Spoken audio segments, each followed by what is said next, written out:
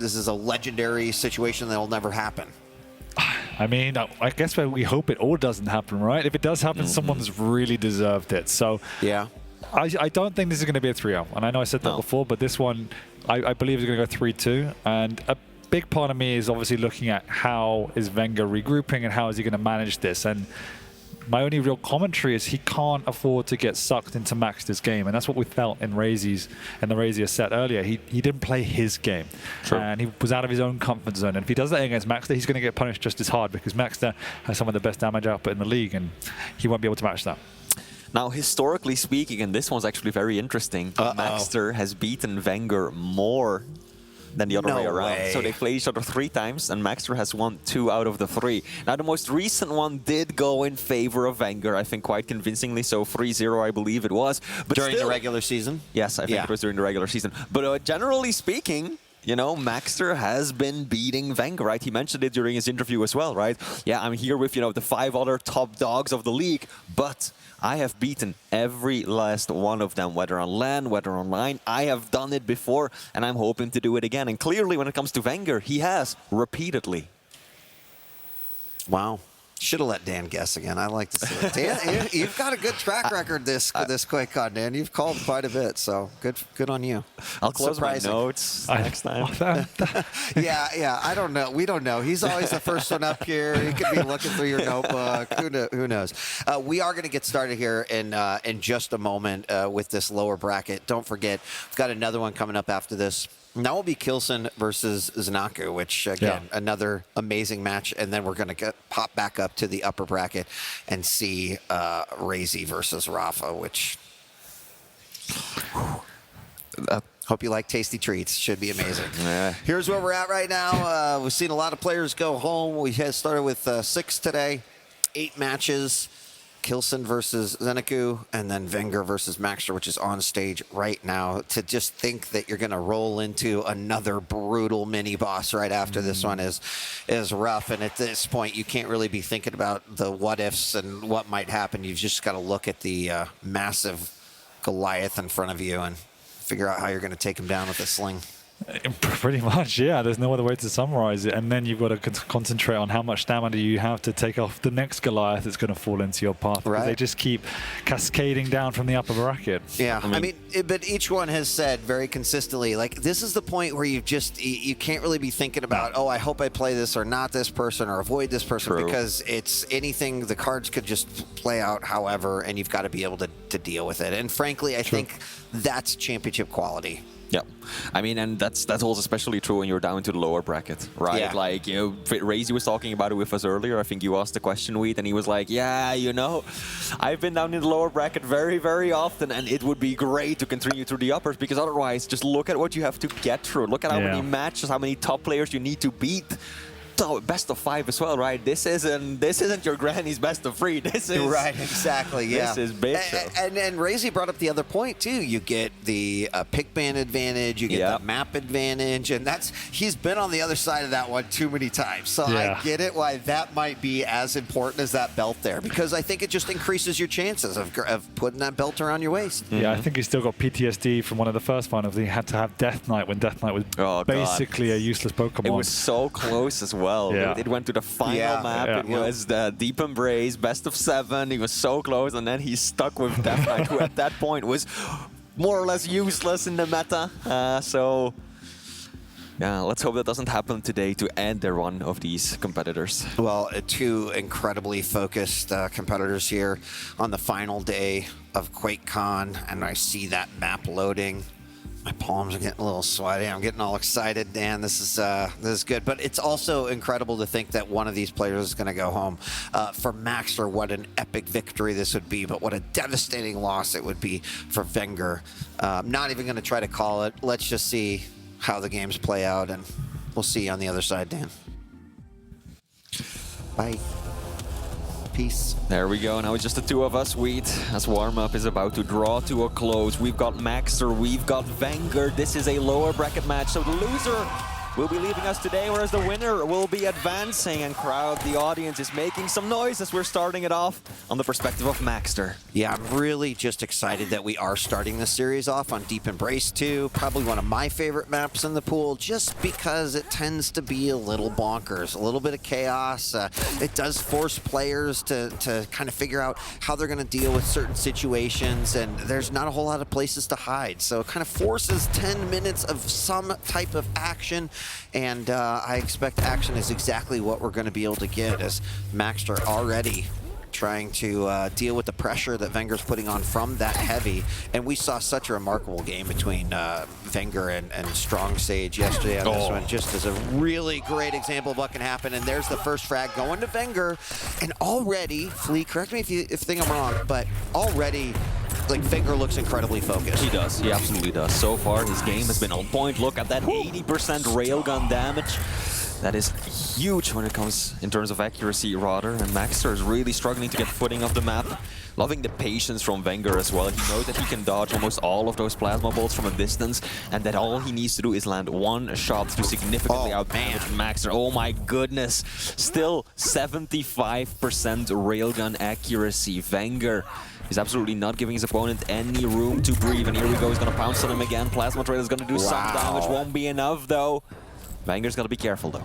Yeah. He's a little tender right now. Might not be the smartest choice to just set up over on the heavy. That's, you know, also one of the reasons I really like Deep Embrace, because things can turn around in a matter of moments, and there's one great example of that, right? It's very rare that you're going to be able to convert a frag and just, you know, have a full stack and be super clean. So you've always got to be thinking about where your opponent may have spawned, what they might come at you with, will they be aggressive, what are you going to do to try to get back up if you don't get that clean frag, and that's just kind of a natural evolution of a Deep Embrace game. But Maxter sending back some rails, return to sender there to Wenger. And 2 minutes in, already a lot of action. The LG coming out, and a big rocket. I don't think Wenger was really expecting that one, but Maxter's keeping that pressure on quite well. I mean, on paper, in theory, the play was solid, right? Allow Maxter to just let the speed drive him, jump far into the room, and you just stop him face first with that LG. But nope, Maxter got so close that he was able to switch to the rockets and finish it off quickly. And ultimately, relatively clean. He didn't take all that much damage. Now, Mega and Heavy, both up at the same time. Slight delay between the items. Before this previous fight, there was pretty much 15 seconds separating them, so there was a perfect division between the items, but now they're much closer to being in sync, so that's going to make it difficult for full control to be established. Maxter's like, oh, hey, Wenger, you got a 75% rail? Watch, I can do this too. He's got a 75% rail. In fact, both players just above. Now they dropped down to 60, but that's okay. Incredible start to this matchup as both players hitting all of their shots. You know, sometimes we've seen it on the other side where a player's hitting all their shots and the other player's like, how are you hitting all their shots? But when both players are just nailing every single pinpoint pixel rail that they possibly can, it definitely makes for an interesting game. Maxter doing a great job of keeping that pressure on. You know, it looked early like Wenger was going to be able to have a level of control, and I would say that both players really battling it out here. Once again, caught up in the upper level. Ooh, the inject comes out, but immediately deleted, and then possibly a conversion frag. Ooh, that was good damage coming out from Wenger, but more importantly, Maxter did get that conversion frag. As solid as Wenger's opening to the map was, as good is Maxter's clapback right now. He's one frag in the lead, and he's going into this clearly with a very determined game plan, right? Close the gap, get up close and personal, rockets, shoddy, LG if need be. That's how he wants to play the game. But even outside of that range, like you mentioned, his railgun accuracy has been sublime. So Maxter right now really seems to be the complete package. It is interesting how that kind of close range get in your face, I wouldn't say it completely negates the inject, but it does make it, like we just saw it right there, you know, rocket, inject, shotgun to finish it off. I kind of like the approach that Maxter is taking on this, with sort of that aggression, and you know, not something that Wenger's definitely dealt with this before, but you know, interesting. I wouldn't say like this is typical play that we'd see from Maxter, but he has that game plan here. It's working. Absolutely. He's got to be careful though. Tribolt versus Tribolt. Maxter's reigns supreme at, I think, a single point of health. Yeah. And Wenger, he smells the blood in the water. He knows that his opponent is weak, and while he might not have the same level of explosive speed as Slash does, he's still plenty fast and mobile on Anarchy. Nice little jump shot. But again, it's really showing on Deep Embrace how rare it is to walk away from a frag and not be, you know, screaming, as we saw it both in Maxter's case and Wenger's case. More importantly, though, we're tied back up 5-5, and we're halfway through this map #1. And, you know, we do talk here at Quake a lot about momentum and how important that can be, especially in a best-of-5. You know, winning that first map can do great things for sort of, you know, overall mental health there in the game and in the series. And so it's crucially important to each of them that they try to take this initial map. Absolutely. Wenger now positioning himself on top of the pillar. Heavy's about to spawn. That's a good rocket from Maxter. Still applying pressure. Stacks are actually relatively balanced right now. And Heavy's gonna spawn. That's gonna be the next major point that both of these players are gonna be looking at. It's LG and LG. We're seeing it through, and Maxter's is strong. I mean, toe-to-toe in some of these battles that just like 1 or 2 cells of LG are deciding it. Yeah. Really impressive, but Maxter regains the lead, putting Wenger the back foot once again. Wenger landing a nice rail there. Maxter taking a second to think about, okay, what's my next move here? Big rocket does come out, follows up with the second one. It's very low though, and Wenger manages to tie it back up yet again. 6-6, lands a beautiful rail. Wenger now with an opportunity to convert on that one. Rockets coming out. He's got his opponent back in the corner. Midair for the frag, 6-7 with less than 4 minutes left to go.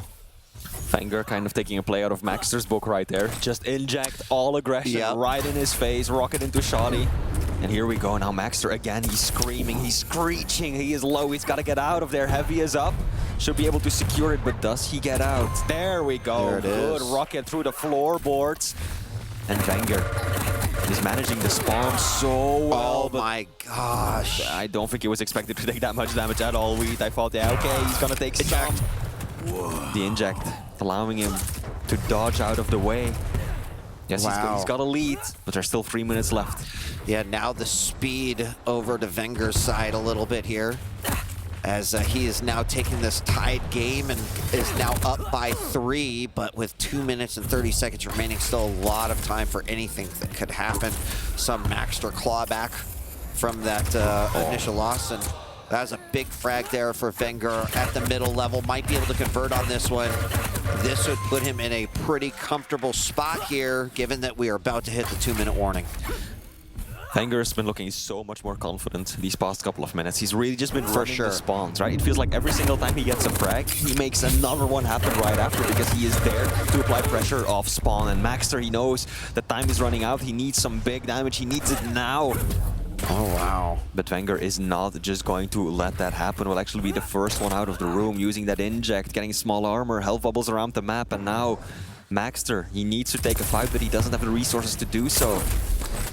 Yeah, and I mean, really solid play there by Wenger. No, he knew both of them taking considerable damage. He shot a rocket over here to the murder hole, and then managed to pick up that health. Now, Maxter does bring it back, and this puts in a really interesting spot. If he could convert right here on that 7th frag, I think he's in a spot to be able to potentially tie this up. You can see the speed there will be advantageous to him in that regard. Lands a very nice rail, going to go after it. The inject does not come out quite yet as he's holding on to it, and then juking over to the side, landing that rail. 8-11, 1 minute to get 3 frags to tie this up. It's possible, it's doable. Maxter can do it. Good rail to open things up with. Is he gonna sit around for Heavy? No, he's gonna play really the aggressive game. Oh, there we go. Maxter gets up close with the super Shoddy. Now Wenger forced onto the hyper defensive. Maxter's gonna hear him, that hoverboard that makes a whole lot of noise. Maxter drops down. Oh, that's a bad rocket to take. And just like that, the engagement nullified. Maxter cannot push ahead. Mega is up. He's probably going to loop around, secure himself a little bit of extra health. Indeed, he does. But now it's all about the hunt, the chase. Can he find Wenger twice? Yeah, and of course, not having the armor there means that it's possible here for Wenger. He's got the speed to be able to chase down, but he's got to basically make the right call based off of where Wenger's going and how he's rotating through. A missed jump there to get that heavy. He sees his opponent go right past him. He's going to go after him. He does catch him in his crosshairs, gets a little bit of shotgun damage, but now as the 10 seconds, final seconds tick away, it looks like Wenger is going to take that one by 2 frags. And, you know, I don't think you can say convincingly, yes, Wenger looked great. Yes, Wenger 100%, you know, took that one. But you know, Maxter looked really nice in that matchup. And if you were to ask me, well, based off of that, do you think Maxter has a chance to take some games away? 100%. I mean, just to pick up on that, right? Like Wenger, yes, he got himself the win, but looking at the item control, Maxter, significantly more major items. Looking at the damage output, Maxter, quite a bit of additional damage as well. So on both item control and damage, Maxter did better on paper, at least when it comes to the statistics. So indeed, as you were saying, Wheat, indeed, Wenger did secure himself the win, but this was far from flawless. This was far from convincing for this stage in the tournament. But, you know, like, when we are at this point, you do kind of expect that. When two great players, full of skills, kind of going at it, you do expect that there's going to be some ups and downs. A mistake can also, you know, put some frags up on your opponent's scoreboard. But, you know, I just like to see the back and forth battle. Like, to me, that is a good indication that you've just got two incredible skill sets that are just kind of duking it out. And we already said, Deep Embrace is a unique map. It's pretty small. We had two incredibly fast champions. And so that was what we expected. And just like you mentioned, looking at that item control and pickup, pretty incredible. That 42% LG and 53% rail from Wenger was probably a big part of that victory for him. But yeah, the damage, really, really interesting how that kind of... I mean, yeah, if you look at the accuracy, it was all about Wenger, but overall damage, we don't have the total tally, but it was maxed by, I think, 200 or 300 points of damage. And then if you look at the items, right, 24 for Maxter versus just 11 for Wenger, that just shows that his control absolutely was not in favor of the Italian. Considering that in the first semifinal, Wenger, who was 3-0'd by his teammate Razy, right, like, I would imagine that in any series, winning that first map is helpful for your own momentum, your own mindset, etc. Having come off of the 3-0 versus Razy, I think that was a critically important win for Wenger. If Maxter would have taken it, do I still think Wenger has the potential to take series? I do, but that should be a confidence booster to be like, okay, I play my game, I hit my shots, and we're going to be able to, you know, to do this. On the flip side, like, Maxter's never really been one to be flustered, and I think we saw that in his interview. We've seen it in his regular play as well. So I'm just excited for a reboot into Map 2, but I would say probably pretty important that Wenger was able to pick up that first map win, just to say, okay, I'm not 0-4 today on the final day of QuakeCon, because that kind of feels bad, man. No, absolutely. This is definitely going to help him out moving forward, right? Yes, it's one map on the board. You always want that, but still, the psychological component cannot be underestimated here. And after suffering, you know, what to many will be a pretty devastating loss against Razy, it's really, really important for him to secure the first one here. Now, you know, Maxter, continue. Well, I was going to say one other thing, is that I feel like Maxter won a majority of those LG battles in map number 1, right? And the 2 times that they kind of went toe-and-toe. That's going to be really important here on Keep, and I just, you know, wonder if that's going to factor in at all. We'll have to see. And indeed, here we go, Corrupted Keep. We saw a lot of railgun action on the first map. That will not be the case on this one. Corrupted Keep, only map in the pool without a railgun. Good use of the super shotty by Wenger, though, to take care of that peeker. Maxter immediately pushing it out at the very opening of the game. We're starting it off so far a little bit cagey. Oh, not anymore. Here we go. Wenger pushes in. Out comes the shotty, but he is out positioned by Maxter. He definitely didn't want to have position down below at the stairs. Maybe if he was able to pick up LG, that would have worked nicely, but he didn't. And so he was fighting up against an opponent that was holding the high ground, and when all you've got is rockets or shoddy then not a whole lot of resolution there on that one. And that was unfortunate. but Maxter capitalized nicely on that one. Venger's really not going to let up, though. Almost keeping that pressure on, not going to allow Maxter to necessarily take control off of that first frag, and I think that's needed. You mentioned nice use of the super shotgun to take out that peeker, but just want to remind everyone, like, if you're strong sage, you just use your orb. Delete Absolutely. the peeker. Yeah, no, it works. It works. Yeah, I think you can do it. All right, one frag, 1 minute in. Yeah.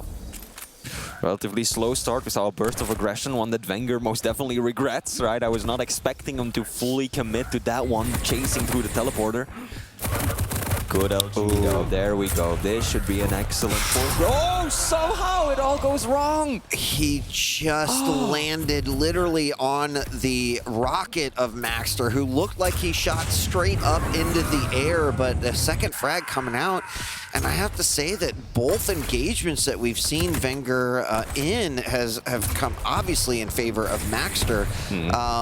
I like the fact that Wenger is trying to keep the pace and pressure going, but we mentioned LG battles, and it was Maxter who runs out trying to finish off with the heavy machine gun. Both players screaming for their lives, but Wenger is the one who is able to bring that back, and he needed that frag.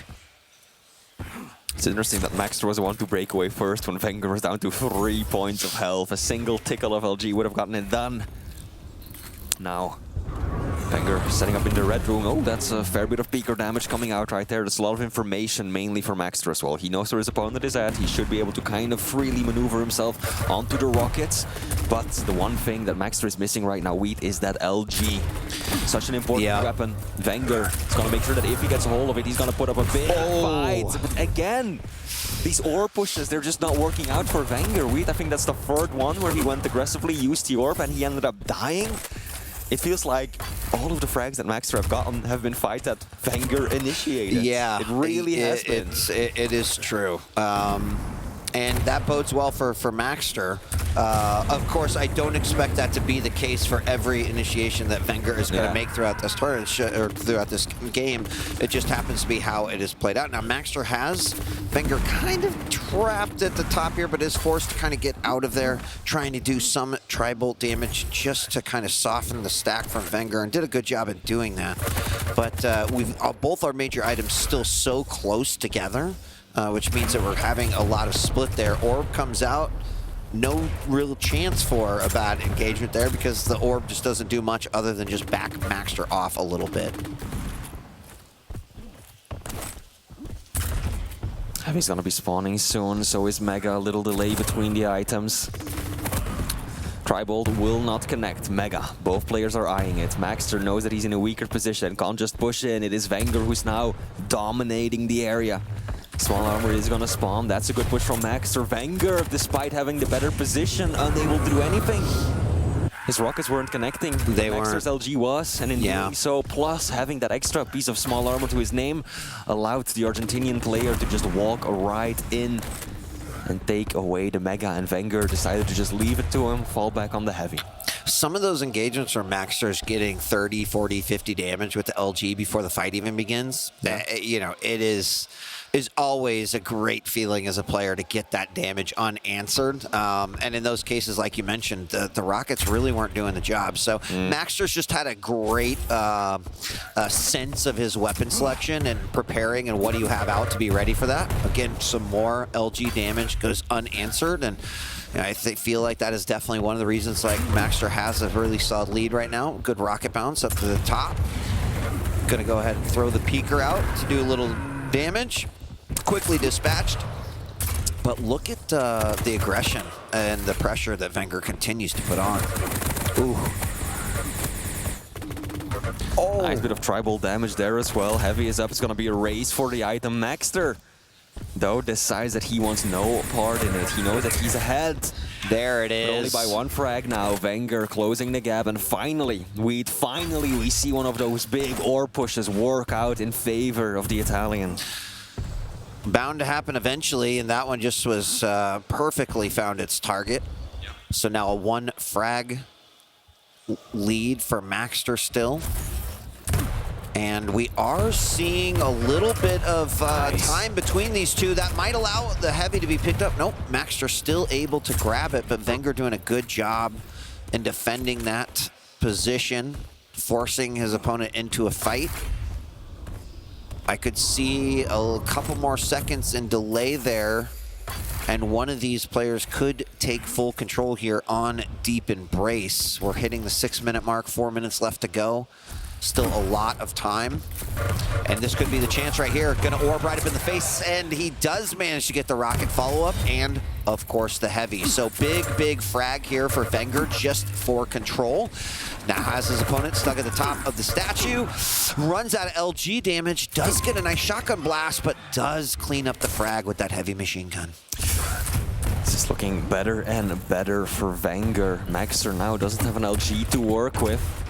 Picked up a heavy machine gun. Here we go. That's a lot of damage being taken. Mega does spawn. Wenger eats a whole lot of rocket damage from down below. Decides he wants no part in it. Will be able to secure heavy. And I think that this is a good decision from Maxter to not go in too aggressively, right? He's only down by 1 frag. There's still over 3 minutes left to be played. Ooh. He can play this calm and collected. Focus on the items. Be the first one to restack. Get positioning onto Mega. He can be in a good spot to regain control over the map, but it is actually Wenger who is first in position. LG on LG. Maxter knows he's not going to win that one. He has to retreat. This is a good opportunity for the Maestro player. Oh, coming out of the corner. Nice rocket there by Maxter, but this could be an opportunity once again for Wenger to take both of the major items. He did give up Mega in the last rotation to his opponent, but with 3 minutes and about 2 minutes 40 remaining, that control there could be a game decider. Depending on what happens here. Wenger, though, despite getting both the major items, has less stack. And he does have the lead, but still needs to be careful because we've seen how quickly that can snowball. Absolutely. This is Corrupted Keep, after all. A map where 1 frag very often turns into another. Sometimes even 2 or 3. And now Maxter is on the hunt. Look at the stack he's got to work with. We both of the major items. Big peeker as well. This should be a frag, and he does. He ties it up. Yep, And he's real on the hunt. big hit. He's on the hunt. He wants to chain it into another one. Oh, Wenger perhaps slightly overextending, making a play for the Rockets.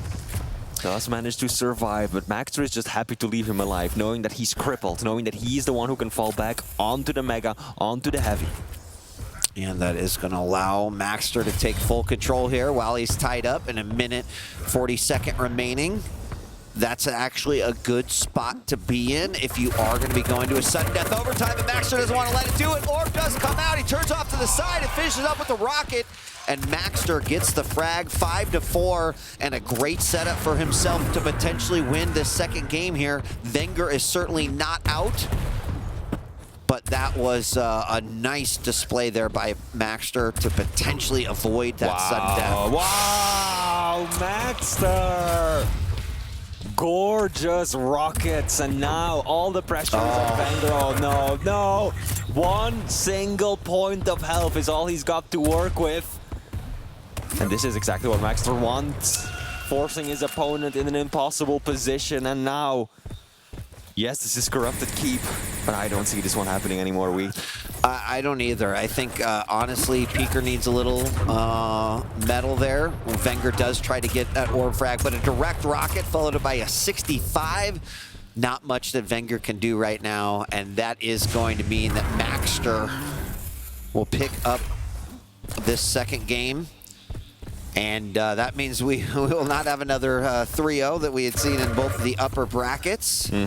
Let's see what happens in the next 20 seconds, but great job by Maxter. I think that the one peeker that we saw above Mega to take that 5th frag was incredibly crucial for Maxter. And because, you know, he did the damage, he got the hit, and he knew. He could smell the blood. Like a shark in the water, went after his opponent. Around 4,000 damage for Maxter versus just 2,600 for Wenger. The damage output has just been lacking. We saw it consistently when he went up against Razy, right? We saw it.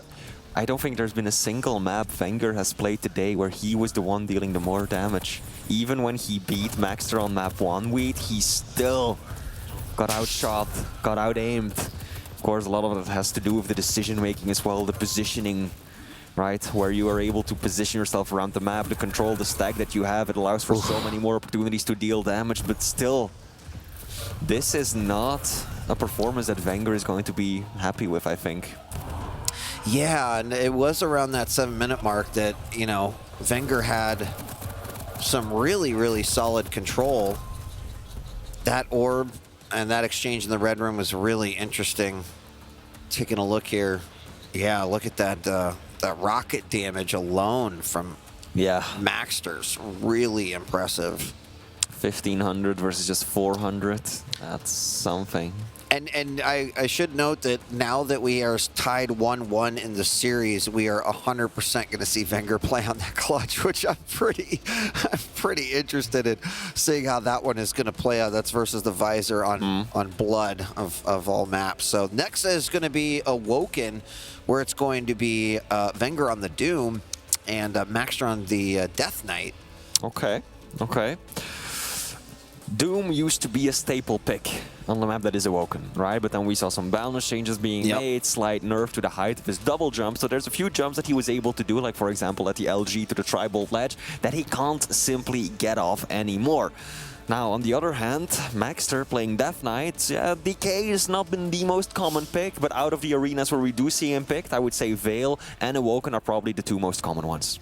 It's really going to force Wenger to, I think, right, step up his aim game, right? You mentioned he hasn't been dishing out as much damage as he needs to. This is exactly the kind of map and kind of picks in which he is going to have to. I mean, both players obviously are trying to accomplish the same thing, but I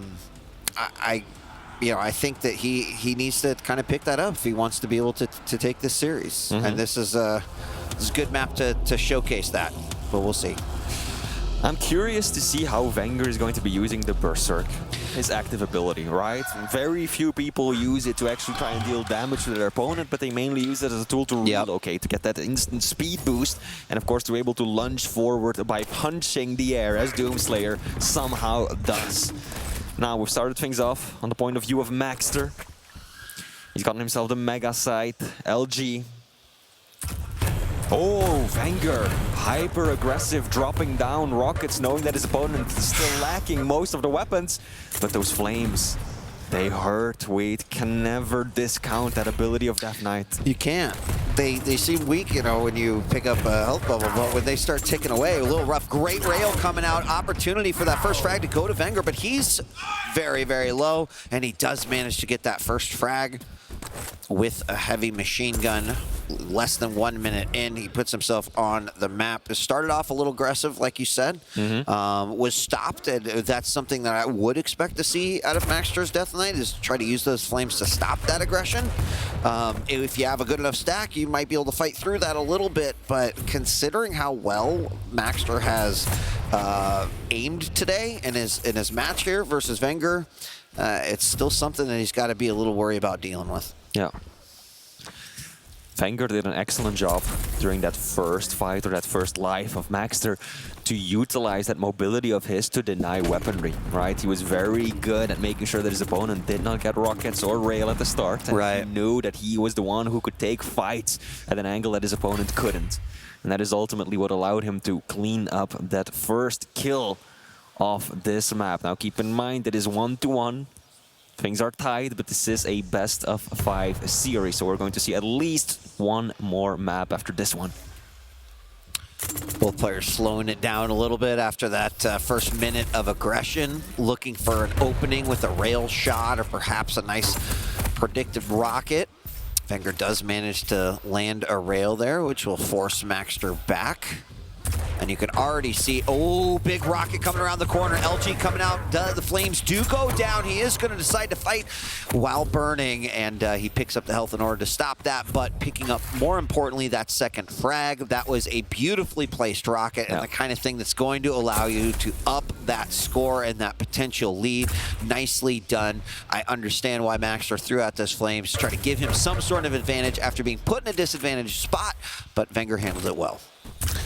And now Vanger's got to try and restack, right? He's got no armor to his name. Oh, takes a bad rail there as well. Is actually still railable. I love what Maxter is doing, just holding the angle. Yeah. Hoping for the double back. Don't think he's going to be able to clean this up unless Vanger decides to jump across. No, he gets himself the small armor. And the mega health as well. That's well played by Vanger. He was in a tricky situation, bad spot for a moment there, but was ultimately able to quickly get himself back to a decent fighting stack. And now Maxter had an opportunity to put himself on the board, but he'll have to wait for a little longer.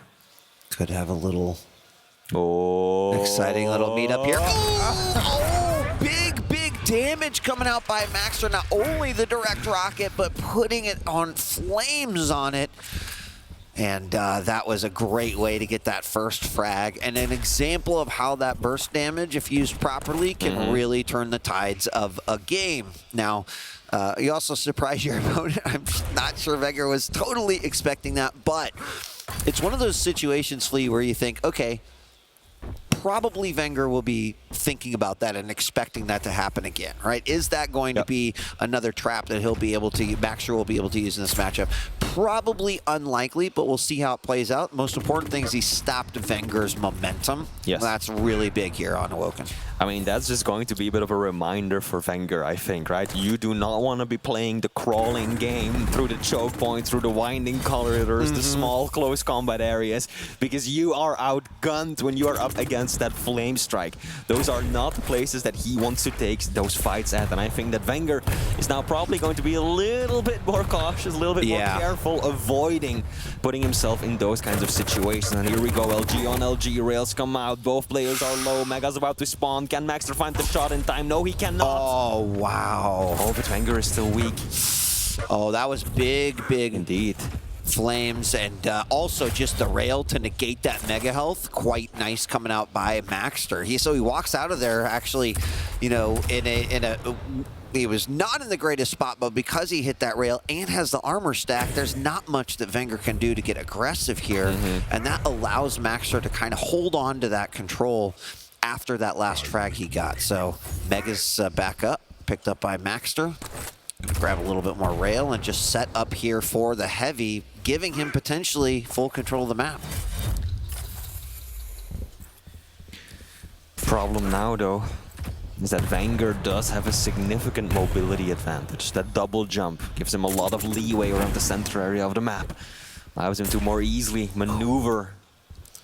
I feel like Maxter, though, has got the better awareness. He's got the better grasp of the map. Earlier, for example, he chased his opponent while he was down to 63 points of health in a railgun battle, right? Because he was so confident in the fact that Vanger would not be checking his back, that Vanger would not be trying to go for another angle. And indeed, he was entirely right. So when it comes to situational awareness, reading your opponent, I'm definitely favoring Maxter right now. And he needs it too to be able to catch up with the Doomslayer. These two played some mind games, jumping spot just to try to say, maybe I'm over here, maybe I'm not. Vanger trying to play a play out of Maxter's playbook. Yeah, we saw it yesterday in Crafted Cube. But less than 4 minutes to go, only one frag separating these two. Vanger has the lead, but he is still having to play like he is playing from behind. Rocket jump by Maxter for a little bit of aggression. Thinks his opponent might be there, but he's nowhere to be found. Finally catches a quick glimpse of it right there as Mega is going to be up. I like the use of flames there to kind of zone your opponent out. What a rail from Maxter. It follows up with the second one. Is he going to go in? Yes, he goes for the rocket jump, misses that rail. But kind of puts Vanger into a run for your life kind of a situation. Look at that. He is just aiming at the very bottom of that small armor because he knows that is what Vanger has got his eyes on. Man, that was not one, but two pixel rails in quick succession. Wheat. Vanger probably confused as to how he got hit both times. And this stack. Yeah, Maxter's got a great stack, but ultimately he's no closer to finishing off Vanger than he was before. He's not. You're absolutely right. Oh, big rail. Gonna be upset that one missed. That one, though, connecting. And another one, allowing him to cleanly get this heavy. Ooh, almost lands that one as well. Light was picked up by Wenger, but Maxter, just with all of the thoughtfulness behind the shots, some of them are hitting. Some of those could be potential game-tying frags, but another great rail coming out, and the rockets of Wenger may stop that aggression from Maxter, but just for a moment, as we are about to hit the 2-minute warning. Indeed, we are. 2 minutes left to go. One frag to get for Maxter to tie it up. Both players looking closely at the clock. Wenger going for a nice little catch. That was good. LG has got such knockback, and on land, players have been talking about how good it's felt, Wheat. So if you can get your opponent off guard like that, just stop them dead in their tracks with LG to the face, that can go a long way. Nice. Good rail as well. Maxter down to 13 points of health. But Wenger decides to just reposition and go for heavy instead. Doesn't want to extend his lead. Thinks at least that situation was a little bit too risky to make a push in. Yeah, and this is kind of the first time that Wenger's had a stack that is outstacked Maxter right here. Ooh, big hit. Flames do come out, and there is the frag. Gonna get the Mega to stop those. And that is a huge frag as we enter into the final minute. It's still not over quite yet, but giving just a little bit of cushion here. As Wenger now, will he go into a more defensive mode? 2 frags can be made up here. Oh, the rocket jump up, and there is a kill, but it is a trade. That's probably the best thing that Wenger could have asked for in the situation. That minute rocket almost hitting, and now Maxter knows he's got to make a move, but he doesn't have a whole lot of options to do so. He lost so much stack in that previous engagement. That machine gun damage was obscene. Maxter flying, in a rather predictable curve through the air, making it very easy for Wenger to get that damage off. And now, what does he have left in the tank? Wait, 20 seconds to get the frag. He hears his opponent. I liked what he was doing earlier, slow playing it, right? Kind of crouching around the map, hoping to catch his opponent off guard, but he just doesn't have the time for that. He needs to charge behind his opponent, chase him down, but that will not happen. That'll be GG. Yeah, GG. And that means Wenger, match point. Yeah, I mean, not a comfortable match point, right? No. All of these games have been incredibly close. I don't think you can say, oh, I'm up a game, this is no problem. I mean, clearly, Wenger has been put to the test here on the finals day. First of the loss from teammate Razy, now Maxter fighting for his tournament life, and of course Wenger fighting for his. Saw some really, really great play out of Maxter, and again, from a champion that we don't see very often, the Death Knight, and I felt like how Maxter utilized it was quite good, right? Got him that first frag, got him the I think the second one as well. He used it to zone a couple of times to regain control on the map. So, masterful play here from Maxter, but Wenger with all the right moves. And I think once again, Maxter outdamaged Wenger that game. Not mistaken. I think he did, yeah. By a couple hundred points. Yeah, it was overall relatively close, I agree, but indeed, looking at that, I'm inclined to believe you, Wheat. Yeah. Especially, right, the railgun damage, that's what stands out the most. 1,440 damage with the rail, and also looking at the control, again, significantly in favor of Maxter. Yeah. This has got to be, I mean, on the one hand, this is great for Wenger, because he wins the map. On the other hand, it is no doubt frustrating that yes, you're winning, but you're being out-damaged, you're being out-aimed, you're being out-controlled. That is your opponent who's picking up most of the items. That does not just bode well, right? Yeah, and if you think about that particular setup going into Blood Covenant now, where we have Wenger on the clutch and Maxter on the visor, item control is going to be incredibly crucial for both in the situation, right? I mean, it gives Wenger with the clutch such an unbelievable advantage, having the shield on top of it. Yes. And obviously with Maxter, could allow him to get a little bit more aggressive, maybe burn that shield and then get those frags. So, how this one will play out, the interesting thing is that they're going to be sort of fighting for this control without, the same speed that we would see on some of the champions that we've seen during the meta. So how do you think I'm trying to think about how the clutch movement is going to potentially benefit or, dare I say, hurt. I don't think Wenger would be playing clutch if he's not confident in his ability to do well with it. So looking at this one, I'm a little bit worried for Maxter. Visor is not exactly a powerful counter pick to the clutch, right? There's a few champions, like for example Ranger with the Orbs, or like with the Spit, Athena, Nyx, that either have damage to retaliate with, or they've got mobility to get out and stay clear from that shield when it gets popped. Maxter has none of that. Playing Visor, all he can do is use the piercing sight and trying to get damage in from a distance. But if Wenger gets close, I'm very, very worried for the Argentinian player. Yeah, this is already a super interesting start as we are going to see Wenger go massively aggressive with that shield down below in the LG room. You called it exactly.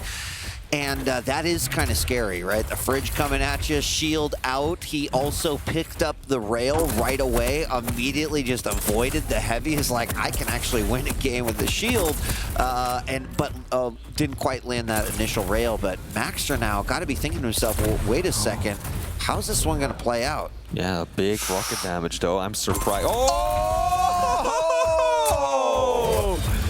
Wenger with the jump shot. No! And he immediately catches Maxter again. But now just look at the stack that he has, right? Previously, Maxter tried to push it. Oh, Wenger has no idea that Maxter was there. That would have been such an easy kill if Wenger knew that he was up there. But now it almost ended up being a trade. Oh my goodness, 4-0 up already. This is looking disastrous. The clutch blood covenant meta has been born here. Flea, kind of ridiculous because already in this first minute and a half, Wenger making it look so easy. And I never like to call games early, but what is so interesting is like versus a champion like Clutch, suddenly being down by 4 in the first 90 seconds, that's a rough go. Indeed. I mean, Maxter's going to have to absolutely just be on his best rail game. He's got to figure out a way how to chunk and then be able to capitalize on those. Wait, I both love and hate that you say that, because the moment you said that, Maxter had 0% rails fired and landed. Is it a couple here? Yeah, here we go, finally.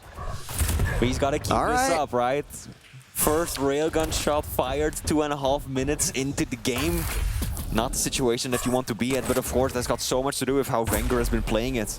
And also just with the lack of mobility that Visor has, right? There's so little you can do to get onto the rail. It's always a risk. Don't have a double jump, don't have a hook. You've got nothing to just quickly get in and out and walk away with that weapon. And now, Maxter's really got to be thinking about what are the situations that I cannot win if Wenger has shield up. That's pretty much anything that's not a long or mid-range battle or shot, in my opinion. 7 minutes left to go. A lot of time. Big rocket coming out. There's the LG, but coming right back and answering the huge rail from Wenger as Maxter falls down below. He did pick up the heavy, and that is going to be yet another frag here for Wenger, and now it becomes almost a Quake puzzle game. Like, what is the Visor going to do, and how is he going to approach this to try to bring it back? Maxter getting a bit of a lucky break right there, that Wenger missed almost all of those rails. Only the very last one actually ended up connecting, because that allowed him to get a lot of free unreturned damage off with that heavy machine gun. And now we can apply some more pressure here at the heavy. It has been taken. It does end up going towards Wenger, but look at the stack. Wait, this absolutely isn't the kind of obscene monster stack that we sometimes see Clutch dominate the arena with. But holding on to that shield, and rightfully so, yes, it can be used as an aggressor, but it can also be used if Maxter does get that small window of opportunity to hopefully negate that out. So, you know, the vision here, it's, right, I don't know how helpful it's actually going to be. And what I think is really important is that in the next couple minutes that Maxter does find a frag to at least bring it a little bit closer, because he will have limited options as we get further and further along. There will be a point in which, you know, you reach it and it could be statistically impossible to just get the frags you need. But here he goes. Still no shield, waited till the last second. Maxter does manage to LG him down. He doesn't walk away from that incredibly clean fleet, but the most important thing is he got that frag, and that's exactly right. Suddenly that 3 frag lead looks a little bit more obtainable than what he was up against just moments ago. LG is looking solid. Wenger unable to get out. And Maxter has indeed slowly but surely been closing the gap, Wheat. Only 2 frags separating these two, down from 4 earlier. Heavy is going to be up in just a few seconds. Let's take a look at the stats real quick. Once again, Maxter doing more damage. Item pickups have been pretty much equal. Both players landing a lot of rail by now, so that's good for Maxter. What's really interesting is that Maxter's approach is just to use his fundamentals, right? His LG's been on in all 4 of the games that we've seen. He continues to kind of use that. He is, you know, setting up little traps and trying to anticipate where his opponent is. He's, you know, unfortunately, there's sometimes you just can't deal with clutch aggression. He's just going to catch his opponent right here. He's landing some nice rails. But if he keeps, you know, delivering with his fundamentals, that could just be a strategy that works out for him. It most definitely could. Now both of the items are up. Wenger, I feel like being a little evasive already. Still got 4 minutes left to play, doesn't want to get into an open brawl just yet. And he realizes too that Maxter has done a lot to stabilize this, right? He knows that Maxter now has got a much better grasp on the map than he did in those opening minutes, especially with those kind of defensive rockets. Stacks are now pretty much equal. Luckily for Wenger, the shield is still up. Otherwise, I do think that Maxter would have tried to get more out of that engagement. Yeah, I completely agree. And he's still got to be careful. We're going to have vision popped. It's going to give him opportunity to know exactly where his opponent is. As Wenger just doing a little dance behind the wall there. Rocket jump over. Yep, he's still there. Wenger heard that and was waiting, anticipating it. Dropped a rocket, but just a little bit of damage. So 3 minutes left to go. 2 frags separating these two. What an unorthodox game here on Blood. We saw the early aggression come out from Wenger, using the bulliness of that clutch. But it has limitations. It does. It absolutely does. Now, on the other hand, it's also a very difficult situation for Maxter, right? Because as you said, Rail is going to be critical, right? But Rail doesn't usually clean up these kinds of frags when your opponent is so much faster, right? Like you Rail, Wenger gets around the corner, right? He's fast. He's got the dash. It's a fast robot. And what do you do as Visor? How do you chase across the map that is Blood Covenant? There's very little that you can do. So Maxter is trying to find this delicate balance between, you know, kind of slow walking around the map, setting up traps, catching his opponent off guard, and still being there to apply pressure with the railgun. But just look how fast Wenger is moving around the map. Oh, he's actually falling back down. Does get hit with that. Maxter will grab the Mega. I mean, it was pretty wild that Wenger decided to go on the run and Maxter actually disregarding the major items as well, just to keep that chase going, which is absolutely necessary because there's less than 2 minutes left to go, and you've got to still make up 2 frags versus Wenger, who's held on to his shield for about the last 2.5 minutes. He hasn't really put in a position where he can use it aggressively. There's a big, big direct rocket coming out. That will force Maxter back just a little bit. Mega is back up. But what does Maxter do? Wenger seems to have this on lockdown at this moment, but Maxter looking for an opportunity to just crash the party and make something happen. Fumbles the rocket jump though. I was on Maxter's point of view. This is a critical phase, Sweet. The future of his tournament life will all be decided in this final minute. Good LG, 160 damage coming out of that. There we go. Wenger gets caught against the wall. He's got to go. He's got to push this, but he won't get the frag. Maxter calling GG's already. Wow. He knew he had to go for it. He knew he couldn't wait after that initial opening damage. He had to make a move on it. And running towards the stage, joining us once again is ZSX. Dan, how was that for you? I'm told they can't GG early and I have to sprint now. But that, I think that, some cardio to you. That was a respect GG. Maxter knew he had one chance. He took it. It's like, it's over. That wasn't a like, I'm just mad. You're totally destroying me. Like, that was a loud GG. Because what else happens, right? If you don't chase, he's going to get the Mega, right? There's 50 seconds left. You're going to have to run all the way to the other side of the map, go for small armor, go for heavy. Like, nah, he had to go for it, so... Congratulations to Wenger. How about a round of applause for Maxter, who had a phenomenal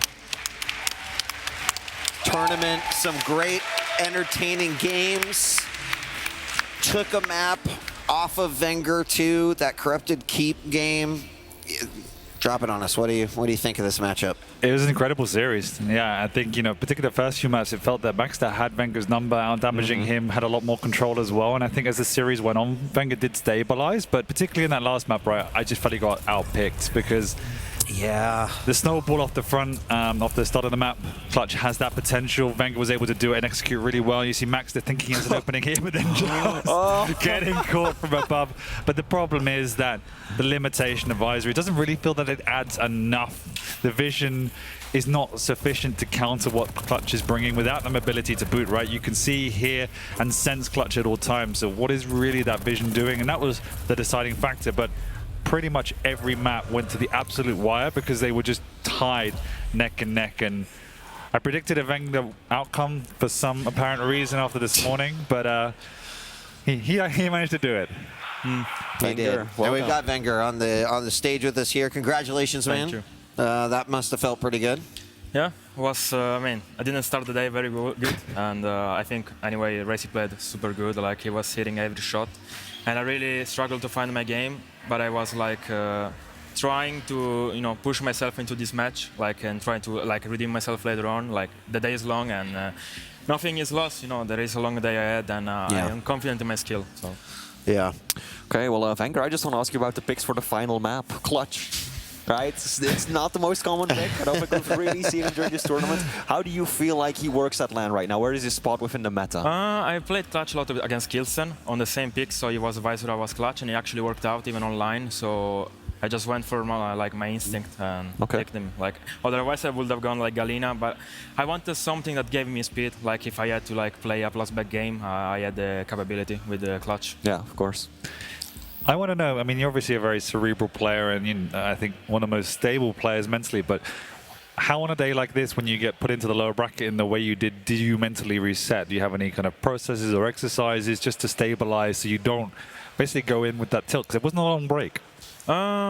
Well, if I am at this stage now and I have won in my career already, I already know how can I reset. Even if something didn't go my way at the beginning, doesn't mean that it has to be like that for the whole day. I think I am confident. I practice a lot, and I deserve like other players to win the belt, and that's the goal. And I'll try my best today.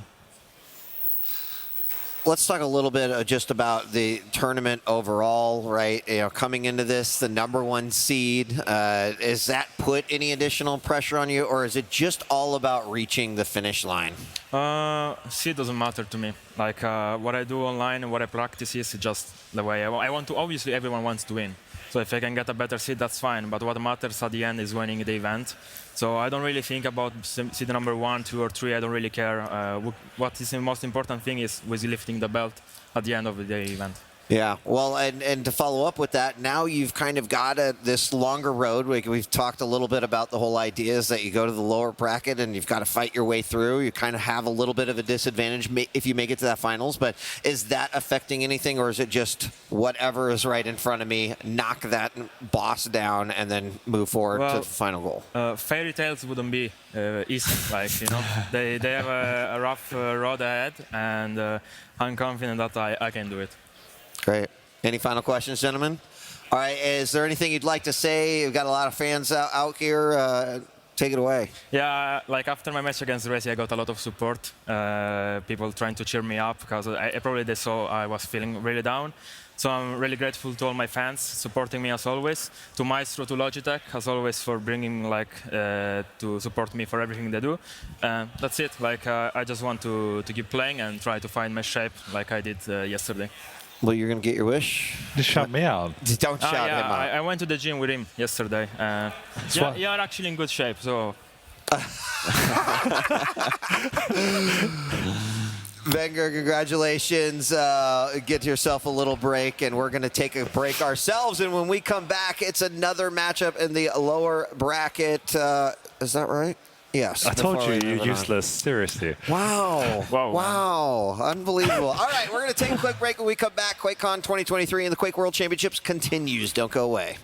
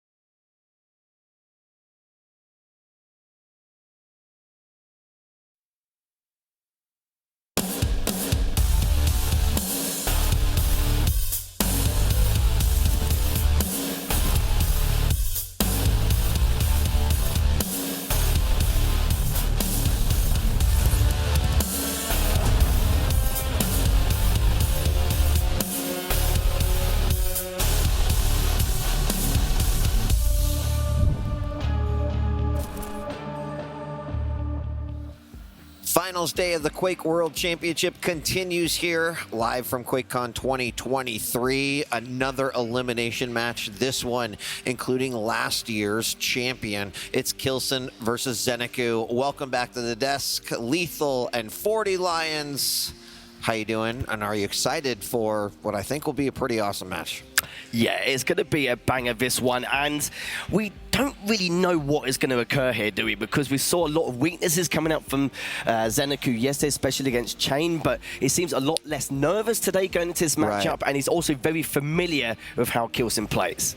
Yeah, I mean, both players don't want to be in the lower bracket, do or die. We've seen the weaknesses in their games, but right now they have to bring everything they have to the table.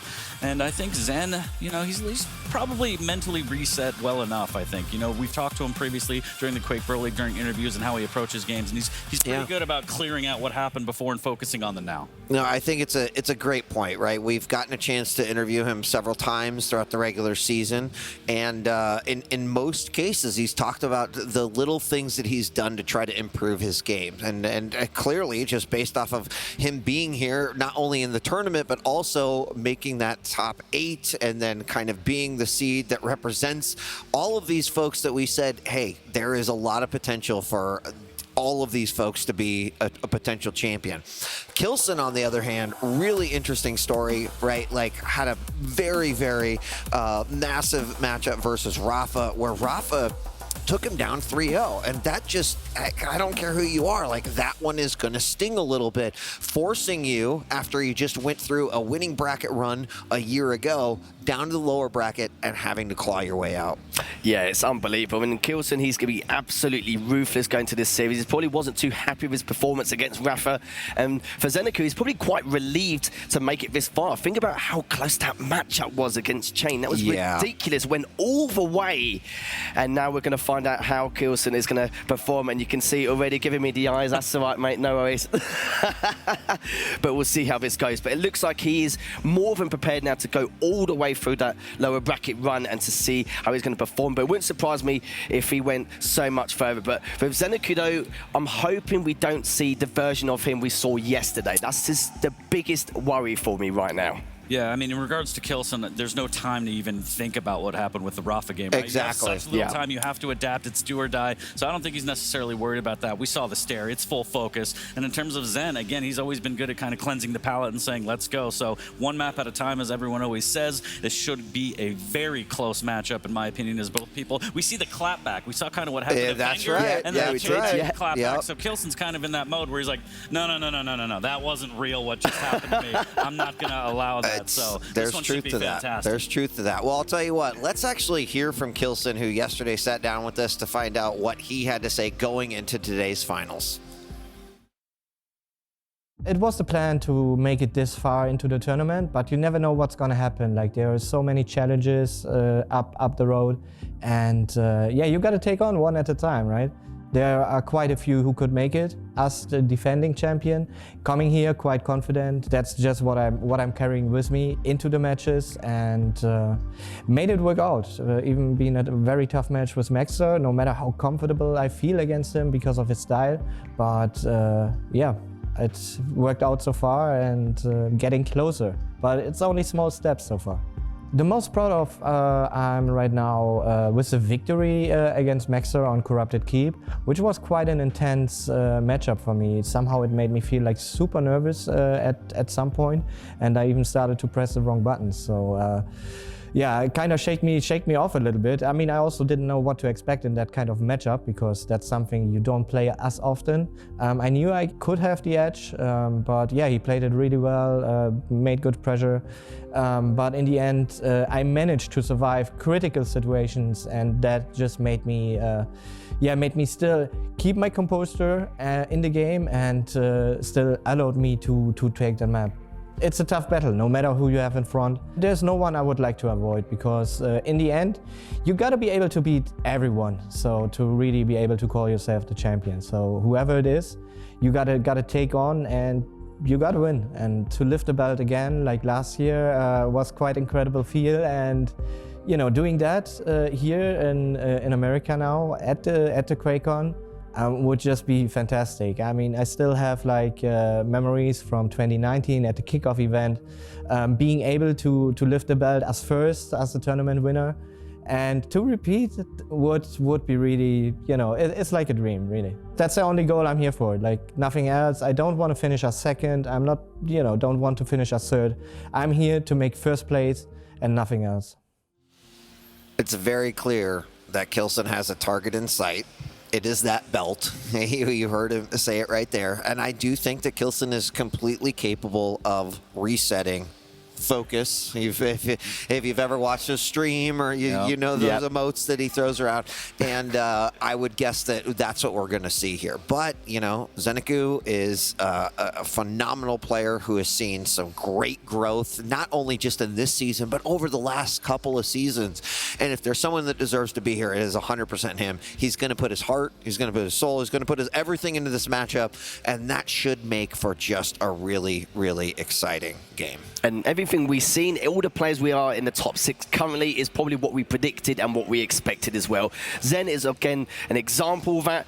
And it's like I said before, it's just refining his gameplay over time. And he's got to a point now where maybe last year I would have felt like he had a very tiny percentage of a chance to be able to take it. But now this time around, I thought it's increased massively how much progress he's made. It's been absolutely ridiculous.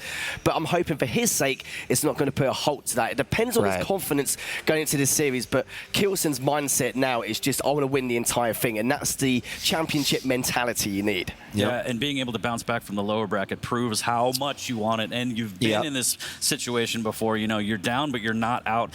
Both players have to keep fighting through this one here in this best of 5. Well, speaking of best of 5, let's take a look at the picks and bans. We've had some interesting matchups and scenarios already, and I would expect that we're gonna. Wow. Okay, we've got. All right, let's take a look at the maps first. We're going to start off with Deep Embrace, go on to Keep. We have Molten Falls in there for map 3, and then Awoken and Blood. But who wants to take us through the champs? Oh, I think I might start things off. Athena versus Anakin, that's a nice little start, a nice little flair on the server we'll witness. But you can see for the bans as well, Veil being banned straight away by Kilson. Both does it every single time, so there's not really too much of a surprise there. More meta speaking as well, the cut to Keep with the BJ versus the Ranger pick, not really too much to talk about there. We've seen a lot more of the scale, of course. One of your personal favourites there, we've seen Strong Sage make good use of that time and time again, but against the Doom, it's not something we see too often with that slash ban. And we're going to see Zen coming out with the clutch, and again a rarity in itself against the Sorlag, and Eisen versus the Death Knight. Again, 2 champions you'll never ever see, even on the rarest of occasions of Blood Covenant. So if it does go to map number 5, it's anyone's guess who's going to take that. Yeah, getting real thick on map number 4 and Zen on the clutch. I haven't seen that a lot, so that's got to be some pocket practice happening right there. I would have loved to see more Citrus, but this is fine. I feel fine. It's going to be a fantastic set. And looking at these picks, I mean, look, you pick to win. You pick what you're comfortable with, whatever is available. Completely understand, especially at this stage, do or die lower bracket. Yeah, some comfort picks in there, but also, a couple of areas I do think that clearly Kilson would love to probably take this into. There's like a little bit of just chaos in that Awoken matchup, especially like the Sorlag versus the Clutch. That's pretty wild. The Blood Covenant game, should we make it to a map 5, it's hard to even imagine exactly how that plays out. And, you know, in our last matchup that we saw with Wenger and Maxter, we were on Blood Covenant with a Clutch versus Visor. Very unorthodox game. This one is even, you know, more interesting because I'm not sure that either champion is like excels on Blood in any way. So it might just come down to just who has the greatest fundamentals and the stamina to win that game, should we actually go there. I think with Blood Covenant just in general, with Eisen, you can either make it work or it will completely fall apart. We've seen it being used on Corrupted Keep as well, and it's, if you get absolutely zero use from Timmy, then it's basically curtain call for you, and there's absolutely nothing you can do. And it's going to be the same situation with Blood Covenant. I don't know how he's going to use the turret. It's going to be used just to prep those items on shore on the bridges. Quite often I try and keep on spawn on some of the areas, but I do feel like the Death Knight is a much more of a viable option going into it. But it's just a clutch pick from Zen, which I'm very excited with. Of course, he's witnessed Razy, and there's normally about 4 players in the QPL who have been continuously using that clutch, or just using that champion, just a wide variety of their champion pool overall. But the fact that Zen's actually whipping out for himself, we don't know what he's like with the clutch in terms of his startup play, and I think that's actually the perfect time to use it. But the Sorlag, though, it's going to be a completely different question in itself. Yeah, super interesting pick there. We'll see if we can even make it there. We've seen some crazy games already. We have. The sets have been a little insane. Hopefully this one can go the distance so we get as much Quake action as possible. But yeah, I mean, the clutch pick versus Sorlag, my eyes went directly to that one, especially because it's just like, it's not often you see Zen on clutch. That is true. Yeah, I mean, the other thing is we've got the scale on Molten Falls, and yesterday we saw a pretty interesting matchup. That was a scale versus Anarchy between Strong Sage and Wenger, but it takes a very specific style in order to play and really capitalize on that. I kind of feel like the Doom is an interesting pick. It could stay a little bit out of some of those traps, but it's exciting that will be a map played no matter what. So we are loading into our first game, of course, kicking us off with some action and some chaos on Deep Embrace. And we are going to go live here in just a moment. Of course, after this, we've got the upper bracket finals. We don't want to get ahead of ourselves yet, but my the goodness, day is just begun. So we are live in Deep Embrace now, gentlemen. Enjoy yourselves. Take it away. Thanks, Sweet. Appreciate it. And yes, the gamers' desks are reinforced because both players are jacked, and we don't want any kind of shenanigans. No need to break through the table, Lethal. But it's a pleasure to be here with you. We're going to get into it here. Zanaku versus Kilson is live on map number 1, and we're starting off on Zen with that Athena. So Liam indeed, and already picking up that light, just rotating back around to pick up that Mega and delay as much as possible. Already a little bit of segregation with the timings, about 6 seconds here so far. So to see who's going to get that full item control early on, it's going to be a bit of a doozy here for that Heavy in the next 10 seconds, but still just both these players just finding the footing at the moment. Gets a little bit of triumph damage done, but even then come out with the LG from both these players. But Zen's slightly weaker as Kilson just picked up the health bubble, still chasing him down, left to 46 HP, and the rocket comes out from Kilson. First frag in his favor. Really nice play there. You could see that Zen was lacking rockets, couldn't really fight back, and Kilson pounced on his prey there, taking the first frag rather quickly. And wow, up close rail, no problem for Kilson right there. 10 seconds till the inject. This is the opportunity for that, but already denying the lower light, making his way back to the heavy, which is going to be up here shortly, but he has plenty of time to reroute and even press Zen and kind of test that defense a little more. That's too much almost, but he's going to go, and the shotgun from Zen puts a stop to that immediately. Well, that's one way to stop the momentum, It's quite early on still, though, mind you. Still a few seconds between the items here, just Zen just biding his time, just trying to assess the situation and deciding what the next move is. He hasn't any rockets on in rail to his name as of yet. Finally picks up his rail on the spawn, just backs away. He was trying to get a cheeky shot off, but also so did Kilson, but didn't manage to get it at all, but backing away once again. So that Athena hook, a little bit of LG action here. Inject is up for Kilson, looking for that rail, and he nails that through the drive-through window here. And Zen needs to be very, very careful. You can see immediately, he's trying to get out of there. Kilson looking for the kill shot. Zen just trying to stay alive right now. Has that tri-bolt out, and the Mega, luckily for him, is up, and he will grab that unscathed. He certainly does, and the Heavy's been up for quite a while, and that rail shot from Kilson is going to be pinnacle towards that second frag. Is Zen finally is able to slightly recover, but look at the stack from Kilson. No, as Kilson's after blood once again, trying to get away and wasn't able to fully, but some good tri-bolt damage coming out there from Zen as Kilson now just rotating back around. Heavy's not up for another 10 seconds. It's a little bit more done onto Kilson with a Mega still up, but you can see Kilson just trying to prioritize that frag, and my god, that rocket from down below, and the rail sadly missed. He managed to get one through the murder hole. And again, he's just been hitting so many rails. We're starting to kind of see Railson emerge on this one. There's the inject with the rocket jump. Zen with 60 HP gets a little bit of a tickle, but can't really contest. He's going to go back to the Mega, and Kilson says, no, that's not free. And again, rails him before the pickup again. Kilson railing out of his mind right now, up 3-1, 3 minutes in. Missing with that one, unfortunately. He's gonna miss with another one, and Zen's gonna try and stand his ground. A little bit of tribal, not gonna connect. But as the squishies, again, a rail is just so critical against these light champions. Certainly is. Zen's only fired 1 rail shot the entire time, and Kilson's fired 16 already, just denying that rail on so many different occasions. As we're just past that 3-minute mark. Mega is up, gets another good rail once again, just doing so much chip damage and just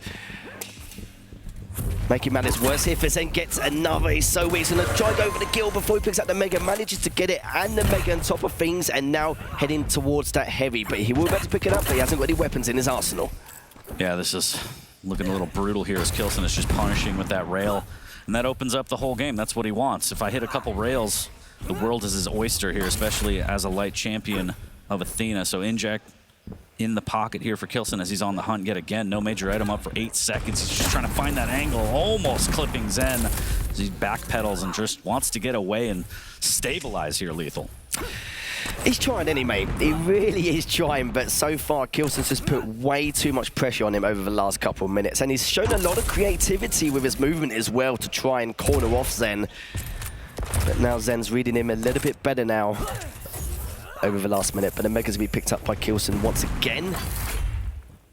This heavy will be up in the next 15 seconds as Zen is just trying to get in position for it, but he's just a little bit unsure as he misses that initial rail once again. And so far, just taking a look, he hasn't actually hit 1 rail shot yet, so this is going to be a little bit brutal if he doesn't start hitting them now, but gets a little bit of damage done, gets the inject, gets the heavy, and look at the stat difference as well for it. This is not looking too good as Kilson now just still on the hunt and a little bit on the chase, as at least Zen's got, or did have, a bit of a positional advantage, but had to back away again. Yeah, and Kilson opts to just not take any damage. Go ahead, grab the Mega. I have a 3-frag lead. I want position on this heavy. And he's sitting pretty. Again, as an Anarchy with the inject, you essentially have a pocket Mega, so he's not too fussed about it. A little bit of tribal up there. There comes the hook, premeditated and seen from Kilson, but he does take some damage. He's going to miss out on it. Zen just wants this frag with the shotgun, the Athena hook, the rocket defensively, but Zen finally gets the buckshot he needs to put up his 2nd frag. That was really well played from Zen. I love the ID he had from the back of that, even with the stack disadvantage, able to steal the heavy. If he was not able to, there was no way in hell he would have actually been able to get that 2nd frag. But so far, Zen just going back up. He knows that heavy's going up in the next few seconds. His Kilson's backed well away, and to be fair, who wouldn't at this point in time? They've still got 4 minutes left, so plenty of time for Zen now to try and bring this back. He's trying to get another rail shot in, still has the stack and looking to try and get an angle, but of course, Kilson not making it easy for him here. Ooh, that swing, just dodging that rocket here. A lot of LG coming out, 1 HP. Finally pops the inject back to 51, but he's still railable even after the bubble. He needs to be very careful. Oh, and there Lovely. it is. Zen converts with the rail. And again, as you said, struggling early on with the rail, but now he hits that one, and this should be another conversion. Tied at 4. Zen is clapping back, misses with the rail off the spawn, wants to pick up that rail and make Kilson work for grabbing another one. LG on LG, Kilson trying to play defensive here. Can he stay alive? The buckshot won't get the frag that he wants. A little bit of a tickle with the rocket, but the Mega should be in Zen's pocket here with a perfect rotation potential for heavy. Zen is looking so much better compared to yesterday, and my God, the tracking from that LG from Zen. He was down by 3 frags at one stage and now up by 1, trying to make it 2. You greedy boy, trying to get that 6th frag to his name, but it looks like Kilson does get away for now. Stacks almost equal as the Mega will be up next 5 seconds, and this will be a big fight to that. Oh my goodness, the tri-bolt damage as well. There's no way Kilson can face this or even attempt to contest. Yeah, and I mean, not to point it out and be the bearer of bad news, 15% rail for Zen, not a problem. He's using all the other weaponry he needs, positioning well, does have the 1 frag lead, trying to get some rocket damage from down below before the heavy, but he's gonna have to concede that or at least just opt to do some exit damage here. But he's making it work, Lethal, and that's all that matters. But if he chains together more of those rails, he gets more options here. And Kilson just going in right now for the kill. And you can see Zen almost thought about trying to chase. Doesn't have any rockets, needs to be careful. The rail swap won't land. Will grab the upper armor and finally get some more rockets to work with. I was gripping so hard then for Zen when he was going through that TP, but luckily for him, Kilson did miss his shot and could have equalized the scoreline. But heavy's up, it's been up for a few seconds as Kilson just Again, just trying to analyze the situation, but caught with the LG, but that was a good rocket coming out from Kilson, and he's going to be able to find him and uses the inject, and Zeneku manages to make it 6. Those rockets were pixel perfect as they needed to be in a great rail. That's going to send Kilson packing. He's already used the inject. This might be another frag. The rockets won't land, and the tickle from that far away will land in 7-4 in favor of Zeneku. Less than 2 minutes lethal. Another rail, and this might be another frag. There's the hook. The shotty comes through for Zen again. My goodness me. What a change from what we saw yesterday. LG coming out again, some good rocket shots as well. Kilson super weak, and of course, trying to get away with the tail between his legs, but the hook comes out with the LG, almost cleans him up. He's going to see if he could try and deliver the fatal blow, but he does manage to get away once more as he's going to prioritize the item to see if Kilson's actually lurking about, which he isn't currently, but Zen's looking pretty damn good. A minute left, a huge stack. It looks like it's going to be Zen's map to win. Yeah, just incredible adjustment here from Zen, being down early but making it work. And again, another frag for Zeneku, 9-4, and another rail off the spawn. Again, struggling at the beginning of the game, but now hitting him off the spawn, making sure Kilson can't do any shenanigans off his spawn, and there's just not enough time right now, Lethal. I don't think this is it. 40 seconds, 5 frags. Zen should be able to take this one, just play defensive, and what a first map. I know, this is ridiculous. This is something we just did not anticipate at all, considering what we spoke about earlier. And Zen at the start, the first 5 minutes, he wasn't hitting anything, and now he's hitting everything and more. He's just going back up as we only got 20 seconds left remaining as Kilson just trying to keep this as competitive as possible. Cleans him up once more, making it 10. There it is. It's not about how you start, Lethal. It's about how you finish. That is true. 10-4. Maybe another frag, who knows? Who knows how saucy he's feeling? And yeah, he wants one more, why not? Yeah, treat yourself, go on. It's a buffet, isn't it? It is, it 10 is. minutes has been hit, 11-4 is the official map score for map number 1. Zeneku takes it over Kilson with quite the performance, and again, we kind of alluded to bouncing back. You said the chain game yesterday kind of sent Zen in a spiral, but he bleeds, but he doesn't quit. As he came back here against Kilson, Kilson might still be reeling from the set for Rafa, we don't know. I mean, the rails were on point, but then once Zen chained together those rails, it changed everything. It certainly did. Where was this Zen yesterday? Maybe he had a day off yesterday? I have absolutely... Power save mode, you know? He's like, look, Yeah. I can get through barely and save most of my... I don't know. But You could be right. what matters is that he's here now. Yeah. And he performed that well, and especially with that kind of start to come back from that, that's just going to build that confidence going into map number 2.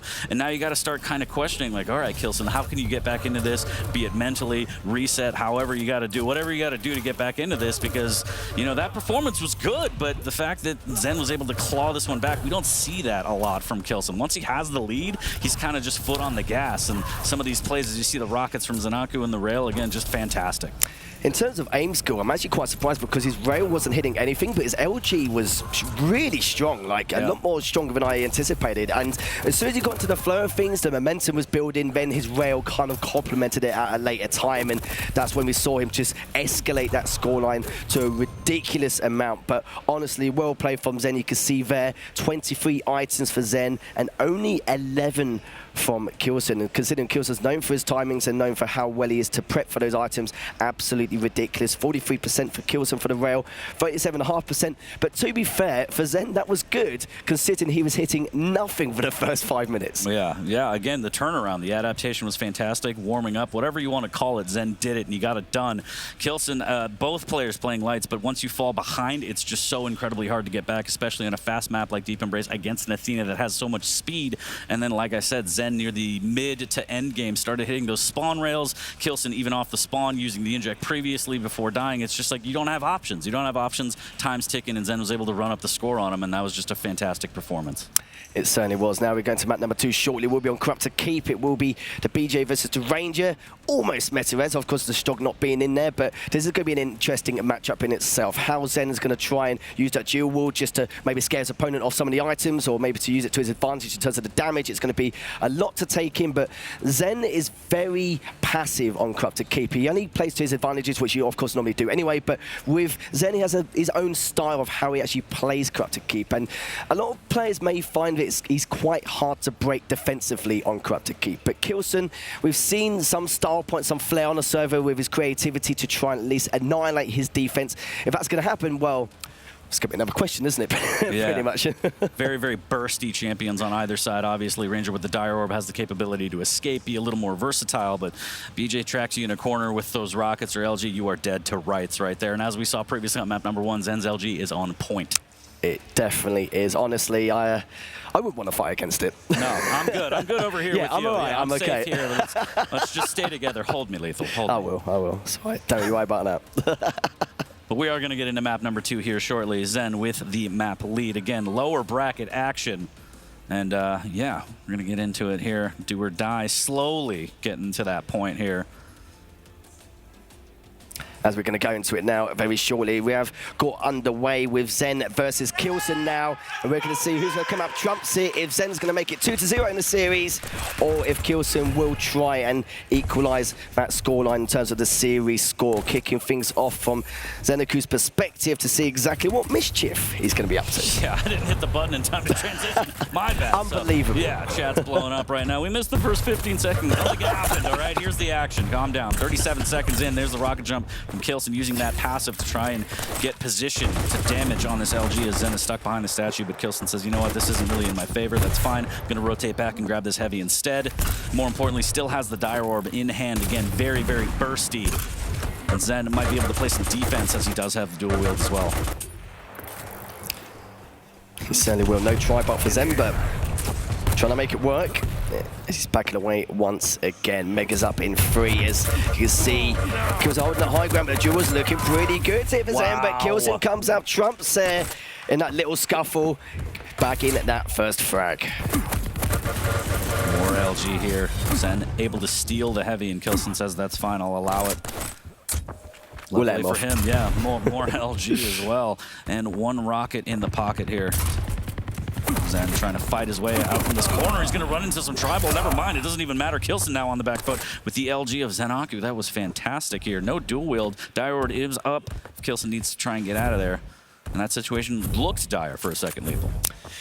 Yeah, just a tad, as Kilson does have the high ground, but doesn't have to stack, so edge strike coming down, but the dual wield is just a bit too much there for Kilson, and now Zen already tying things up, and still after just a little bit more. He's going to drop early. That might be, yeah, that was a bit of a mistake there, Lethal. Maybe missed timing is 2 seconds to the Mega. Kilson's going to dive back in, at least steal the upper light armor here. Zen grabs that Mega. 5 seconds till the heavy, and Kilson with the cutoff with the rockets, trying to set up some defense here and make sure that that heavy is his. 2.5 minutes in, Kilson's just picked up the heavy. Mega's up in the next 15 seconds. Both items heavily segregated, so of course Kilson's looking to aim for that full map control. As the dual wield is ready and waiting, but so is the orb from Kilson, as now Zen just trying to, again, just gather enough information, keep his distance, go for the chip when required, but also has good reads on Kilson as well. Just trying to keep his distance for the time being. Good amount of LG coming out from Kilson, but we have some good tri-bolt damage coming out from Zen as well. Ooh, big rocket there. Still dual wield available as well. And I like that little jump, but actually lingers around too long. Takes some rocket damage from Kilson. So he really wants this Mega, and now it's just a matter of, is he going to drop? Did he see it? Now he did. Kilson pushing in, and Zen wants nothing to do with this. He's going to concede the Mega.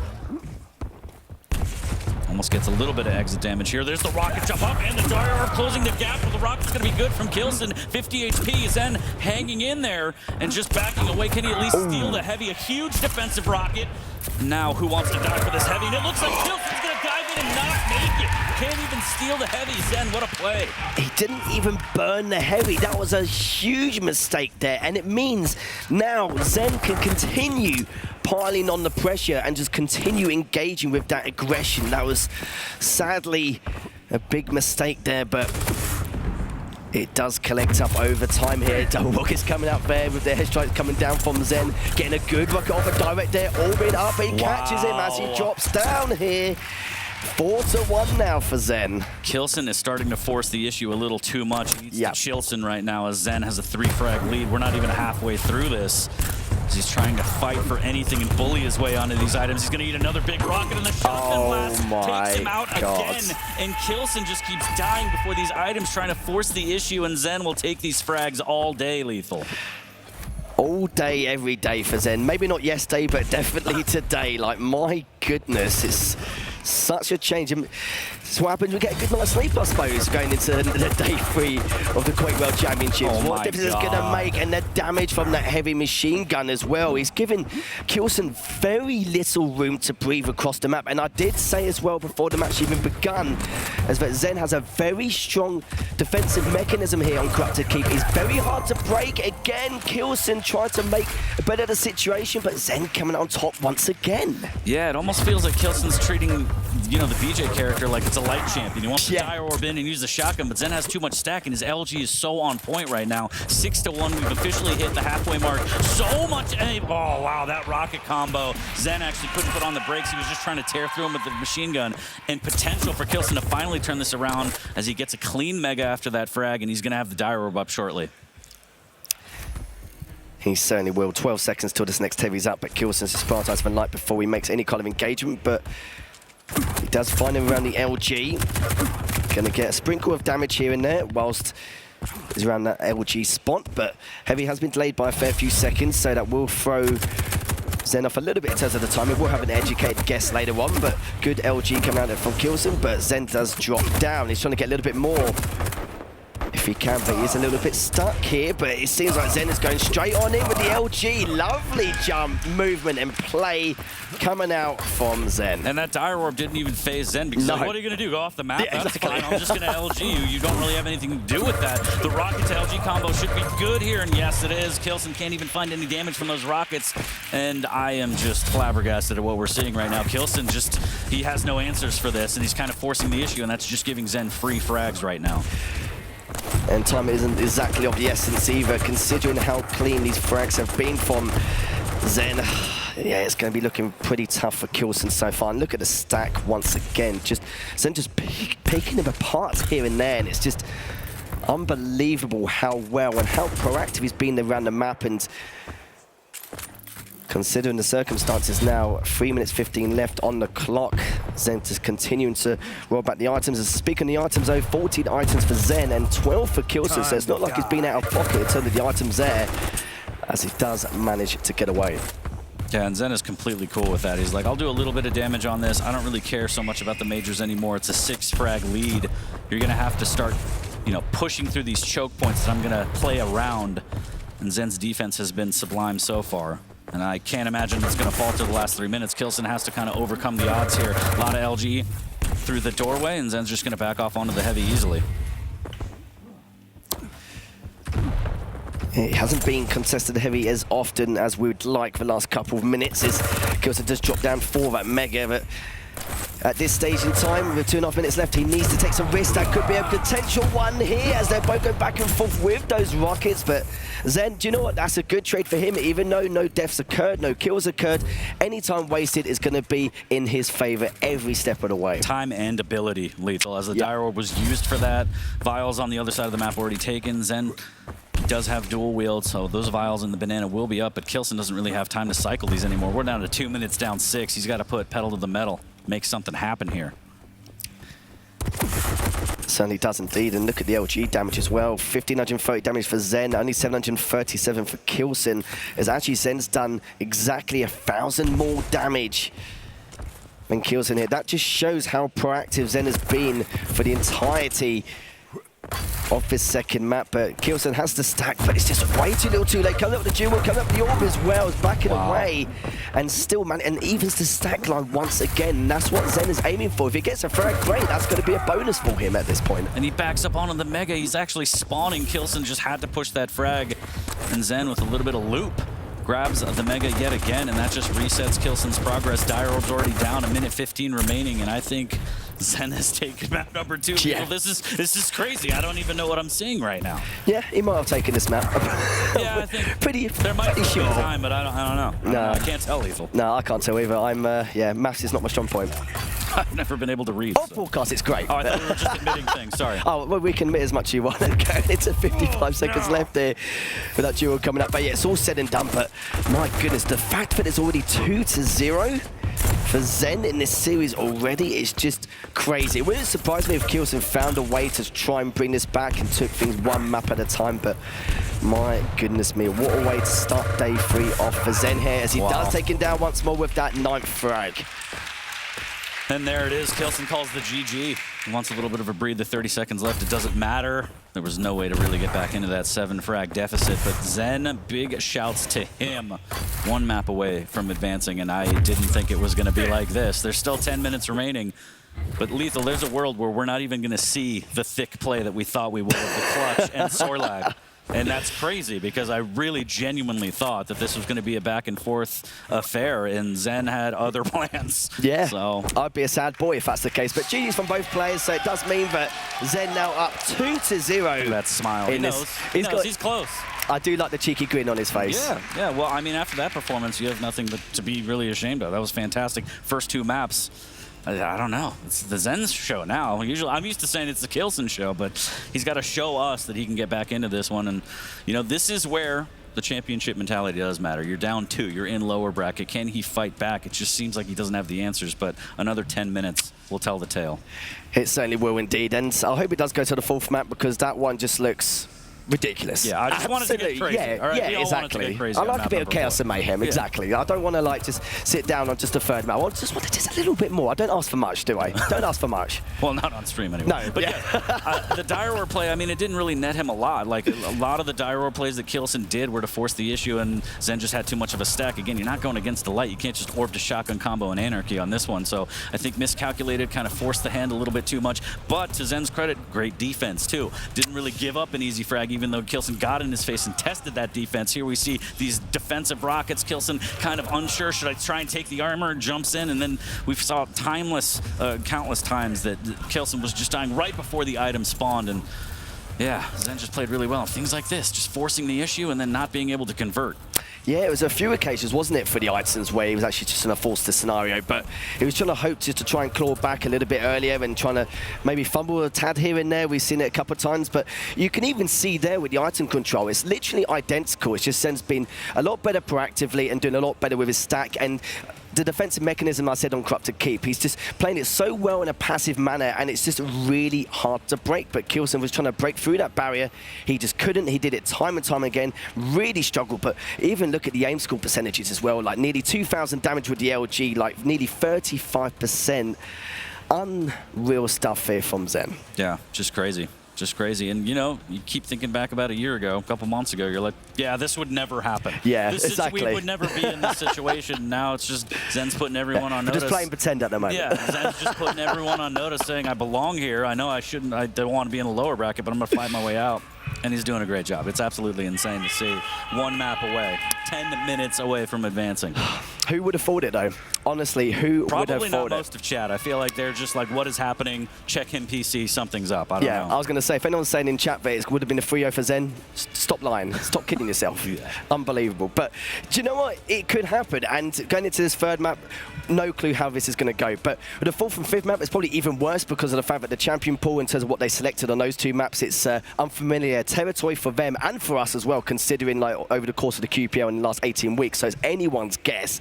But for Zen, I think it's best for him just to close it out now, because with those champion choices, both players are going to be a little bit unfamiliar with how things are going to go in that matchup. And I think it's best to be safe rather than sorry at a later time. Yeah, I mean, absolutely. Zen wants to close this out 3-0. He wants to get that extended break. He doesn't want to drag this on. He doesn't want to give Kilson any shot. Got things to do, places to be, things to eat, snacks to have. But I mean, you're up 2. Like, you cannot give your opponent any kind of in, especially Kilson. Because if you give him an in, she's going to take a mile. But right now, Kilson has to do his best to try and reset mentally and get into this. You can see this full focus. He's clearly not happy with the situation, but he's got to fight his way out. If Kilson takes this map, then it'll give him a bit of leeway. It'll make him feel a little bit relieved, thinking, right, okay, at least I've got a slim of hope, at least a bit of light at the end of a tunnel in order to give myself a bit of breathing room and just take things 1 map at a time, as we're now going to head into Molten Falls between Zeneku and Kilson. Coming 2-0 in the series, the Zeneku will be the scale bearer versus the Doomslayer, and we're going to see how things are going to finalize off. If it does finalize in this third map, depending on Kilson's situation. Already starting off from Zen's perspective, absolute chaos from the get-go here, trading the blows. But it looks like Zen does come off a little bit better with that heavy, and now can get the rail as well as those rockets. You got to love that aggression from both sides. Bull Rush and Berserk used, wanted to maximize the armor, did Kilson, grabbing the light, falling back to the heavy. The Bull Rush came out from Zen as well. Now Kilson patrolling in the upper area, shotgun area. Zen waiting patiently by the LG for this next heavy. Grabbing some vials, wants that Bull Rush. Trying to read exactly where Kilson is and has a good idea where Kilson's going to peek from, but he can't do anything. I mean, he's a big boy. He's going to eat some rails on this one, Lethal. He's a beefy lad, so not really too much of a surprise there. So we're just almost surpassing that 1 minute mark. We've seen Strong Sage play Scale extremely well in a defensive manner on Molten Falls, but he makes it work so well. So now I'm curious to see how Zen is going to play Scale. Is he going to do the same way? He's going to play quite defensively, coming in. Fisticuffs comes out from Kilson, but he's like, actually, no, see you later, mate. I'm actually just going to back all the way off. You're a lot bigger than I thought. Yeah, up exactly. Close. Yeah, I really don't forget want your this. Bull Rush. Exactly. Good rails from Kilson, though. That's exactly what Zen has to be worried about. He is a big boy, and Railson, this makes it even easier for him to connect with those rails. So Zen has to manage that stack a little bit better. Think twice about taking those rail fights and not giving unreturned damage to Kilson, because he will take that all day, and that's exactly the kind of foothold and way back into this series he needs.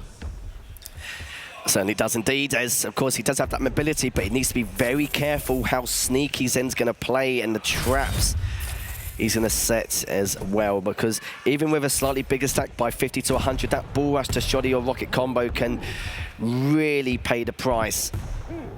And that's what Zen's going to be looking for at some stage. But decent amount of damage coming out from Kilson. A rail as well to boot as he's trying to get away, and does manage to for now.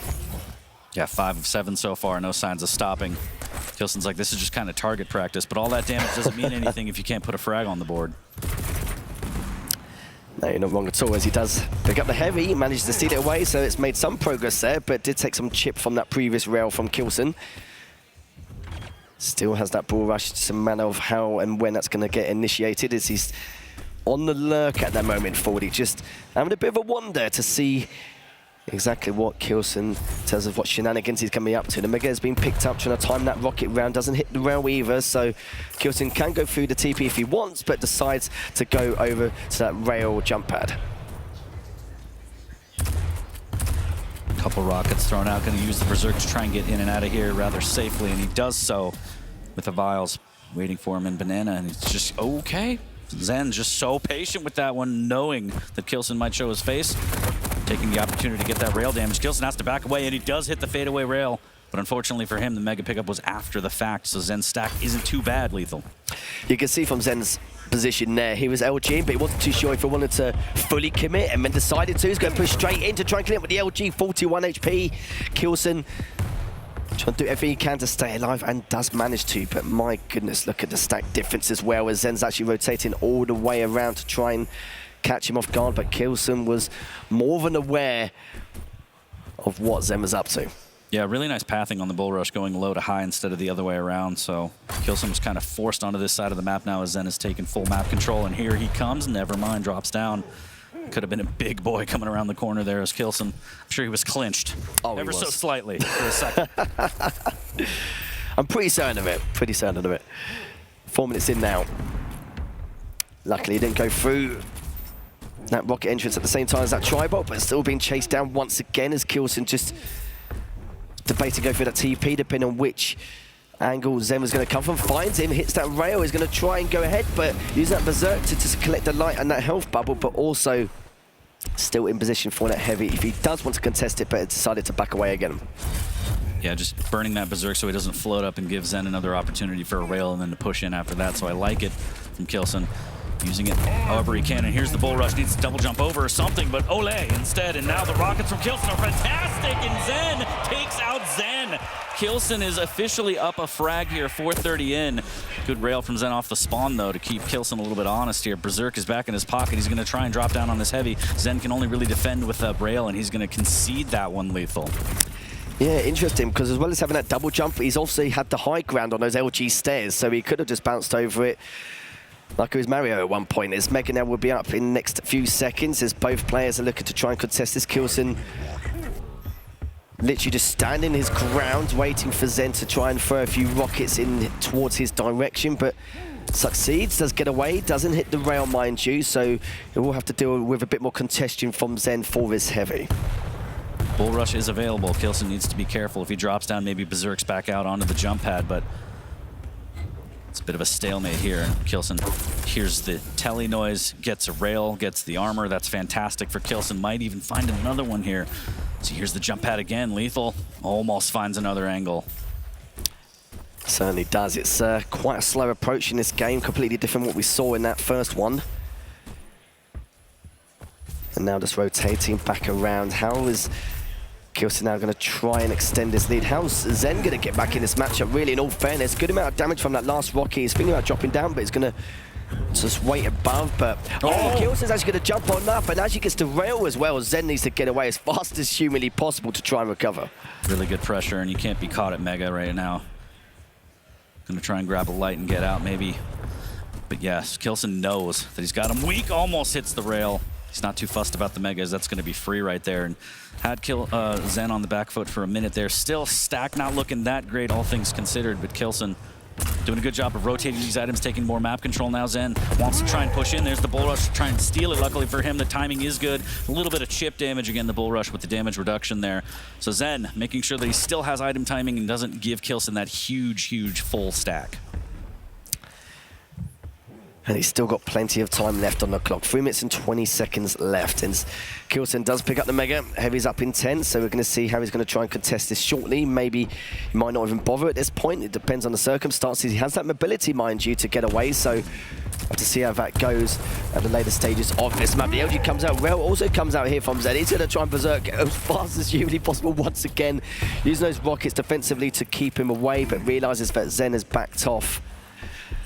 But it's actually gone underneath the Mega now, so again, just trying to catch him, but he's also been caught with the LG from Zen as well, going to try and push him forward with the rockets, but he falls off! Oh no! But the trade comes out in the end, as Zen finds him with the rail. He's going to try and get a second, but doesn't get it, sadly. Shouts sync error on that one. But Kilson still is in the lead at 2.5 minutes left, more importantly. Bull Rush in the pocket for Zen. He did hit that rail off the spawn. Now he's going to grab the heavy, and Kilson has to be shaking his head a little bit again. Still kind of stable, but getting a little crazy. 1 frag lead. Kilson needs to win this map to extend this series. Zen trying to work on a 3-0 against the reigning champion? Question mark? I can't believe that that's a thing. 60 HP Berserk and Zen with 2 great rails as he drops down. He ties it at 1 lethal. 2 minutes remaining on Molten Falls. A lovely way to even the score line, but it comes up now. G-Battle once again, but Zen has the stack advantage here, waiting for him to dare him to go towards that heavy. He manages to pick up. He actually dropped down. Surely that must have been an accident. What on earth happened there? I don't understand that. Oh, nein, das kannst du nicht machen, Kilson. Why? Why would you drop there and give Zen the lead with less than 2 minutes? I have no idea, Lethal. I'm going to assume that was a mistake, maybe a missed time. But Zen will take that all day. He has the Bull Rush back. He has a fantastic stack to work with. And Kilson is just up against the wall. That's been the story for this series right now. Can he dig deep and find a way back out of it? That's going to be the next question, but Zen still has that huge stack lead, and of course with the Bull Rush to boot, it's just going to make matters even worse here. You were saying, like, you know, defending champion question mark, top 6 question mark at this point. He uses the Bull Rush straight afterwards. This is so clean coming from Zen. Oh, minute 10, and dearie me. He's throwing the shoulders, he's throwing them off the map, and this has just got to be so disheartening. It's he can't even think about that right now. 1 minute championship mentality. He's got to throw everything he has. That's a fantastic rail clipping Zen on the exit right now. He has to double back for the heavy to have a stack to try and attack, because it's just go time right now for Kilson. It certainly is. Even with the item control, 17 items for Kilson and 18 for Zen, so it's not like he's been out of pocket with the items again.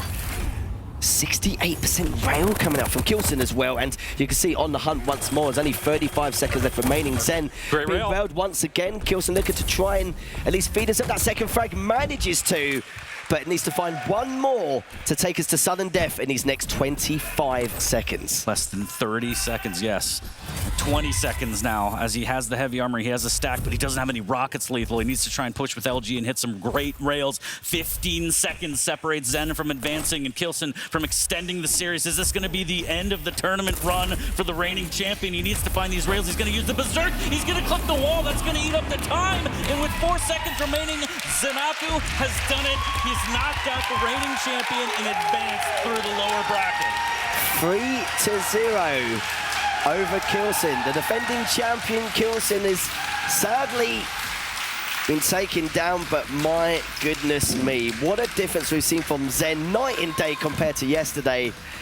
And yeah, goodness gracious me, what a series. Wow. I mean, wow. Surprising in the moment, but when you think about how well Zanaku's played this whole season, look at how he finished off last season as well. You know, it's actually not that shocking. It is just because it just dethroned, right, the previous champ, and you know, that is now an option off the table. But Zanaku played just such a remarkable game, and goes to show when he is playing his best, when he's prepared for these types of matches.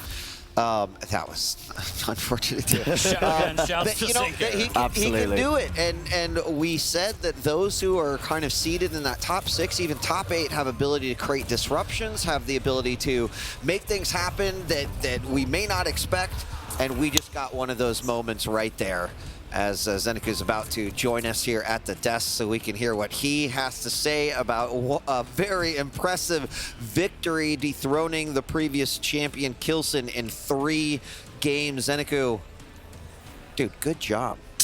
You done all right there, mate. You done all right. Thank you. Not bad, not bad. Yeah. I'll take it. I was looking over here as the game ended because I was kind of expecting like maybe just the ultimate pop-off, but even in victory 3-0 here where you're at, tournament life on the line, it was just tell us about that celebration right there. What were you feeling in that moment? I really respect Kilson a lot, so I didn't want it to be, I know obviously he really wants to win as well, and I mean, obviously I'm happy about it, and I think also like when there's 10 seconds left and I'm hearing him take the pad, I'm like, okay, I got this. Where I think sometimes if it's like sudden death and it's like, okay, well, right. I'm really feeling it. But yeah, just out of respect, I didn't want to pop off too hard. For sure. So. I'm sure my pat on the back for you before the series started helped you out a little bit, didn't it, mate? Yeah, I'll take that. Yeah, you'll take that, of course. Checks in the mail. Yeah, exactly. What I was going to say was, what's changed since yesterday? I did notice yesterday you were slowly going back to your old ways of being a little bit hesitant. Great item control, good map control nonetheless, but today you were back to how you should have been yesterday, and you looked phenomenal, looked absolutely incredible. What changed between yesterday and today? Well, I think I put a really big expectation on myself to at least make it to day 3 because, last QuakeCon I didn't make it, and I think for me it was more just the anxiety of getting to that. Yeah. And it's so funny because, I don't know, while I was up there, I'd be curious to see if my heart rate went over 100.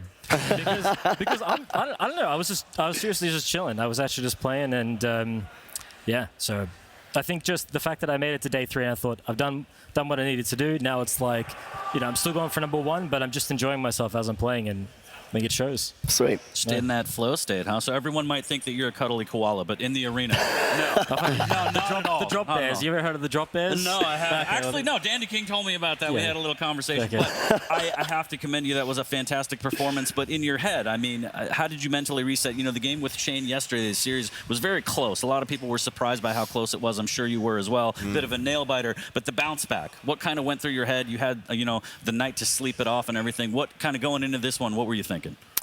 I think just see how far I could take it. I think just take one match at a time. And I think a big thing for me was, how can I say?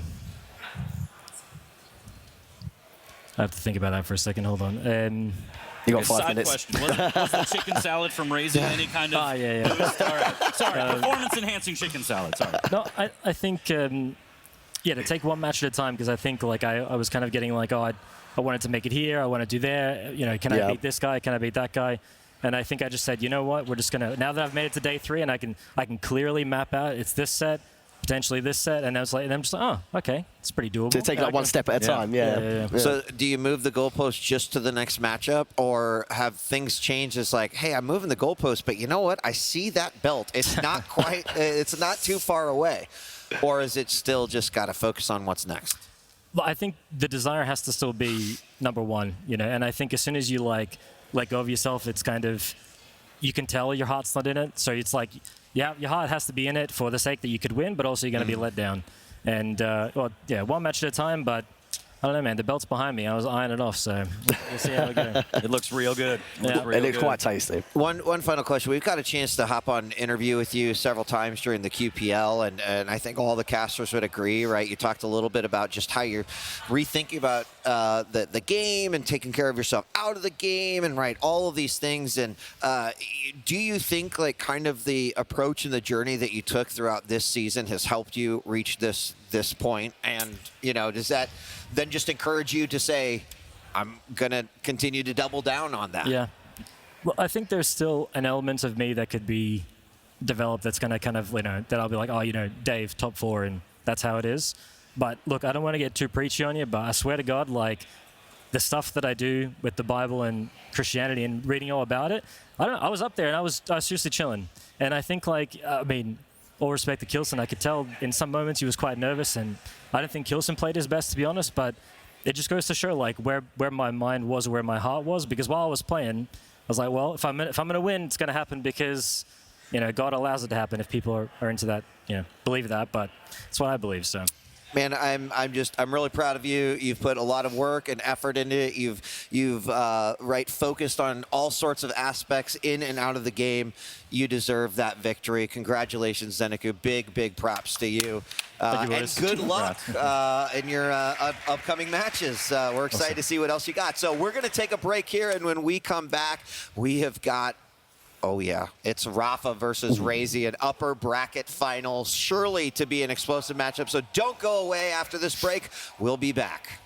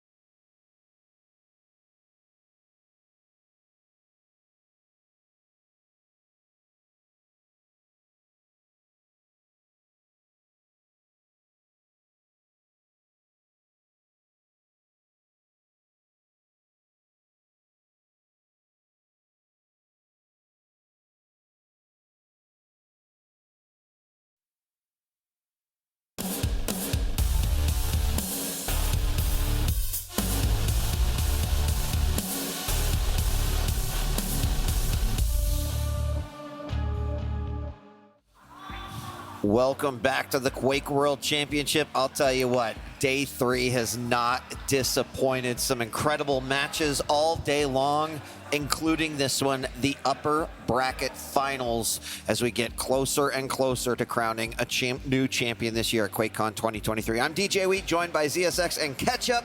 And gentlemen, it is Rafa versus Razy, two individuals who 3-0'd their respective opponents in the semifinals.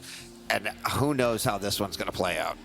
Yeah, I don't know which victory is more impressive, if I'm honest with you. And yeah, it's looking spicy up here, and it's come around too quickly, if I'm honest. You know, it's been a quick day, and it's because players like this are just playing too well. But this is one of them I don't think I can call. It's one of the rivalries of Quake Champions. It's one of the great rivalries where you can genuinely lose count over how often these two have gone head-to-head. However, if your memory is even semi-competent, you'll probably know that Rafa tends to have the upper hand. Now, I think we've talked about this. I think the community has talked about this. The question lies in, as of recently, is there some kind of mental barrier that is just preventing Razy from being able to get that upper hand again? And if you can conquer that, this is the event to do it in. I'll tell you what, yes, might be true, but I think you have to look at the environment in which a lot of those games happen. And what I actually mean when I say that is that Razy has traditionally had to fight his way back through that lower bracket. And this is a different scenario, right? More comfortably in the upper bracket, still an opportunity to potentially take those advantages that Razy talked about early on. And so now that he's got, you know, like one finger on the on that final spot, you know, I think that makes him an even tougher opponent here. I'm not saying that that means clear victory on the other side, but it is just different because it's different than some of the other scenarios that we've seen these two face off in the past. I completely agree, and I just want to add to that. When you speak to Razy, I just spoke to some of the Maestro guys, there's just an aura of confidence that they hadn't seen before. Not to say he was ever going in unconfident, but it was more that there just feels like a shroud of pressure that's been lifted for whatever reason. And you're right, it's kind of moved a step forward where he'd be down in the lower bracket, making his way through. This is just a different challenge to him, a different environment, and he does look like a different player. We saw it against Wenger, and hopefully we see it in this next series. So all you can hope for, really. Right. Well, I'll tell you what, we got to sit down with Razy yesterday before the finals day, and apparently he had some great things to say. Let's see what those are. When it comes to my performance, I have very high expectations. Many times before, I've been performing really well, getting really far in tournaments, and I tend to do well online as well. But, you know, on LAN events, you can never really be sure. You still have to give it your all. And things can happen you won't expect. You might get nervous. The other player just plays better than you would expect him to. All things aside, I was confident. I know what my capabilities are, and I just played the best I could. I don't really have anyone that I want to play against specifically. I'm just hoping I'm going to do well, no matter who it is. Last year, I played against Kilsen in the grand final, and it was a relatively close match, I would say. I put up a good fight, but in the end he won. But I usually get matched up against people like Rafa and Wenger and Kilsen as well. And they are really, really good. You know, they are the best of the best. And so the fewer of them I have to meet, the better it is for me. But you know, you have to win against everyone, so it doesn't matter. My mindset, I tend to be calm and collected whenever I play, whenever I compete, and it's not necessarily because I don't get nervous or because I am overconfident or whatever, but I just, you know, I realize the situation. I'm on a LAN, I have to perform, I only get the one opportunity, and so I just try to bring the most out of it, and in order for that, I must not question my decisions. I must be confident. I must not be scared. If things don't go well, I must not break and give up. And I just have to keep on going and just focus on the game and do the very best I can. And I think that's how I'm gonna approach it, as I usually do. Am I going to win this year? I really hope so. I've been second so many times, I'd like to win for once, you know, for a change. Would be nice. It would indeed be nice. What do you think, Dan? He'd like to win for a change. For a change. For a change. I mean, you know, it's hard to say because like second place is still really good when you consider the talent that is here each and every year at the finals. But I get it. I totally can understand why he feels that way. It's the push for perfection. Yeah. When you look at a game at this caliber, like at this level of play, anything that's not first place is it's not going to be acceptable by their own standards. You know, Razy is well equipped and well aware with what he's capable of, and he knows the kind of players he's been able to beat in the past. But it's, you know, it's all about number one, least of all somewhere like this. Like I said, it's a moment that will stay with someone for the rest of their life. Most Quake players around the world have always dreamed of being able to play at a QuakeCon, let alone win one. So I think there is a lot at stake, but the skill behind someone like Rafa, someone like Razy, is being able to just block that out. When the match is live and you've got those 10 minutes to focus on, that is all you can fixate towards. Of course, you've also got Rafa, right, on the other side, who many of the things that you just said, many things you said, pushing for perfection, like staying calm, just like taking every match at face value and not necessarily thinking ahead. I mean, I think you've got two players right now that are truly showcasing, right, a little bit of what Razy said is like, I have confidence in what I am capable of doing, and then they're displaying that. Yeah. And how do you even take a guess at what might happen between two players that just are 10 out of 10 right now? Sometimes you can't. Sometimes you just got to sit back and enjoy it, and this is one of these occasions. And yes.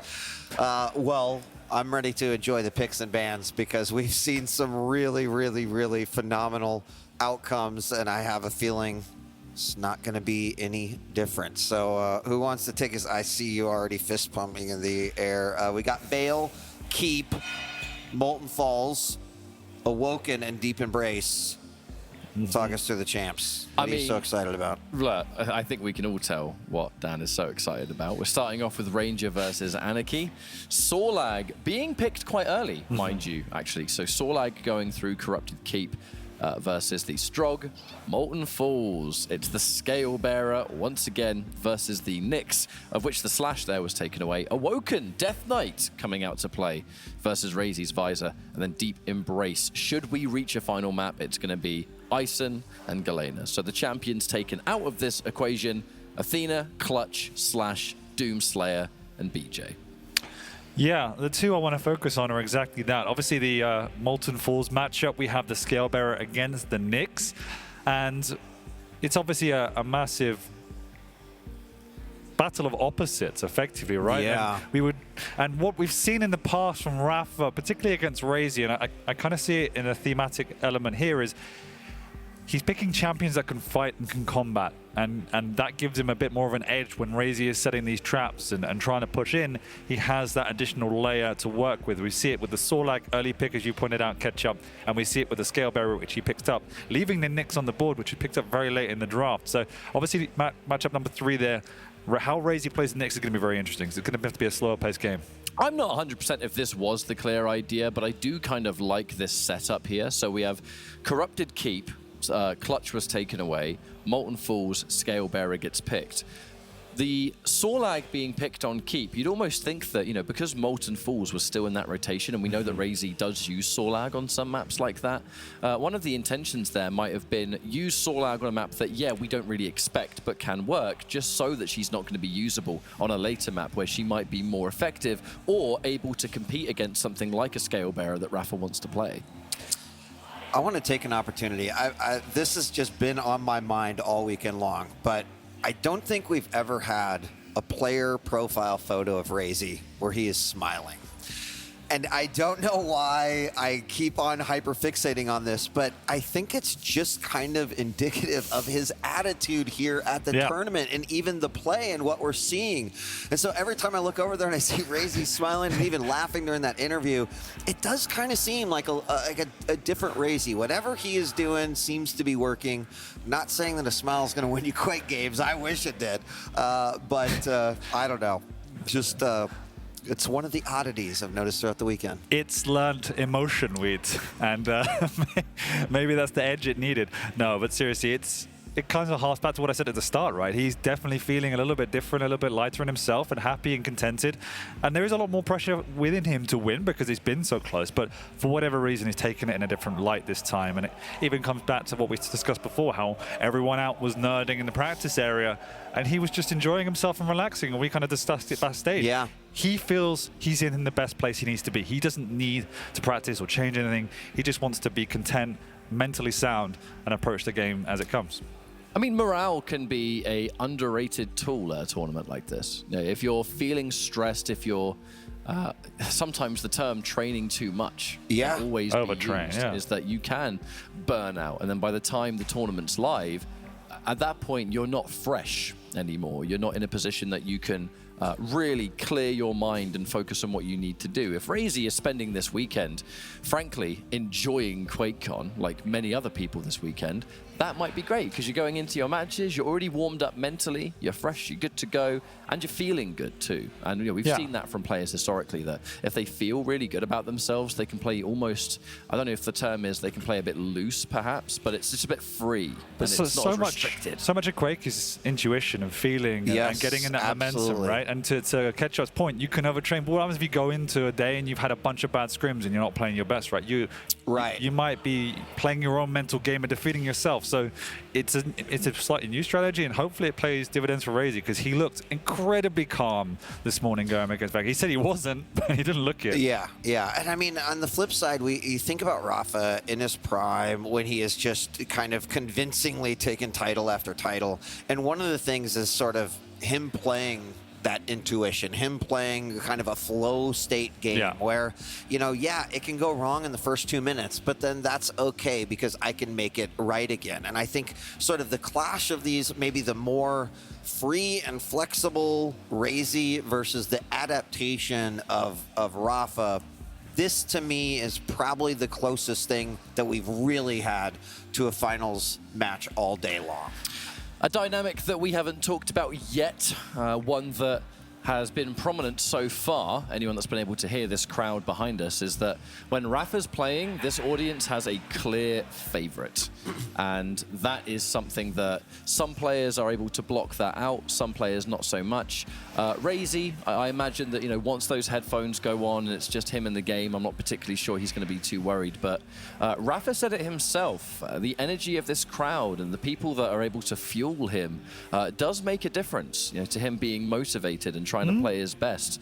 So that's definitely something to consider, is that Rafa is in this optimal condition, both form in game and just environment. He's definitely a performer, old Rafa. He's grown into that status as a celebrity. And I think something we haven't mentioned as well is the fact that more often than not, and I think maybe in all the QuakeCons in recent memory, it's been the upper bracket finalist who progresses, who wins QuakeCon. Yeah. They go in with that advantage, they go in with that momentum, and so, yes, this isn't who is going to win the tournament, but that edge going into the final, and I know they're not thinking about it, but it will be there, is significant. And so I mean, Razy's thinking about it because A, he mentioned it, and B, he's been on the other end of it too many times, and that's like kind of an interesting sort of scenario, is thinking about it in terms of like, yes, the belt would be great, but if I just make it through the top, right, then that will give me the best chance to reach that belt.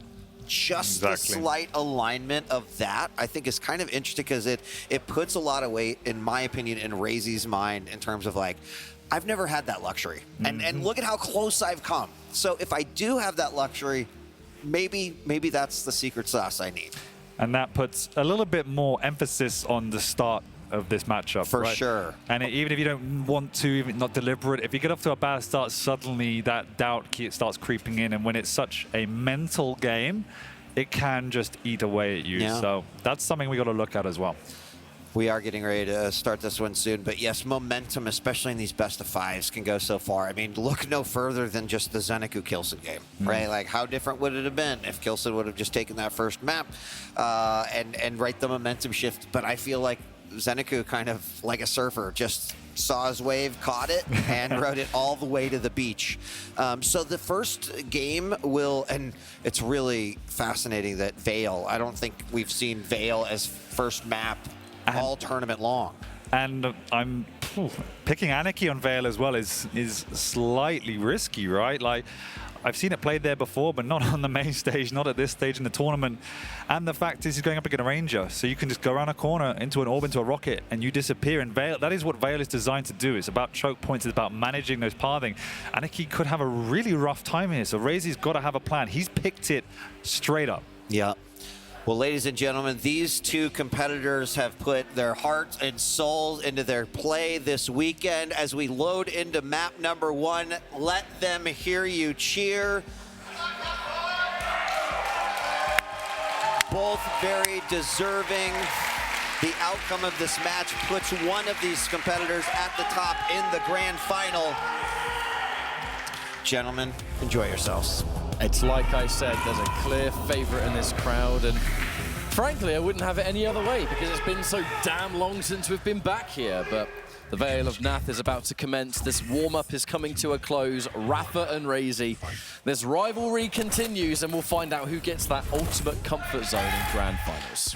Just want to hear some more EU noise. That's all I can say. But we are starting here Let's go on Vale.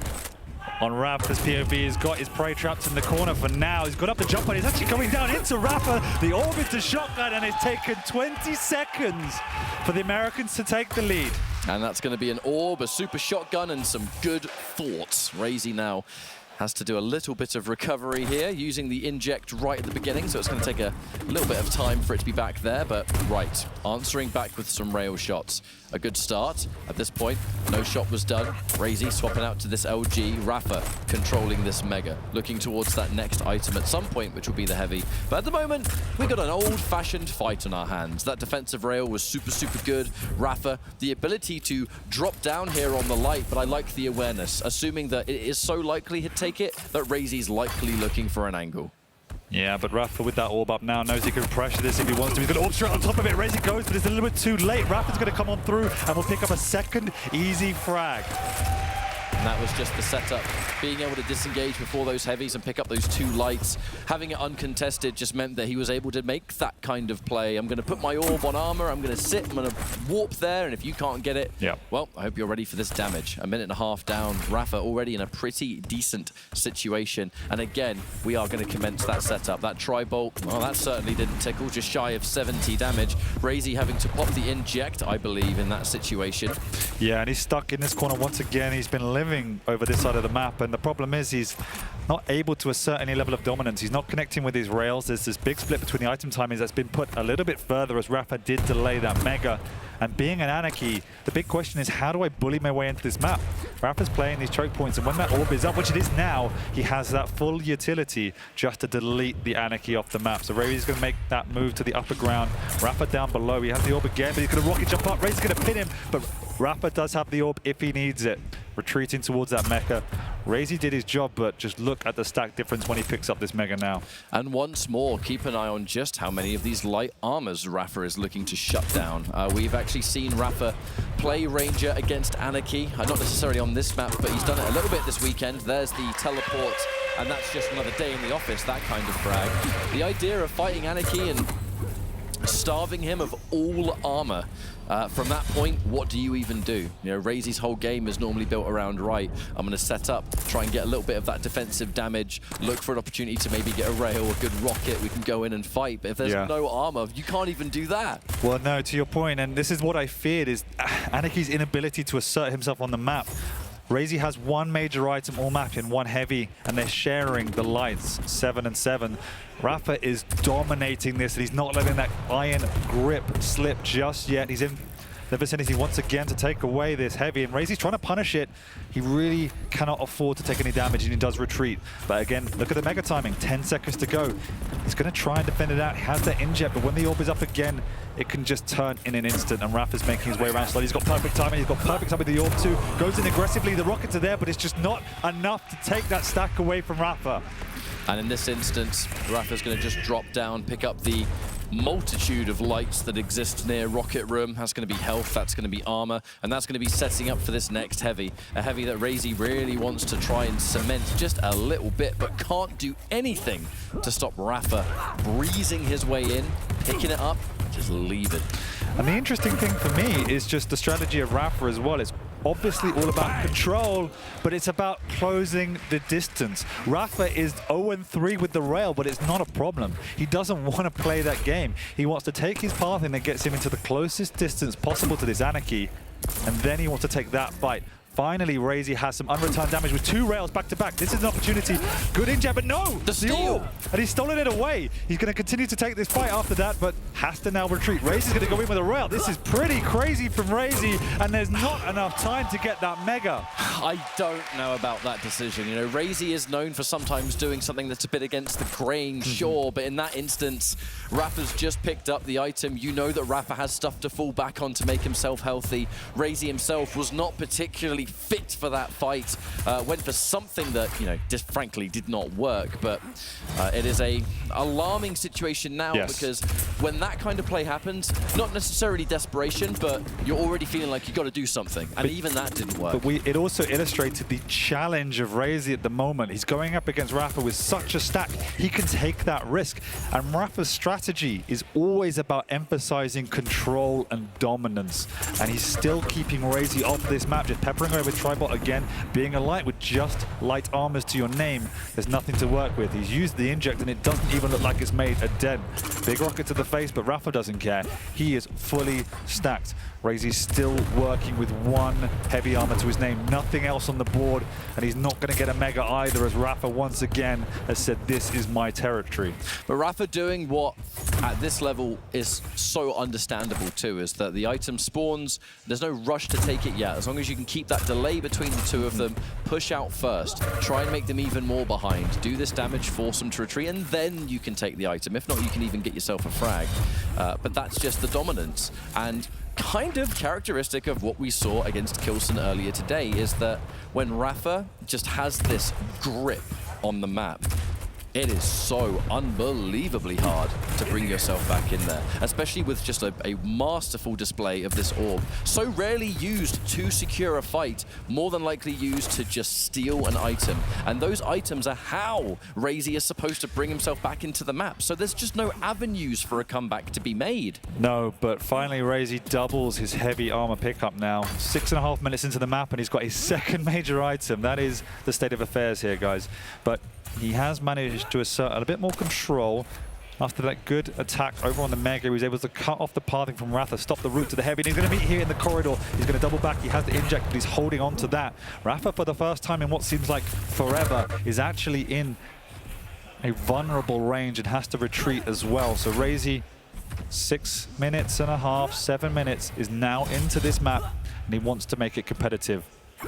A rather distinct change of pace from Rafa, who is being so much more defensive, and that orb so close from being enough to rob that frag away. However, Rafa's going to spawn with the rocket in hand and already force Razy to retreat somewhat.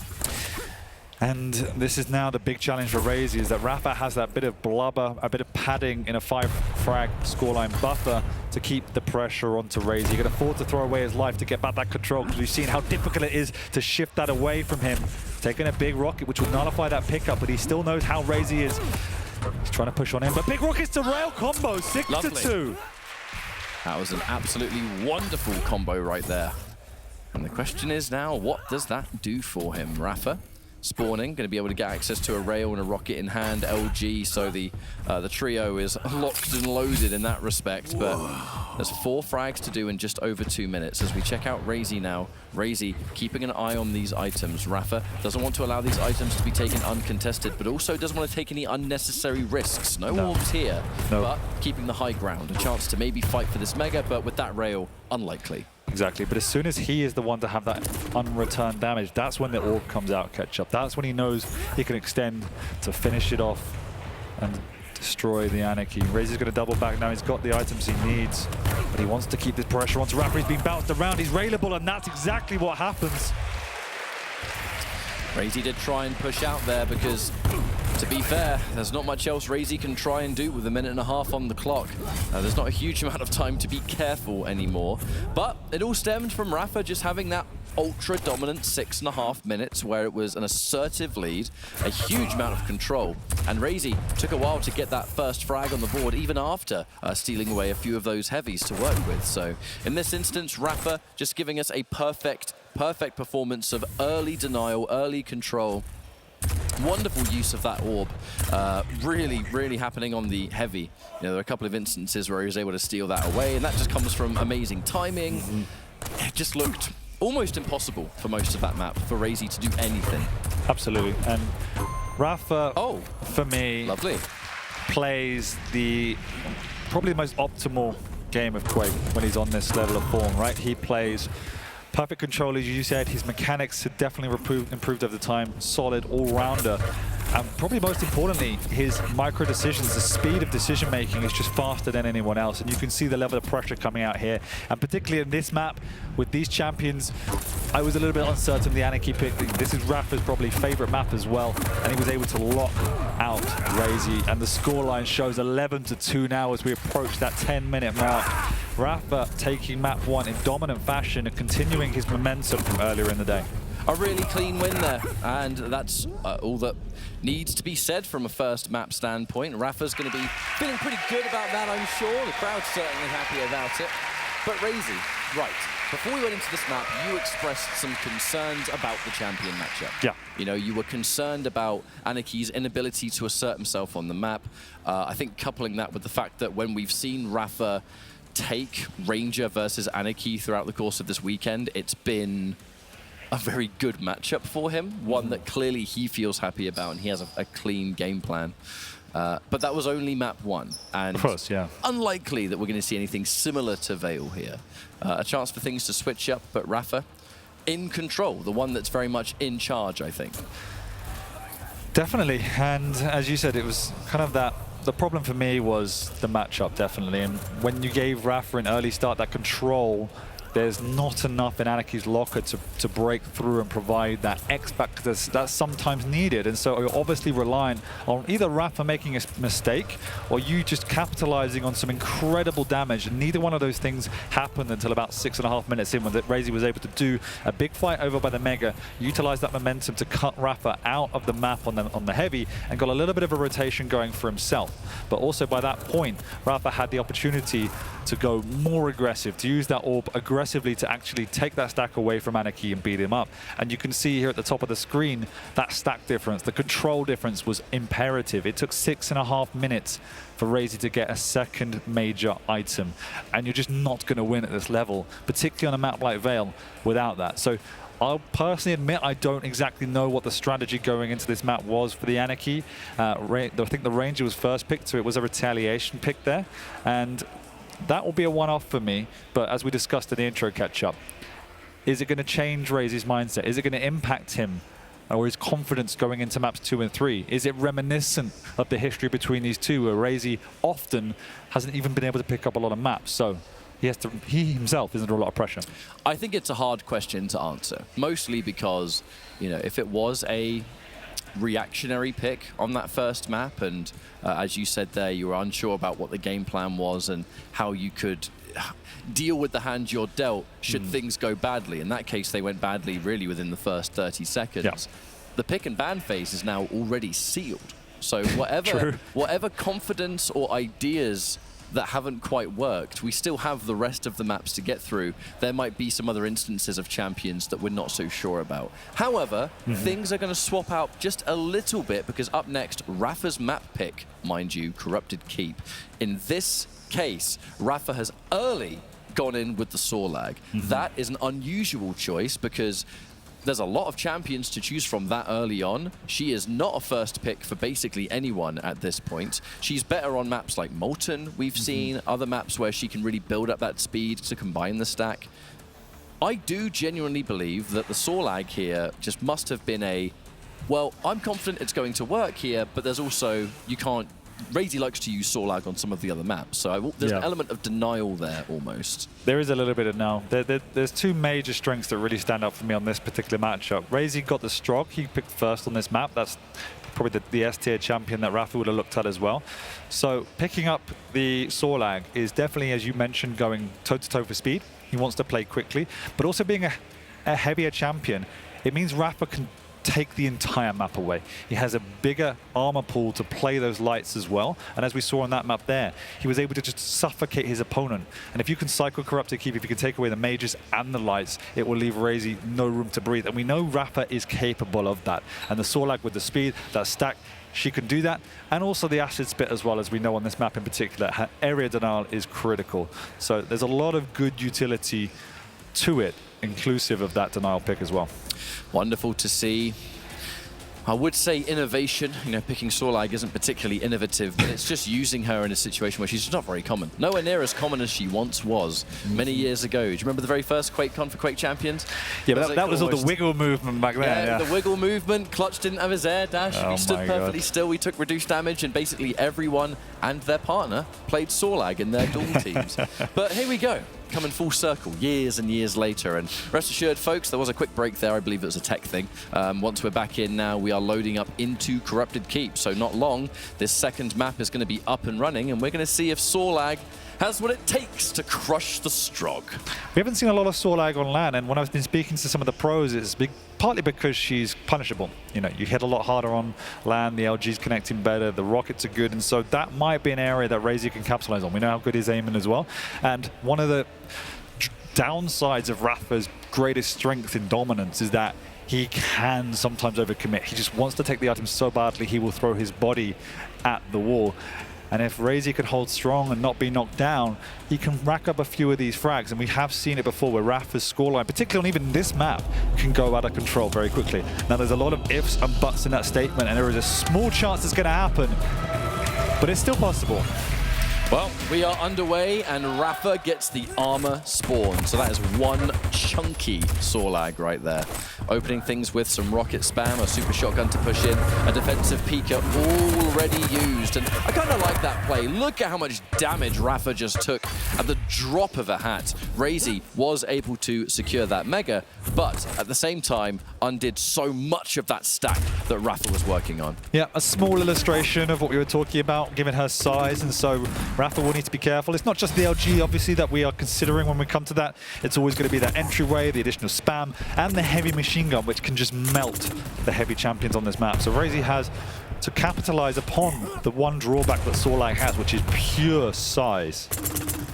But in this case, Rafa dropping in and out of these rooms at the moment and not overextending, having no choice but to really push in there towards Red Room or the exit. Taking a lot of damage and exiting this to focus on heavy will be a risk. Sure. Razy really showing us what his priority is going to be from the item front. In this case, it would be heavy. Yeah, and the items are on exactly the same time, so we're not in the same situation as we saw last map where there was that early control from Rafa and Razy couldn't break that. Completely different circumstances. You also said, Catch Up, this is Rafa's map pick, which it is, but it used to be called Razy's Keep, as we know, and he's going to show us here why that is the case. Huge LG coming out from Razy, and he's in the lead for the first time in this series. Now Rafa's going to push forward though and say, I have something to say about that, my friend. I've got a big stack fresh off spawn, and I got a weapon and a dream, and that's now 1-1. Razy spawning near heavy, and there continues to be basically no delay between items. No, Rafa insulted, and I even dare say Razy took the lead as he claims it back within mere seconds of dying. Like another good strength of these heavy champions is that respawn ability with their big stack. Rafa's in the area as well. He wants to contest, but he will probably double back after doing a little bit more chip damage towards this heavy. Question is anyone going to dare put a delay on these items at the moment? And yes, Rafa, deliberate or not, will be the first to put a bit of separation between them. Well, here we go. We're just going to quickly drop down, as we do want that super shotgun as well, especially at that point blank. I think nothing ever really does it better, as long as you actually hit that shot. You can see some of those absolutely disastrous misses sometimes, and it's a real heartbreaker. At this point, Rafa, tons and tons of armor. The acid spit is ready to go as well. However, where he is down here lies a choke point that Rafa doesn't want to take a huge risk with. Even that Pika, an impressive amount of damage actually to stop him from advancing. 75 damage out of nowhere. Rafa coming barreling through the doorway, but Razy is ready for it. And you can see here Razy's playing the slow tempo. He's trying to catch Rafa out in the open because that is where she is vulnerable. He definitely doesn't want to push out towards Rafa. And each one of these endeavors, Razy's able to tickle away and beat away at that stack a little bit more. But Rafa equaling that from down below with a tripod as well. Ooh, a little bit of mistake from Razy there. He's got the timing though. And they're going to continue to trade major items. Bang on even. For another time, Rafa choosing to be a little bit safer. Razy, that Pika was not worth it. That's now 2-1 in what seems to be quite a clumsy use of the ability. Yeah, not 100% sure on the game plan. They was way out in the open. Nevertheless, it's only 2-1. Cagey game on Corrupt to keep. Nearly 4 minutes in hit. Items are still split and they continue to trade for a piece. Razy getting the better of the damage, but Rafa choosing his situations well at the moment too to take that lead, and Razy's going to trap the lizard up above. He falls down with the Pika, the spit comes out.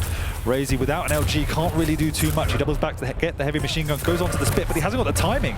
15 seconds too early, not sure why you're there, my friend, and he has to skedaddle to try and save his life, and Rafa knows he's on the rope as well, still no LG, and that's why he's going to keep this pressure on. And Rafa's placement of that spit was fantastic. You know, one on the teleporter exit, one on the Mega, one just wherever else we can get it before it runs out. But the defensive LG, oh my lord, that hurt. Rafa taking a whole bunch of damage, but thankfully being in red room, tons of chances to bring your stack back up to speed. A good amount of time here, Dan, before our next item. Looks like Rafa hanging around the heavy first, but at this point, are we going to stick around until it spawns? It's looking likely. I feel that Razy needs to put a bit more emphasis on Rafa's control of these line armors as well, because that is what's keeping him in this game. All the damage coming out from Razy's been caught down below as well. Capping out on that Mega. Rafa comes barreling through on the low ground. Huge amount of damage, and now Rafa is in pole position. Because of that, there's more of a split on the major items as well, and Rafa knows he's got Razy on the ropes. He's going to double back to get that other light.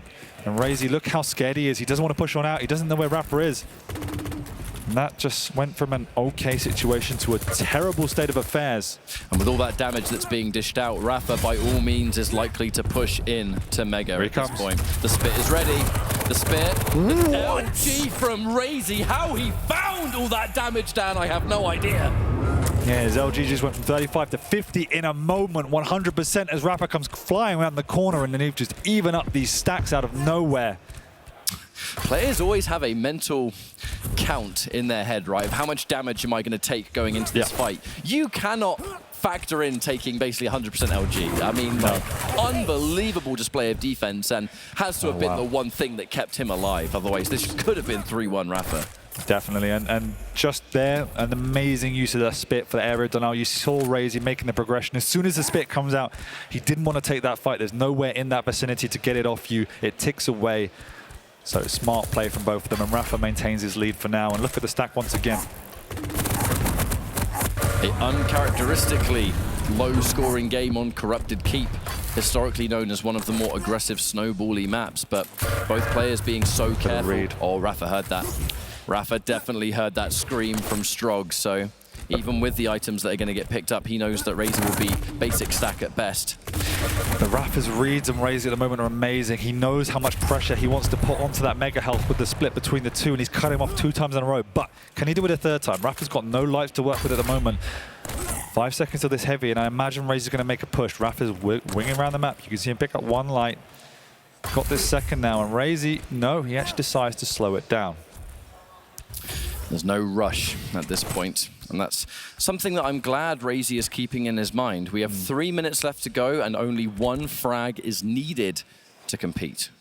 And you know, you're getting that 1 frag on a larger champion, a champion with a huge amount of damage output thanks to that spit. And I mean, Rafa on the opposite end of the sticks. And Rafa's now got enough of the stack where he wants to challenge for this heavy. He goes on in, and he's just using it as a bit of a scouting recon mission. And here comes Razy. Now he wants to make a move, but no, Rafa's the one to show us how to LG this time. Bigger comes out more as a delay tactic than anything else, but Rafa knows how much work he's done, and he knows exactly where his prey is, out on the balcony, and he's chasing him down as well. That's so much damage. The horizontal rocket jump misses the opening shotgun though, and that was not what he wanted. Damage over time. The acid misses another shotgun blast. Rafa, and he ticks Venomous. down. Where's the health? There ain't no health down there, Razy. That's got to be rock and a hard place, Dan. Nothing you can do. You just see your life flash before your eyes. You know what's going to happen, and Razy has 2 minutes this time to claw this one back. That is a extremely rare circumstance where Sorlag truly puts you in a checkmate. Yeah. Normally there's some kind of escape, but damn it, not there. No, Less than 2 minutes on the clock, but some decent rockets. Rafa not expecting Razy to stay up for that long, perhaps, as Razy does secure a frag. Absolutely fundamental rocket, potentially game-changing rocket, but no, Rafa comes in again. Don't discount how much that little lick of damage just did to stall Razy's progression. He would have challenged that Mega, and now Rafa gets a clean one. I still think Razy needs to find a way to punish these lights. Rafa owns that side of the map, and Razy can't get on in. He's got no rockets either, so he cannot contest the mid-ground. And Rafa knows it. He's come flying on it, but he's been caught this time. He actually hasn't got the timing. This time he's early. He's done a lot of damage himself. He's still got the stack. Razy living on a breath at the moment with 3 HP, and Rafa knows he's got this wrapped if he can just get on in and find him before he picks up a Mega. How Razy is still alive here is unbelievable. And he's got him. He's kept him going there. The LG. No, he's going to tick. Venomous! It's going to be the acid damage over time. Rafa increases the lead by one more. Razy, by all means, could still bring it back and take us into a sudden death, but that fight could have sealed it. But he's missed out. He got greedy, and he's given up a frag, which will be map 2 to Rafa. And you don't often see how effective the spit can be, but we've seen it multiple times. All right, yeah, Razy unable to keep up the pressure of Rafa. It's rare that you see a Sorlag on Corrupted Keep, let alone at this level of play, but a clear mission, a response, being able to just match whatever it is. Oh, that's disgusting. I need to look away from that one. I'm going to be sick. That's map 2. Locked and loaded. Rafa is looking pretty untouchable, not just in this series, but right now, all day long. He is indeed. This is the old champion, Rafa.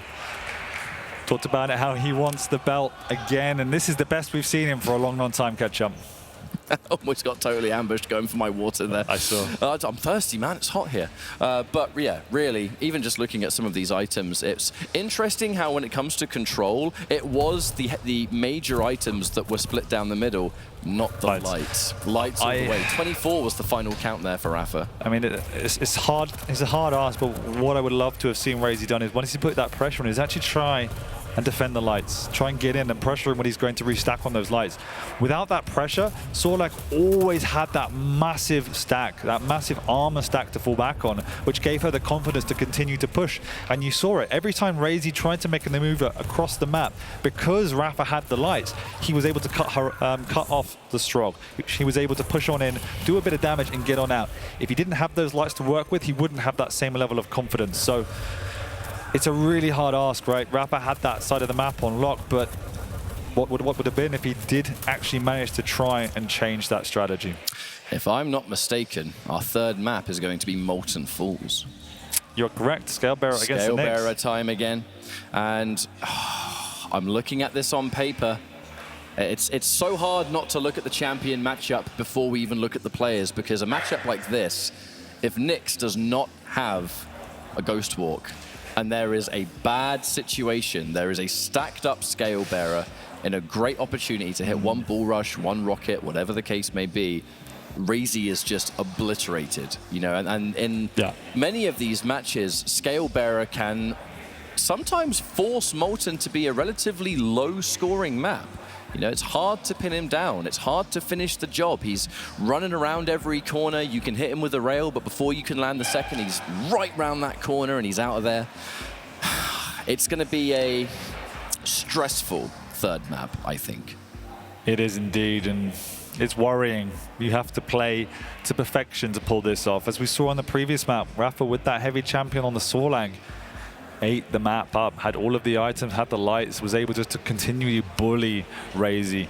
Completely different map, completely different geometry, different champions, but Razy with that light Nyx, he can't afford to go that aggressive. He has to play positional and he has to play slow and has to just keep it tight, as you said. That's going to be the key to victory here. He's not going to be able to just outgun and outspeed. And it's not what he's wanted to do all series, but it's just another level of patience he's going to have to employ to pull this Molten Falls back and take us towards later maps in this series. Razy is one of the many players that has expressed just the idea of taking things one map at a time. Yeah. So this situation that he finds himself in, I do not think is something that's going to really bother him. You have to focus. This is a demanding matchup above all else too, because you have Rafa with the fundamental control and, well, fundamentals really, if you look at it. And now he's adding a matchup-changing champion to the mix that's going to force weird situations that you need to be ready to react to, whether it's going to be, I don't know, a wall jump over something, a ghost walk that's going to be forced when you don't want to use it. Either way, I do think this favors Rafa on paper. I agree. And Rafa's shown the form as well to back that up. And what makes Rafa so formidable is he puts you under so much pressure by his aggression, by the way he takes away the map, that you constantly have to be in that mental state of preparation and just, you have to make the right decision in the right moment. He forces you to make an instant decision and gives you absolutely no respite. And most players can't cope with that. And at the moment, Razy is struggling to cope with that. So this is, again, an opportunity for Rafa to just keep that up. He has a champion he can go super aggressive with and force Razy into these instant micro decisions. And if he makes a wrong one, he gets flattened by a bull rush. And, you know, then there might be no way to come back. It's how the game has changed in competitive Quake.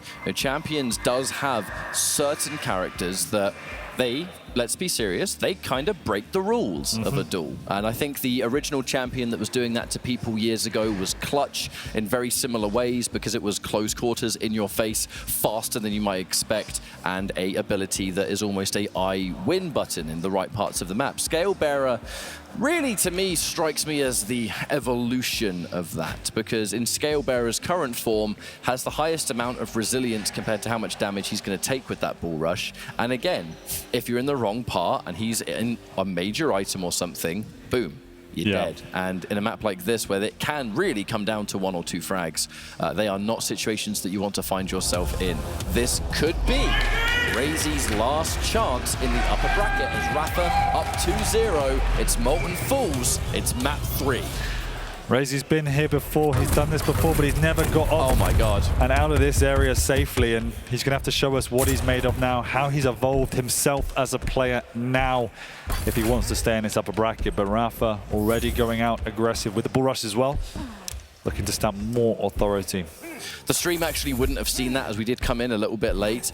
Ghost Walk was already forced. A bull rush fight happened near the rail area. We almost had a 1-0 for one of the 2 players before we even got to see what had happened. That is how fast things kicked off here. And it's all about recovery. Rafa, a light armor in hand, pushing a bit towards this Mega. But at this point, actually, I think wants to get some of that damage first. You know, Rafa pushing towards the Mega and just looking for it on its own might not have got out alive. And again, erring on the side of caution. But Razy's the one that's actually taking control of all of that chaos at the start. Rafa's, you know, fairly healthy. He's got a bull rush. Razy's a second late for this heavy, and the bull rush comes out just to get out. Just basically taking 35 damage from a rocket in a round due to the bull rush. Part of the power of it is you can just steal things away at speed and take no damage. And he's also going to try and contest for the next Mega as well. He's got the stack, he's got the position, and Razy has to go with the Ghost Walk. It's just 4 HP remaining. Rafa's taken all the resources away, and Razy is just left with scraps. Rafa didn't even bother chasing that. I think it was so unlikely Razy was going to head into the same direction Rafa was. Rafa was like, right, look, this fight is over. I'm going to take my stuff. You can take yours. I already won in terms of resources. And the next time we fight, I've got a fair idea over how weak you're going to be. And to be honest, if Rafa takes this Mega and Razy is nowhere to be seen, I kind of assume he's going to know that Razy's too weak to establish. And that's going to make this next fight a little bit worrying for Razy, because Rafa's going into this knowing, yeah, you've just hit me with a rail, but I know I've just taken everything in here, so what have you got left? Do you even have anything to take this? I'm going to just push you in with my LG. Oh, that's right! You haven't had armor for the last minute! Yeah, exactly that. And that's why we described him as 5 steps ahead. You saw that coming from 30 seconds, 45 seconds before. As you said, he knew there was nothing up on the other side of the map. He knew Razy wasn't going to be able to move, and he played that perfectly. Even when Razy hit him, he knew he could just bull rush through. Razy didn't have the Ghost Walk. That is the plan. It's like the Matrix. He can just see numbers on what's going to happen, and once again, he's crippled Razy. Part of the fear of why Rafa picks a heavy is he can just take all of the resources. Doesn't have to. And Razy goes up. He's never forced to pop a Ghost Walk. It's not what he wanted to do, and he's going to have to make the best of a bad situation. Rail comes out, but Rafa is still healthy enough to make his way across this Mega. Razy, though, does need to contest this. He needs to do something to try and halt the constant progression of Rafa. Unfortunately, he's unable to do so. Rafa's going to know that Ghost Walk is down as well. So if he gets any amount of major damage in this kind of encounter, didn't get a returned rail there. So, oh, that last little minute dodge. I mean, he just knew. The angle was in his mind, even though he wasn't even the one taking the shot. That's experience right there that leads to Scalebearer's really annoying dodge abilities. But so far, it may be a 1-0, but it seems to be a net win for Rafa. I mean, he has been able to take all of the important items. Razy does have Ghost Walk, but what would you do there? You jump down to steal the item and Ghost Walk? What do you do when you reappear? I know Razy's going to have to err on so much caution. Rafa taking these rails, but not caring at all, because every time that happens, the item belongs to him. Now the Ghost Walk's up. I'm going to steal away the other light, and Razy, for another time here, Dan, forced to retreat, unable to really do anything. We're about 4 minutes in, and Rafa has just been commanding this entire map. Well, we've seen this story before, Ketchup, as you just said. He's been taken off the map. He's got no resources. Rafa knows that. Rafa understands when the resources are up, so he knows where his opponent's going to be, and here he comes. My big concern, once again, it's the theme of this duel. Razy hasn't got anything to work with. 2 heavies, 1 mega, 2 light armors. He's hitting 70% rail, but my question is what happens when he starts to miss? Because then Rafa has no fear. And even then, every time Razy is hitting a rail, all he's doing is taking just enough armor away from Rafa to take the next light that's right next to it. Exactly. It almost feels like Razy is doing Rafa a favor by hitting this exit damage, because it's taking the lights from Razy, which he so desperately needs. If Razy only has 1 light, what's he meant to do on this next item? In many instances, that's exactly it. Rafa's strategy is to use their resources. He wants to use the stack because he understands when they're going to respawn, how to fall back to them. So that's exactly what's happening. He's taking these fights and then stealing the resources to get back up to that bigger stack and increasing the differential between them. Razy's stabilized, but the momentum is certainly against him as the pressure continues to build. Unreturned damage. Rafa's gone up the jump pad, but he's still so healthy. He's just shotgun it from a distance. What can Razy do? Razy looked absolutely stunned. There was a real look of how did that happen, but Rafa had the biggest stack he possibly could have. There's the bull rush. Oh my lord, oh my god. It's so fortunate for Razy that he had the Ghost Walk, but I guess it doesn't matter, because in this instance, Rafa is going to get a 3rd frag here. I mean, you're watching what happens when someone has 3 times the stack that you do. You have to do 3 times as much damage. No matter that they're bigger than you, you're not going to do 3 times as much damage, and Razy has absolutely no solution for how to stop this advance of Rafa. And reminiscent of map 1, Rafa doesn't even want to rail. He just wants to close the gap because he has the stack. And as you said, he can use that stack, he can use that resource to bully his opponent and take their resources away. Razy is being starved at the moment. Yeah, I just looking at these stats and it's absolutely brutal. 10 heavies versus Razy's 2, 13 lights versus Razy's 6, 11 mega health versus Razy's 1. And at this point, bull rush. That's good though, gets caught up against the wall. A mishap, a fight that didn't go his way, and Razy lives to fight another day here. He does indeed, and it's just before this mega. Rafa's there, but he doesn't want to push. He can't push. Razy without the Ghost Walk, but Rafa without the weaponry. Gonna double on back, do a little bit of tickle and machine gun damage. He's still in the area, and the mega is there to fall back on. And Razy has to now win this heavy. It's a big item for him. That's why he's rocket jumping up. He might even Ghost Walk across. Rafa's defending it. There it comes. 3 seconds to it's up. He's also got an angle, but he misses the rail. Rafa gets out for now, but Rafa, now he's on the ropes with no resources. And at this point, the only comfort Rafa is going to have is the knowledge that Ghost Walk isn't available. Is that going to mean anything right now? Who knows? Because Rafa has to focus realistically on just getting that stack back up to a safe level that we can fight with. The moment that happens, we might start to see a little bit of the change in confidence. Rafa may be on the back foot here, but is still 2 frags in the lead. For as long as this map's going to continue, Razy is going to have to come to you. And that's the only comfort Rafa can take. Now, Ghost Walk available. So is Bull Rush. In this instance, Rafa is going to play slow. Listen, where is Razy going to be? The moment there's even a chance of an angle, out of there. Not playing any games. And oh, good lord! Razy nearly getting completely sent off the map. Oh my good lord! 3 in a row. Rafa finding something out of nothing here. Wow. Wow, wow, wow. 4 rails in a row from Rafa. Razy having to put the aggression on, trying to find his opponent, and that's what happens if you make a slight mistake against Rafa. You get punished. And all of the wind has gone out of Razy's sails now. Is there anything left in the tank? I don't know. I feel like that could have ended the map just on morale alone. That was such a key sequence from Razy to think, right, I'm back in this. Rafa is not as healthy as he has been. I have some level of control over this map. I have the chance to do something. Direct rocket, 3 rails, you're dead. I mean, if that doesn't crush your spirit, I don't know what will. And there's barely any time extra. Super shotgun, that one was just rude. And the GGs have already rolled out. That is going to mean that Rafa is the first grand finalist of QuakeCon 2023, the World Championships, and the comfort zone of that upper bracket side. What can you say, Ketchup? What can you say, Wheat? Is this our champion? Because that was certainly a champion's performance. The GOAT is back. Yeah, I think that's just it. You can't necessarily look at this and say, oh, Razy played poorly. I think I would look at it and say Rafa played immaculately. Just so much. They played 2 different games. Yeah. Rafa played a game with items and Razy played one without. And they had to play with different setups and different rules, and Rafa was the one dictating them. To have that level of focus, even now, even after all these years, I'm sure the crowd support really means a lot, as he did mention in the interview earlier today.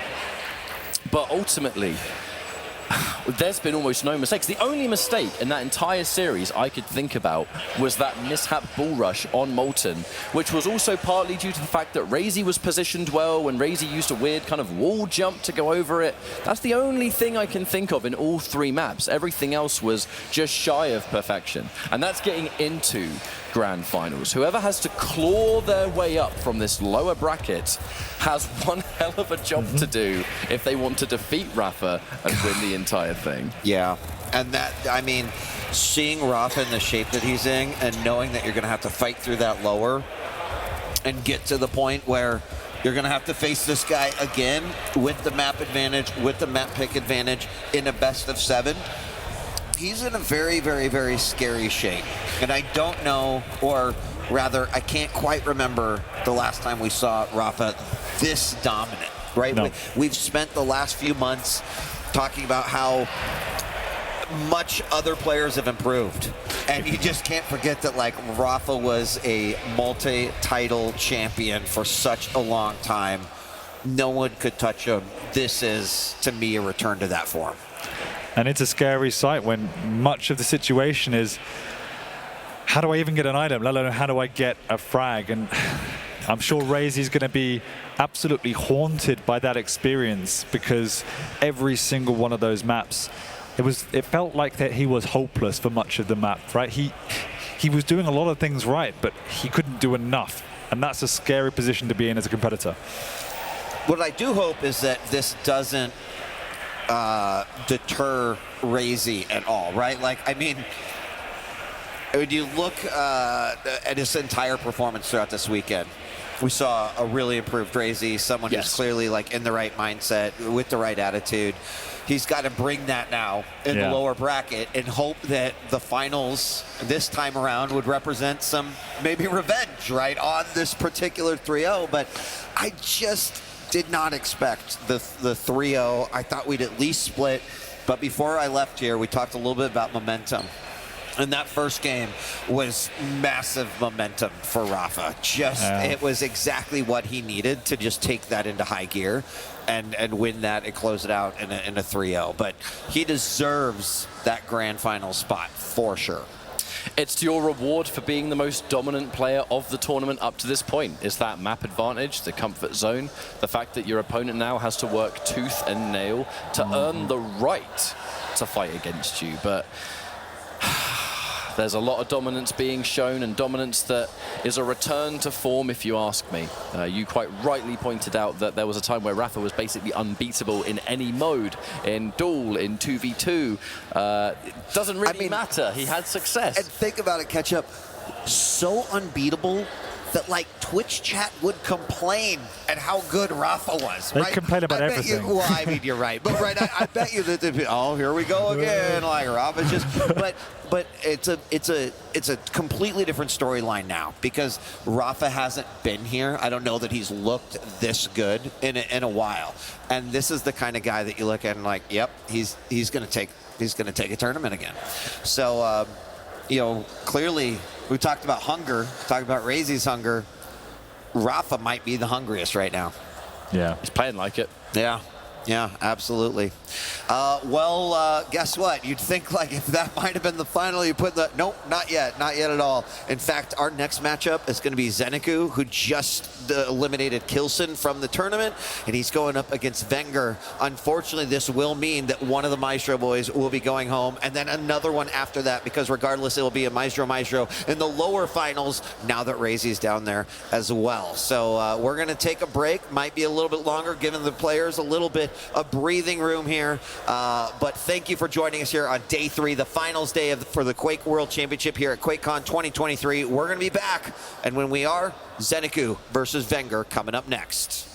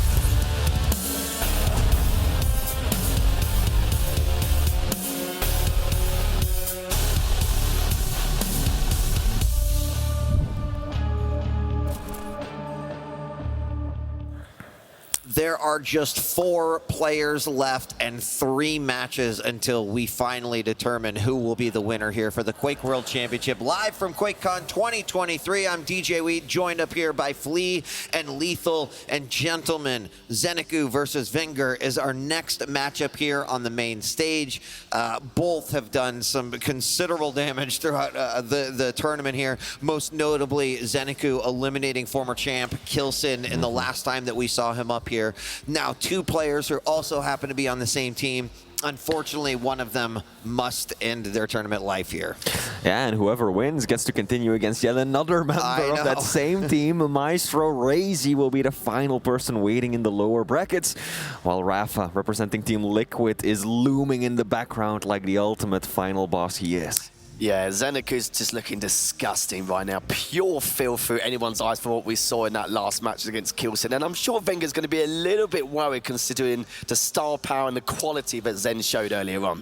Yeah, you know, Wenger, we know what he's capable of. We know the incredible play that he can bring to the table, but it's a little bit like he's been walking a tightrope over the last couple days, and he's like lost his balance just a little bit, but then caught it back on.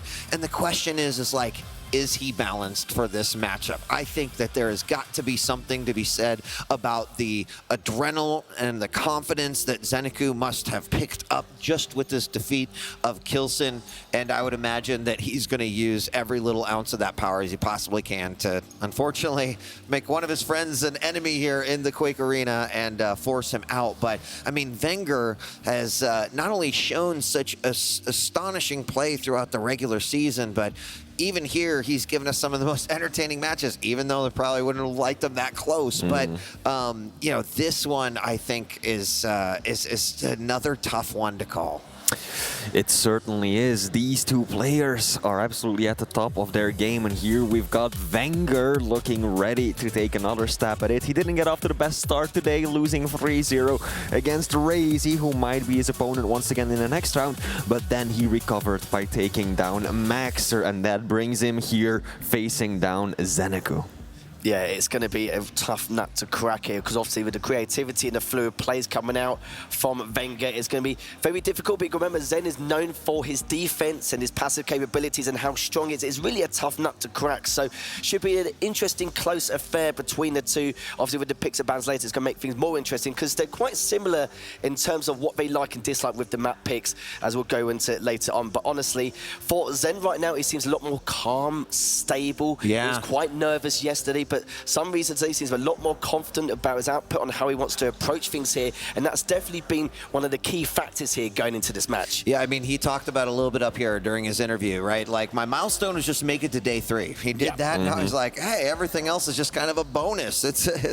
And you know, what a bonus it would be to take out Wenger and continue on in that bracket. I mean, I don't think people would call me nuts if I said he still has a chance to take it all of the way. He's got 2 big giants right in front of him. But you know what? We haven't heard from Zenecu. We did an interview with him yesterday at the desk here, but we also talked to him before day 3 began. Let's see what he had to say.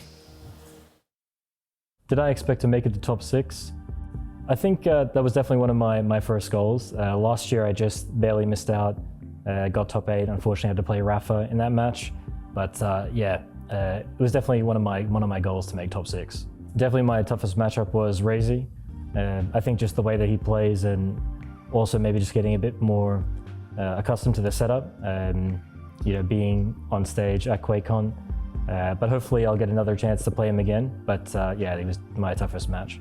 My best win for this tournament so far. I'd say definitely versus Chain. I think it was more of a mental battle for me because I really put a lot of energy into, you know, trying to beat Razy, and unfortunately very close games, only just 1 frag on that last map.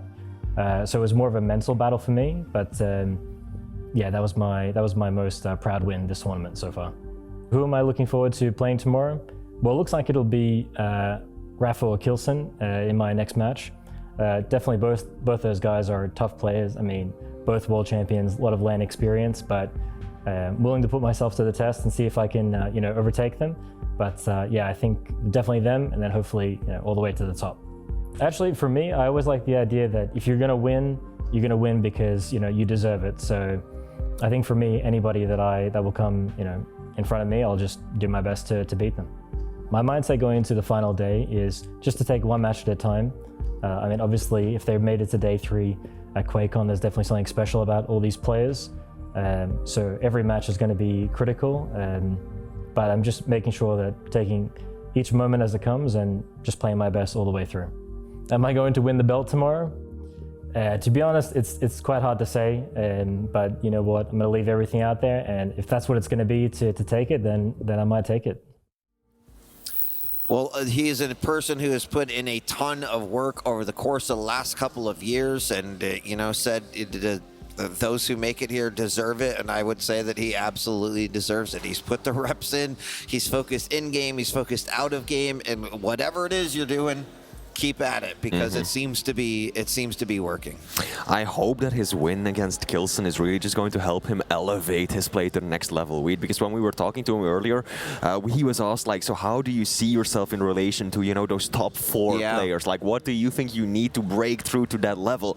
And he was still talking about, well, I could do this and I could do that, but maybe taking down Kilson on the main stage 3-0 might help change his mind and might put him in that mindset of, actually, maybe I'm already part of that level. Maybe I can indeed run this one home. Yeah, ridiculous scoreline in itself, and if that's not a confidence booster, I don't know what it is from what we've seen so far. And honestly, for him, this is the best time for him now to try and at least elevate his gameplay and defeat Wenger if he can. Of course, like we said before, Wenger, he's full of surprises, full of traps. It's very difficult to kind of establish what style of play he brings, depending on which champion and maps are going to be.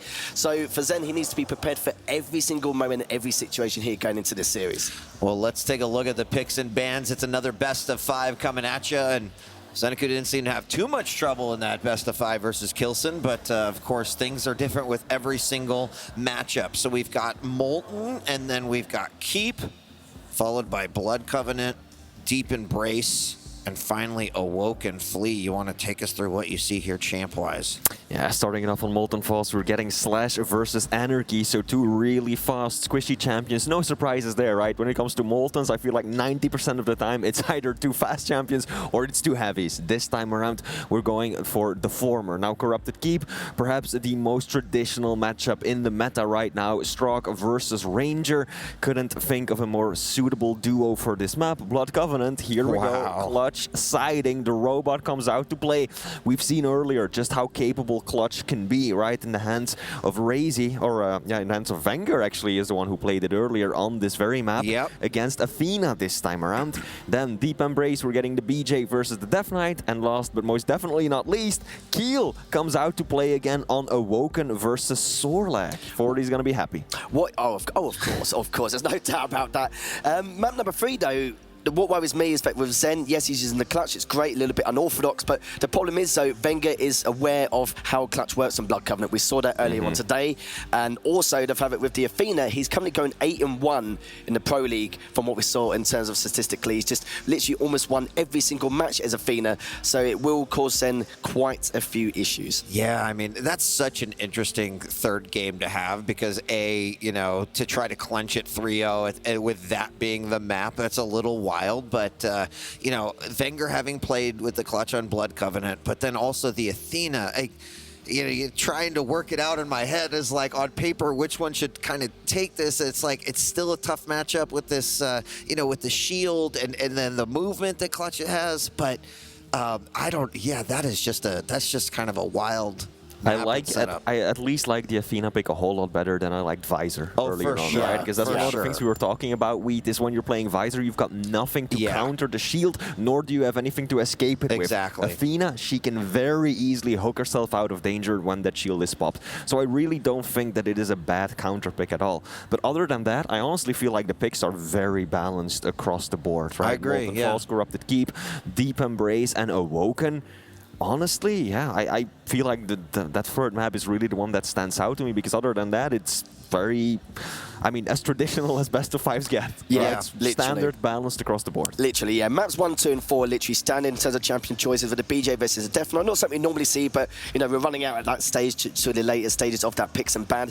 It's just maps 3 and 5. That's what I'm debating on the course of like how things are going to go. Of course, we know 40's going to be praying for map number 5 with the Keel versus the Sorlag, but we'll have to see how things go at a later date if it gets that far. But honestly, I pray it does, because honestly, this is going to be a right banger to kick things off in this loser semis. Yeah, I mean, I kind of hope every match goes 5, you know. Yeah, Just, this is a little selfish as a Quake fan. How dare you. But that 5th map would be really interesting. I mean, like watching Rafa and the Sorlag, like he got a couple of spit frags in that particular map.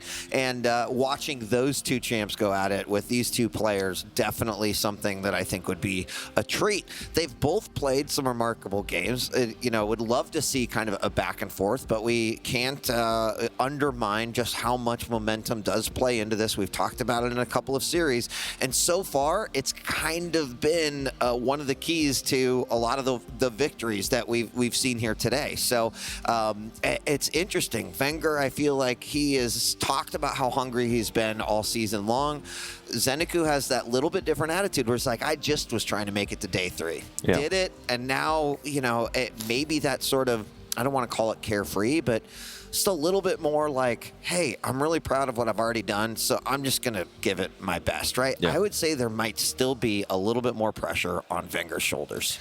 There probably is, yeah. I think that going into this, Zeniku is probably feeling more calm, just more confident. I'm not sure if confidence is the right word, but he's definitely feeling more calm, more laid back. But Wheat, you get to lay back yourself and enjoy the show from the green room. We'll see you all soon. Gonna hope some words from encouragement from the audience, because we've got a maestro battle on our hands. Zeniku versus Wenger, starting it off on the point of view of Zeniku. As we kick things off as well, Zen just pick up the heavy now with the shoddy, and now just getting all the weapons, all the treats in his arsenal here. And yeah, this is going to be a slobber knocker in itself, because we know that most of the Maestro gang have been practicing leading up to this event, so they're going to know each other very, very well. So a lot of mind games are going to be played here. And Molten Falls is going to be a nice way to kind of ease ourselves into this series to see how things will play out and who's going to be able to dictate the pace this early on. Now, just to take a moment to talk about their recent match history. They've played each other 3 times throughout the Quake Pro League. Wenger has won 2 out of those 3, including the most recent 2 without dropping a single map. So it's been quite some time since Zeniku has been able to secure even a single map during league play. Wasn't too rough. I was waiting for you to say 3-0 then at one point, so I was like, oh, okay. Hopefully we'll make that a 1 and maybe improve the win rate just that tad bit more, as we'll find out surely. But as we said before, just taking it slow, just easing things here as the LG does come out there from Wenger, as he's just now backing away. But again, just trying to at least contest these items, but they're not contesting each other's items as of yet. But you can see already Wenger flying on in, as we said before, he's got a lot of creativity, good rail there, then has to back off once again. Yeah, the defensive rockets just weren't connecting there at all. No damage dealt, and that is putting Zeniku right on the back foot. Still around 10 seconds before the next major item spawns. Wenger knows he's got the advantage, but now finally the rockets are connecting. Still Zeniku, he's got to get out. He can't stick around for this next major item to spawn. Luckily for him, they're spawning at pretty much the exact same time. So as Wenger secures the heavy, Zeniku does escape and fall back on the Mega.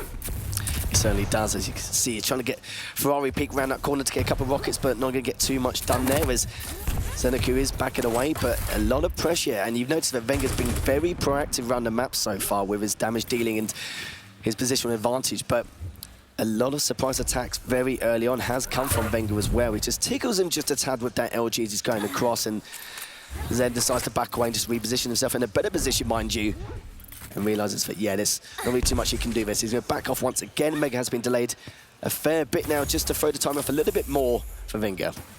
I like the caution I'm seeing out of Zeniku. He really realized that pushing in there probably would expose him to more damage than it was worth.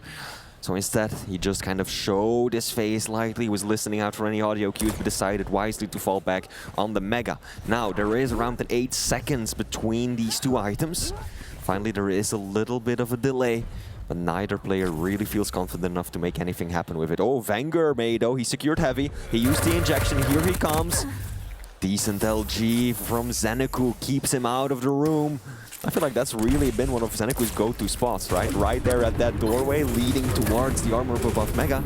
Oh, a lot of tribal damage, but the rail slaps right back, and Zeneku, this is what, second, third time that he's escaping with a sliver of health and has to go right back to the drawing board to restack. And you notice as well, Zen's quite aware with some of his surprise attacks coming out from Wenger, so he's making sure he has the LG in hand for the majority of the time. This is another great example because Wenger, again, making the same rotation to try and get behind him. So being a little bit predictable now of how he's trying to attack the premise of where Zeneku is currently, as Heavy will be up in the next 10 seconds. You can see already Wenger just on the other side making preparations for it. Yeah, indeed, that really feels like it's Zeneku's safe space, right? That's the spot that he likes to hold down. He's relegated the Mega, or the Heavy rather, and that's very clear if you look at the split of the items as well. So far, Zeneku has picked up only 1 Heavy and 6 Megas. Meanwhile, Wenger has done the exact opposite. Only now, Wenger finally able to bridge the gap between the items in time. With little opposition, and he's stringing both of them together, but that is a good rail from Zeneku.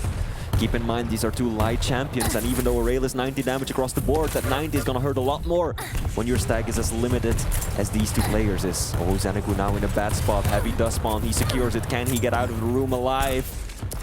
Oh, so close. It's Hedron on the edge there. You kind of feel like Zeneku right now is just delaying the inevitable, but as we mentioned before during the pre-show, is the fact that in terms of Zen's defense, it's quite hard to crack. As we're now approaching the halfway stages, still no frags to either player's name, even with some of the, I wouldn't say interesting, but good attempts from Wenger so far. Absolutely. It's definitely been Wenger who is the one applying the pressure.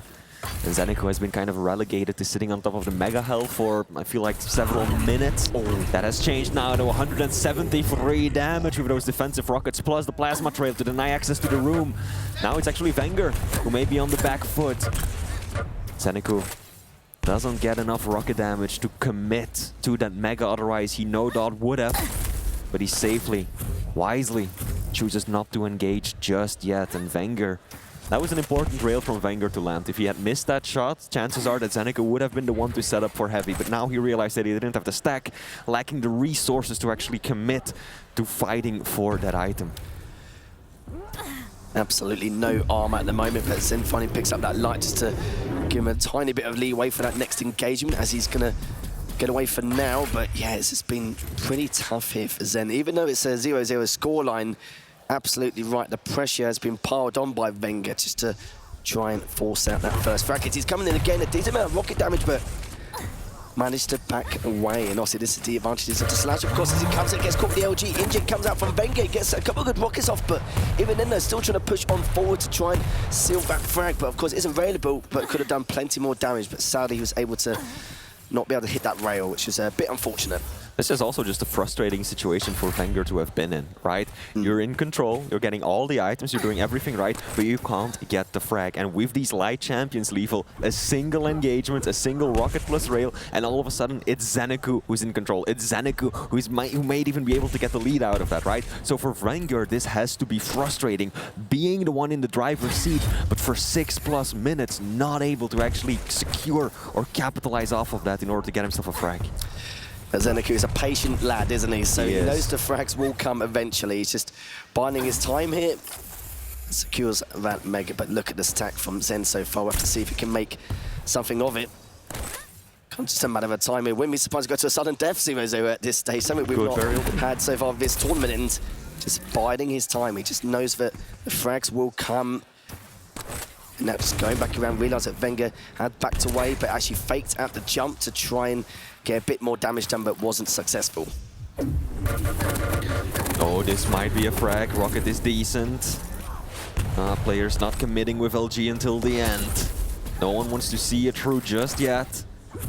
They both realize, yes, they're fast, but their opponent is just as mobile, just as speedy as they are. So if they fall on the back foot and they've got to run, try to keep that scoreline, their advantage intact, it's going to be rough. So no one wants to be the one to drop this first frag this late into the map under these circumstances. Oh, an LG Bout comes out here, but we'll have to see if this escalates. But that was such an important one, but he manages to get the Mega, and he was available, but rails him again, and he hits one more, left on 3 HP, and still trying to get away. He's come from behind and takes him down. Wenger finally, for such a long time, finally indeed, 8 minutes in, getting that first frag. Might turn it into a second one, but the rockets just aren't connecting.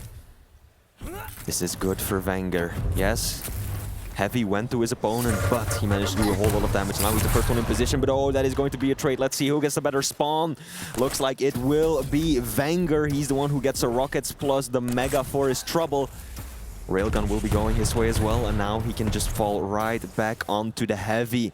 He knows that Zeneku is in no position to just rush this down. Oh, big rocket as well. Zeneku still tried to go for it. I don't know about that one. He should fall, and indeed he does. And he barely took any damage either. Look at the stack he has. Also 20 items for Wenger, only 13 for Zen so far. 45% rail from Wenger, and it really does show as well from the amount of pressure he's piled on for the entirety of this matchup. 1 minute left, and still Zeneku needs to find those 2 frags, but Wenger's just looking way too strong in a moment to be able to comply. Yeah, I feel like that final push may have been a critical mistake. The only critical mistake we've really seen Zeneku make so far. Right, he really didn't have much to work with, and yet he just popped the plasma trail and went right in hyper aggressively, even though he still had time. Defensive rockets are on point. Zeneku sacrificing a lot of his stack. He's gonna go for it. He needs to get the frag now, or this is gonna be GG, and that is indeed what that rail will spell. Wenger should be able to now drive this one home, especially after taking the Mega health. And here we go. The Italian player from Maestro Gaming is going to get himself a 1-map lead. It is over and done. Yes. 1 HP, just to add insult to injury there. My goodness me. So it's going to be GG's there in this series. First map does go to Wenger, and what a way to start things off. That was clean as anything you could ask for. Very much so. Now we're taking a look at the final stats on screen. Wenger around 700 points of damage over his opponent. Major items still favoring the Italian as well. And this is what I am happy to see, Lethal, because I've gotten to cast both of his previous games, and every single time, even though he would win a map, he would do fewer damage or less damage, and he would collect fewer items. Every single time. And I was talking about how frustrating that must be for him, because yes, you get the win in the end, but it's in no convincing fashion. It's nothing to really feel all that good about. And now, finally, he's starting to outdamage his opponent. He's starting to get that control and drive it home. So I'm glad to see that development on Wenger's end. That match against Razy has definitely triggered something, hasn't it? Absolutely. He's got not just better timings, but better prep for these items as well, better control. How proactive he is, his accuracy is just incredible. 50% rail against Anarchy, so against a Slash Ravi, can't really complain, honestly. That is just ridiculous in itself. So his aim score, everything else is, you can see the passion, how much he wants it compared to when he was on the upper bracket. He's obviously getting a little bit fed up and he wants to try and prove himself, and he really has been. We've seen a different style of Wenger compared to what we witnessed against Razy earlier on. Absolutely, this is a much more confident Wenger. Nice little rail there at the end. That was the kill shot. That was the one that sealed the deal for map 1. Now map 2, Lethal is going to be a different beast altogether, because as important as the railgun was on Molten Falls, as irrelevant, as non-existent even, it will be on Corrupted Keep, the only map without a rail. So we're going to see Stroke being played by Zeneku, matching his tattoo. Zeneku has got a wonderful Stroke tattoo on his leg versus Wenger running the Ranger.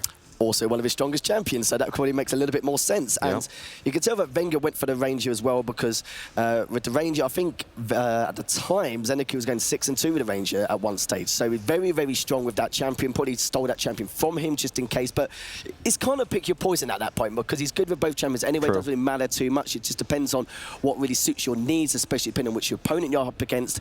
And against someone like Wenger, you probably want to take the Stroke away, considering how aerodynamic he can be and how efficient he can be, but also, like I said before, all those surprise attacks, the movement speed he will abuse in order to get some drive-bys in. But, of course, no rail involved, but we know that Zen plays this very slow, very defensively on Corrupted Keep. He did it on Molten Full Zen, but there wasn't really any window of opportunity. There was no openings there. Wenger didn't really give too much away, and when he did, it was always him succeeding due to his aim skill complementing all these surprise attacks. So now Zeneku is a bit of a different beast this time round. There's no rail involved, of course. There'll be a lot more of the heavy machine gun use from Zeneku, I'm sure, but I'd love to see what Wenger's going to come up with to try and break Zeneku on this map. Yeah, now things to really look out for the peeker play, right? There's no railgun, so it's very difficult to take down that robot before it does significant damage to you.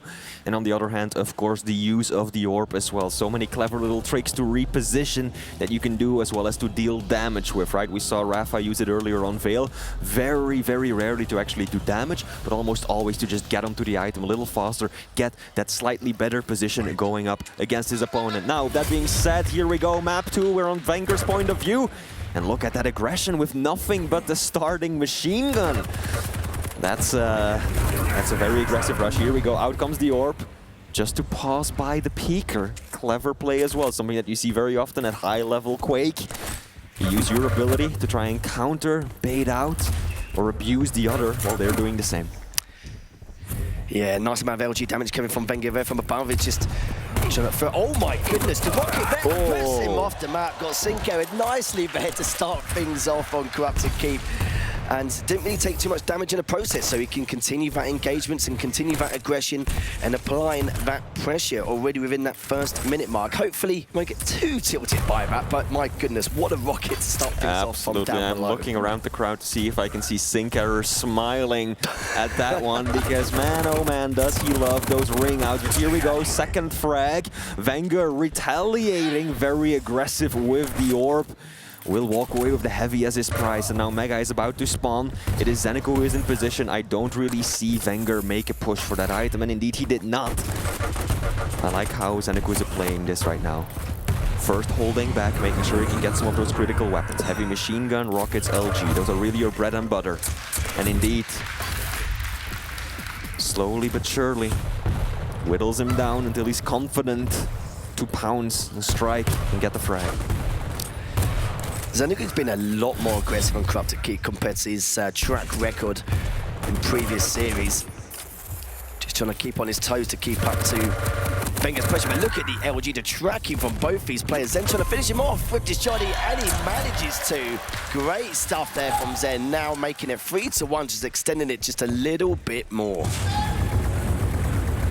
Peeker comes out from a bit of a distance, no damage being dealt, but I like the play, right? He knew that there was nothing in Wenger's arsenal that could effectively deal with the Peeker at that range, and that he was in perfect safety. So why not just go for it, right? Even if you land just a few of those blaster shots, it's free damage.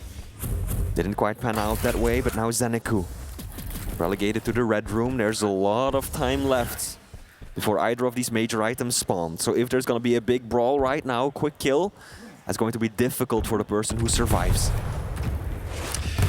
Zen been a little bit cautious there. He knows he got away with that rocket earlier on. It does want Wenger to do the exact same. Both of you said defensive rockets, but it looks like Wenger will win that little bout. 4 very heavies as you orbit in, almost taking down left on 2 HP, but using the Peeker to try and finish him off. He might actually be able to. Oh my goodness. So weak, teetering on the edge of death, but he might even catch him in the red room, but he doesn't. No, that's too bad. If Zeneku had turned the corner, that should have been a free kill for him. And now he's just playing it by ear, listening out for the sound cues. Wenger does have the LG. This is not working out for Zeneku. Oh, he lost like 100 points of stack without doing a single point of damage. And that is good for Wenger. From being at death's door, he's now the one with the supreme stack. He's the one who's in position to take the Mega. This is good for the Italian. Here we go. This might be another frag. The orb is ready if he needs it. Doesn't even need to burn his ability. Excellent play by Wenger. How's he gonna approach this? Nice LG. Zeneku is hitting back accordingly though. There comes the orb and the shotty. Yes, indeed. Talked about creativity. That was just a great example of it there. Not something we normally see too often. It was a risk. It's definitely paid off now, tying that scoreline. Approaching the 4-minute mark. Oh, catch him a little bit flying with the LG. Heavy will be up in the next 15 seconds, so let's see how both these players are going to try and approach it here. Oh, that rocket's going to put an absolute halt to that, any kind of pressure onto the Heavy, and Will needs just to try and survive for now and just create that recovery process. Oh, he actually got, oh my goodness, the direct as well, but using that Pika to try and get something done. It's actually getting a little bit more unexpected, but it stops him from getting for the Mega. It's down to 1 HP. The Mega's just sitting there, but again, you can see Zeneku going straight for it and takes the lead, 4-3. Didn't even connect with the super shotgun before dying, so that was no damage for Zeneku. Meaning that he's got a supreme stack right now. He's on the hunt, he knows that Heavy is about to spawn, wanted to do a little bit more damage first. This is looking wonderful for Zeneku right now. Nice little delay between the items as well, nearly 20 seconds. So that gives him ample opportunity to walk away with one. Unfortunately for him though, Wenger is right there. Doesn't want to allow his opponent full control, wants to make sure that that stack never reaches critical levels. Now it's LG on LG, stacks are actually pretty comparable. Zeneku decides that he does not want to stick around for the risk. I can relate, I understand. Good decision, good decision.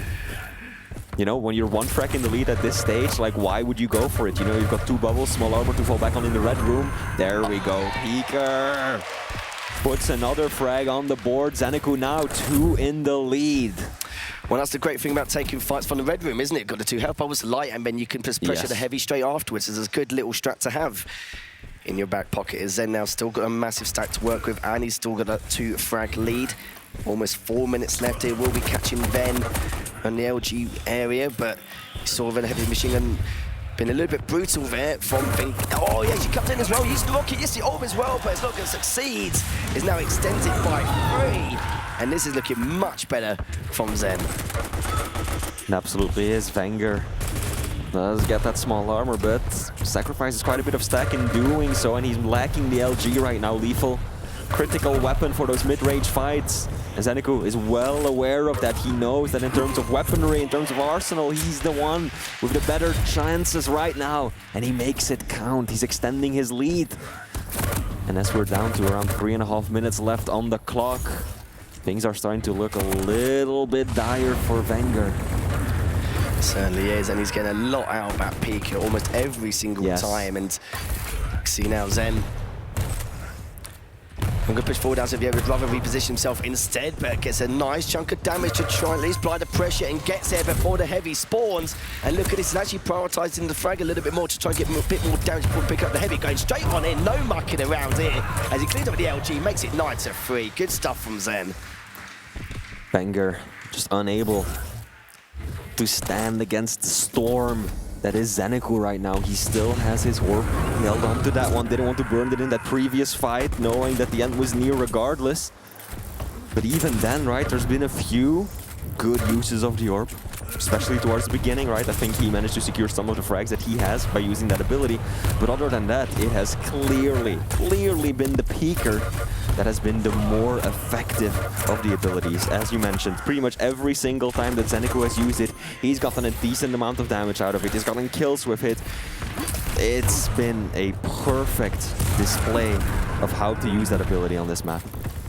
One of his strongest champions, and this is exactly why, as we've just got 2 minutes left. Oh, here we go, Wenger flying on in to try and secure that full frag, and he needs to take a lot of risks now, and he hasn't really got much time either. 15 HP, he's at least recover a little bit, but it's Zen's job now just to at least delay the time as much as possible, which he's going to continue to do here. The Mega is up, and Heavy won't be up for another 20, so it wouldn't surprise me if Zen started playing a little bit more passively. 7 frags, deficit, so going to be pretty bleak here for Wenger to try and claw back from, considering the stack differences as well.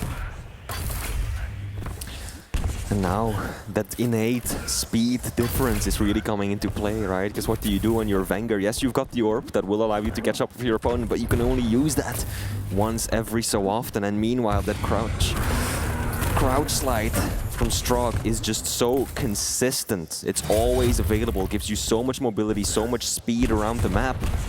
That makes it almost impossible for Wenger to catch up with his opponent.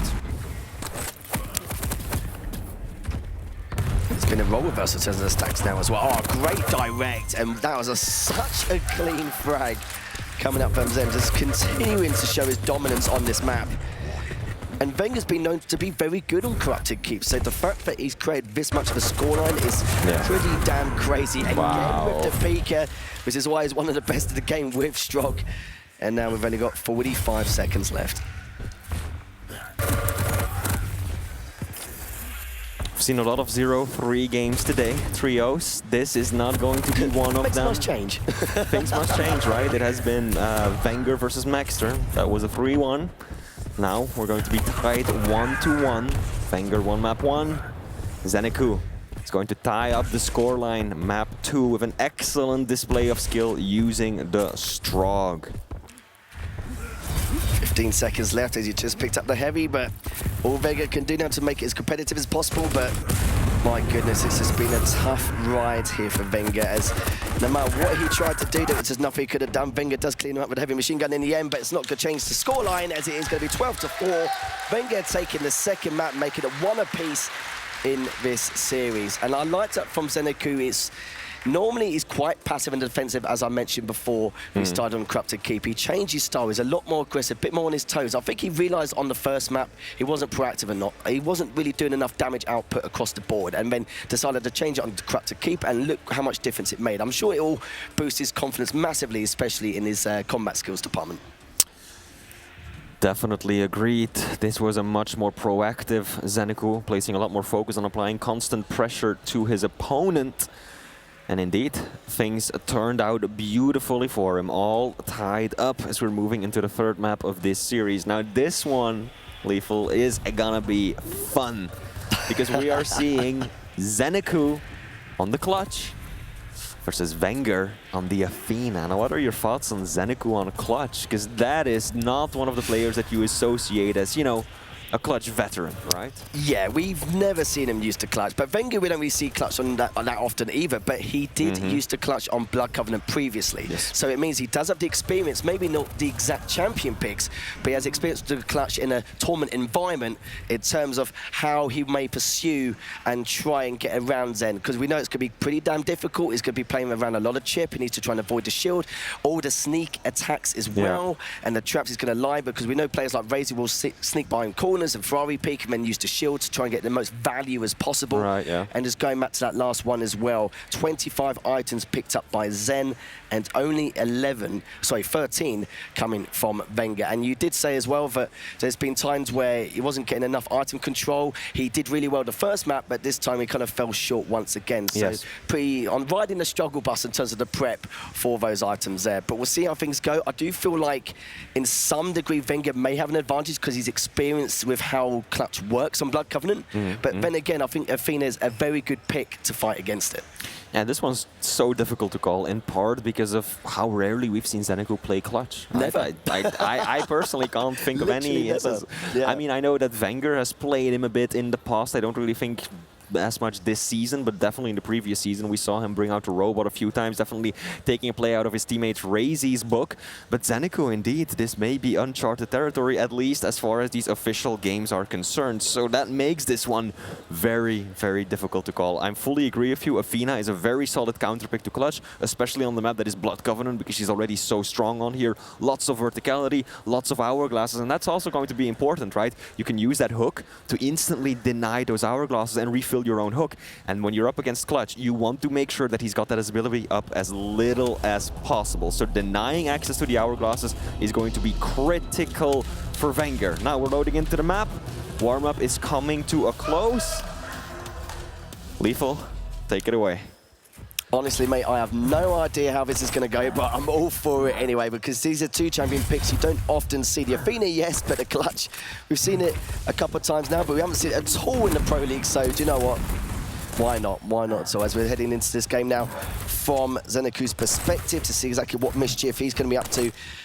He's got all the weapons in his arsenal already. That first rail, second rail coming up from Wenger. Obviously taking a chunk of damage already. Now just looking to be on that recovery process once again. Mega will be up any second now. It looks like Wenger's also going to be heading towards it, but we'll find him down below, hits him again, and just constant attacks coming out from Wenger, going 4 for 4. I know it's as big as a billboard, but my goodness, it's hitting everything and using the shield just to try and stay alive. And Zen, after all that damage he took, he still took him down, and Ben gets to trade straight afterwards. It's a tale as old as time, right? Clutch pushes in with the shield, gets the frag, he's low on then because he's so easy to hit, such a big target. Instantly gets the refrag as well. Now Zeneku, yes, he got the first frag, but it's all tied up. He does manage to rebuild that shield of his, ready to pop it. But he doesn't have any armor to his name, so even if the shield comes out, if Wenger can land a rail to start things off with, he might be in a good spot. That's one rail. Oh, there comes the shield. Oh, that's a very, very defensive shield. That is excellent for Wenger, right? He basically burned that for free. They traded rails. Zeneku popped the shield. I'm not sure if it was defensive to try and, you know, dissuade his opponent from pushing. Maybe he himself was considering going for the lunge across the map. I don't know, but ultimately it was a largely wasted ability, and that is given Wenger some opportunity to deal damage. But shield's already back up in just a few seconds. And that's what we were talking about as well. Wenger's already played his Clutch and Blood Covenant previously, so he knew this would be a viable option using that Athena. And he's really putting it to good use. He knows what would be a good enough counter to at least be able to do efficient damage. But you can see as well, he always keeps at least one hook in his back pocket in case something does come into a bad engagement or bad positioning. You can see he's just hiding behind that pillar so far, trying to get around him. He's got the stack to force that engagement as he sees fit, but do you know what? He's looking to try and get that rail shot. He manages to get it, and now pushing towards Zen once again. He's looking to pile on the pressure. He hasn't got another hook, so sadly he can't continue that aggression as of yet, but again, using that shield for its defensive purposes, which is an absolute no-no. And here we go. Excellent play from Wenger. Might be able to clean it up. He's just got to be careful for those rockets. Super shot. He doesn't quite deal the damage that he needed to. And Zeneku will escape. But that being said, Lethal, I have some serious concerns about Zeneku's clutch already. This is not how you want to see a clutch being played on this map. Using the shield defensively to almost no effect, constantly eating rails. Let's take a quick look at the statistics, right? Zeneku, 28% railgun versus 58 by Wenger. Wenger doing more damage with the rail alone than Zeneku with every single weapon combined. Now Heavy will spawn in time. Wenger should be able to get out of this cleanly, as we're still tied 1-1. Yeah, this is looking pretty brutal. It feels like it should be a lot more in terms of the scoreline, but the fact that Zen's kept it one apiece is just a feat in itself, but needs to make better use of that shield. I understand why he used it. Of course, he doesn't want to give away free frags, but even then, though, it's delaying him by another 30 seconds approximately, including those hourglasses, but he's really trying to get away, manages to, still has another hook, but does pick up the light and does recuperate. Heavy is up, so is the Mega. Both players just delaying it a little bit here, as he's now going back over towards the Mega, which is quite interesting in itself. I mean, the way you want to play clutch, typically, right, is you use your ability, the shield, close the gap, get the frag, while your opponent respawns and is, you know, finding the weapons again, getting their bearings, you pick up the hourglasses and you get your shield back, and that's how it continues. That is how you want to play clutch on paper, in theory. But when we're looking at Zeneku right now, it feels like we're miles away from that being a reality, Lethal. Certainly are indeed. As now Wenger's just playing it a little bit slower than usual. Mega's still up, mind you, does find him, so he will have an educated guess with the timings, but gets a rail of his own, is going to try and get away, manages to, does have another hook, but you can see already Zen being so aggressive. He sees that window to try and drop on down, does have the shield on top of it, and almost takes him down, but sadly wasn't able to, looking to try and lead his flank back around, but isn't able to, which is a bit unfortunate. Indeed it is. Now Zeneku, actually looking good. Look at the stack difference, Lethal. The robot so stacked, plus he still has that shield available to him. Falls back on the Mega. I also like the restraint from Zeneku right there, not to use the shield to try and chase him down. He's really holding onto it now until he can actually make it count to secure that frag. Because he knows what Wenger wants to do, right? Wenger wants to bait it out, hook away, and here we go. Now Zeneku knows there's got nowhere to run. Doesn't even get the Heavy. That was perfect by Zeneku. He realized that he's so far out in the back, I can safely use my shield without him just hooking past me and just nullifying that ability again. So excellent push from Zeneku. And Wenger is going to be disappointed with that one, but oh my god, the stack that Zeneku had evaporates when faced with those rockets and rails. And of course, he didn't have that shield either, so that was an easy trade coming out there from Wenger. And I think that must have been one of the first offensive shield plays we've seen coming out from Zen earlier on. Of course, he's been using it defensively time and time again. It's probably his first main opportunity to actually be able to use it. And now Wenger's applying on a lot more pressure, better pressure than we saw compared to what we did actually halfway through. But at the very beginning of the game, his rails were just incredible so far. What a rail shot there coming out from Wenger. Hits him on spawn again. Another two. My goodness, the man is on an absolute mission here. Goodness gracious me, all that damage, and now looking for one more, trying to get a vertical angle here, misses those two shots, one more just to do it, and now he makes it that fourth frag to his name. Wenger, there we go, another one. Wenger, 64% railgun accuracy, make that 66. Here we go, Wenger extending his lead. Seemed like a minute ago everything was looking up for Zeneku, but now the tables have turned. Out comes the shield, but he's so far away, most of it is going to be gone by the time he gets there. And Zeneku realizes the positional advantage, the stack advantage that his opponent has, and wisely chooses to disengage, but even then, he's opening himself up to these rail angles. He cannot afford to do that. 3 minutes left, 3 frags to go. Possible, yes, but against Athena, unlikely. Especially in Athena, that just won't bloody miss. 67%, 2,500 damage with just the railgun alone on the side of Wenger.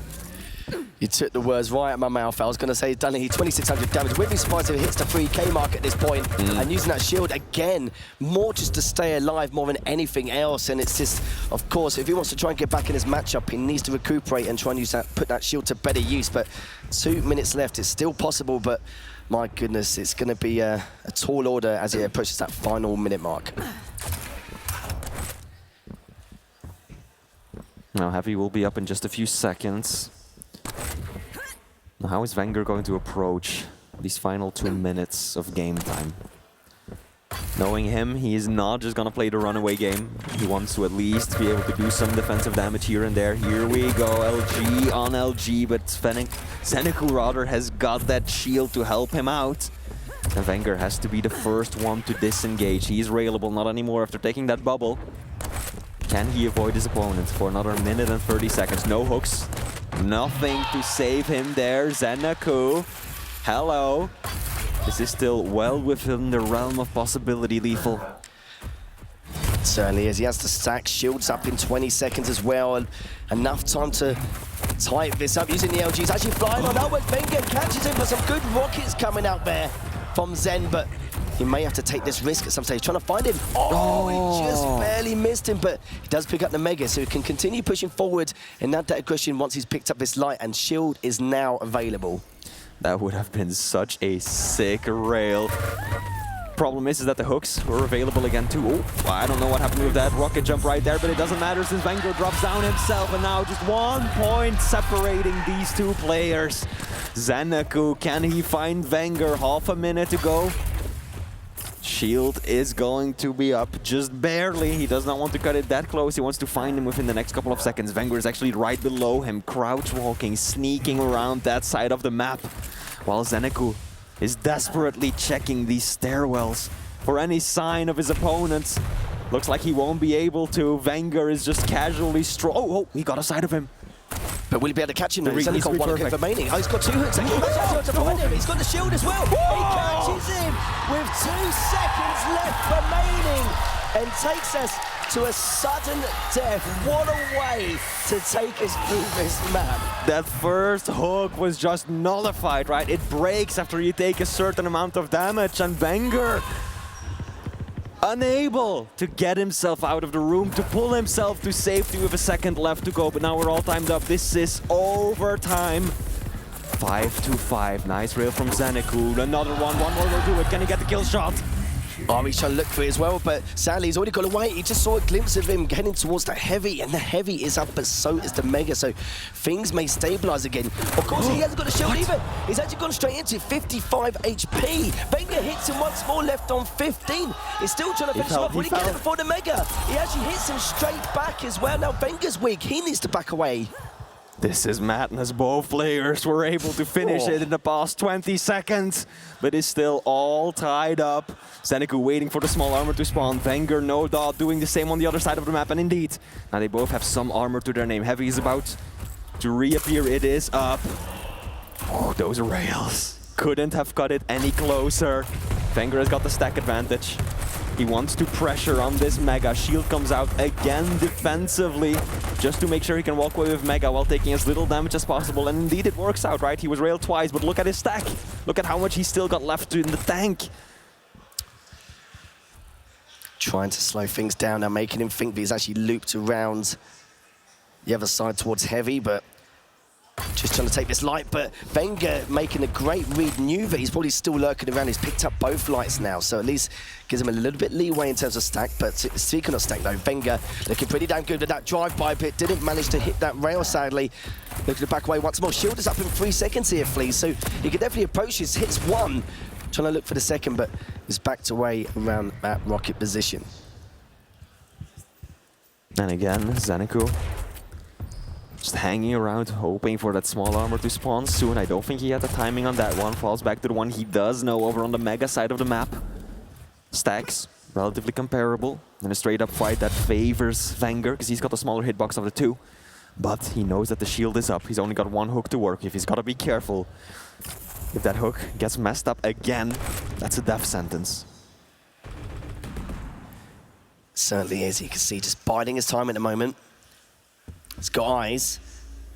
Waiting to make that peak. That's the first rail. Wants to try and get a little bit more if he can. He knows he has the shield to contend with if he wants to re-engage, but he steals the light and manages to get away. He's just holding that position. He's just daring for Wenger, basically saying to him, you want me? Come and approach me. I've got shield waiting for you. It's actually going to come towards him instead, but look at that. He gets to Heavy and manages to pull away. Wenger now has got to be fast, making his way over to the Mega. Oh, Zenecu was actually taking the high road right there for a moment, and now he's starting to slow things down. He's hoping to catch his opponent in a trap. He knows he's got the better stack. If the shield comes out, here we go. Kind of clips the side of the teleporter doorway right there. One rail. Misses the second. If he would have landed that, that would have been every sign he needed to push with reckless abandon and clean this one up. Oh, misses. A very important rail. Here we go, Wenger. Doesn't have any hooks anymore. Rails being exchanged, both players taking a hell of a lot of damage right there. Lethal, this keeps being so close. This is not good for my heart, I can tell you that now, as he drops down underneath to see if he can rotate around to get some recovery, but realises that, yeah, there's absolutely no point. Wenger's just going to abuse the verticality if he goes that way.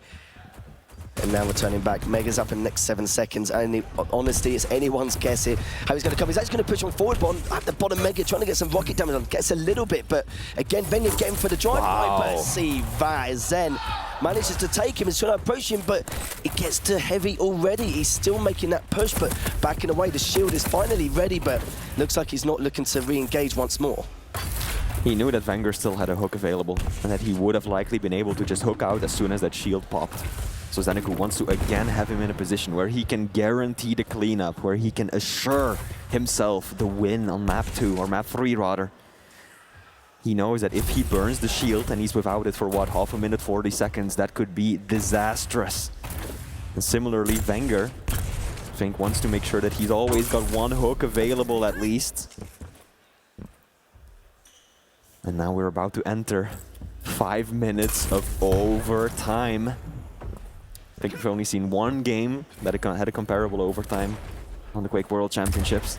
I think that was last year. It lasted about 10 minutes with 2 medium champions of no mobility. But it's not like these two are lacking mobility, which is quite crazy. We had Kills and Maxter. Oh, yes, we did. Keep. I think that was around 6 minutes or so. So that's one that I was thinking of for this year at least. Still trying to get a little bit of damage done here, but both of them are playing quite patiently but aggressively as well, just trying to be proactive around the map here. He's going to turn around and then remember he's still got that shield, and Wenger now has his 2 hooks available. He's actually just going to try and sneak away. Oh, it goes through with that drive by rail as well. Trying to drop down, but he gets hit again. It's once more left on 19 HP. Wenger trying to find him, manages to get him, and the 3rd map will go in favour of Wenger. Those 3 rail shots, he's been waiting that for ages. Absolute time in anything. What a marathon of a map. And you could very clearly see that that was his game plan, right? Lethal is pointing it out to me on the screen. 3,500 points of damage with the rail for Wenger out of nearly 6,000 in total. That is the highest damage count that I have seen for the entirety of this tournament. But as I was saying earlier, that was really part of his battle plan into overtime. Keep my distance, and I'm gonna wait until I land a few rails, and then I'm gonna go all in, because he knows, right, that the advantage is his. He is so much smaller in terms of hitbox than that mighty fridge that is Clutch. So if you run a simulation 100 times over, he is always going to come out on top in terms of accuracy in these fights in the end. And so it was just a matter of time for him, as long as he could stay away from Zeneku for long enough. Meanwhile, Zeneku was trying to do the opposite, right? Land an opening shot, get close, and finish it off with the shield rockets LG. But ultimately, it was Wenger with that beautiful volley of rails, and that was such a sick kill. Literally a second left on the clock. And that first zip, the hook, it got broken. If you take too much damage while hooking, it breaks and you fall right back down.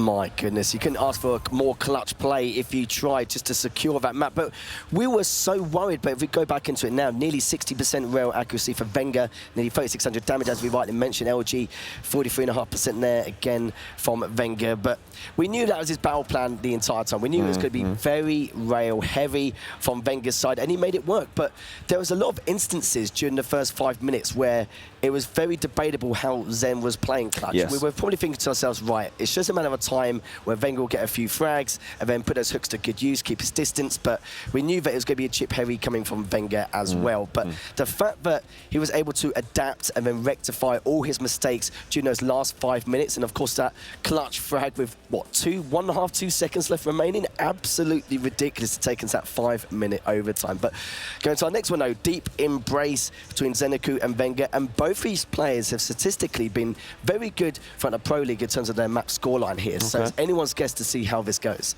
Yeah, absolutely. And I agree with what you said about the clutch, right? There was a period more towards the beginning, the middle of the game, where I was like, I'm worried. This concerns me. What I'm seeing in terms of strategy, in terms of play, right? I was worried for Zeneku, and yeah, ultimately he ended up losing the map. But the display he put out with the clutch in the final few minutes during the overtime, that was so much better than what we saw towards the beginning. So he was really starting to come into his own with that champion. Now, the next map, Lethal, we've got it ahead of us right here on the monitor as we are in the lobby. BJ being played by Zeneku versus the Death Knight by Wenger on the map that is Deep Embrace. So that's a lot of burst damage by both of these players, Lethal. It certainly is, and honestly, anyone's guess. In this Pro League, as I said before, they've been favouring Deep Embrace to quite a large degree. I think the reason why it wasn't chosen straight away is because neither player were too sure who was better out of the two going into Deep Embrace. So if one of them is more confident with their best map, they would have chosen it straight away. But it seems to be the case it's going to be in the later stages here, going to map number 4. But yeah, it's going to be a tall order here with the BJ as well, using that dual ward to kind of scale off your opponent, but of course catch him in a decent open position. Considering how open this map is as well, it's going to be benefiting massively, and also using that flame strike, especially around heavy, in order to be a little bit of a nuisance here. Both of us just getting ready to get set up into the game, into map number 4. And we're going to find out exactly how things are going to occur here between these two titans here. With Zeneku now currently up, or going to go through and see how things are going to go here and see if they take us to a map number 5. Let's see. Starting it off once again on the point of view of Wenger. And he is already slow playing this. A cagey opening. Both players looking for a positional advantage to spring their ability. Flame Strike does nothing. So out comes the dual wield. Slightly more effective than the Flame Strike, but still Neither ability there gave their user any sort of significant advantage, or at least not an advantage significant enough for them to commit to a fight, to walk away with a frag or control.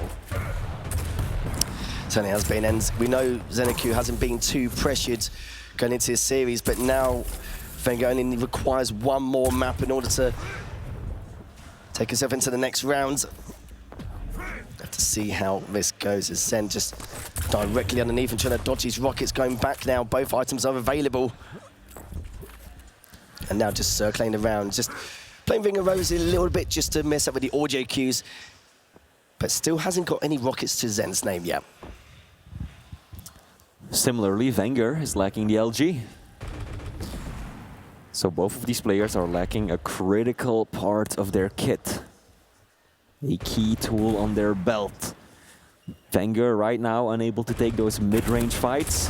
Zenecu much more hesitant to fight up close and personal. And I think that they are both aware still, even 2 minutes in, that their opponent is lacking a piece of the unholy trinity. Oh, there we go. Excellent use of the LG right there, pinning his opponent up against the wall.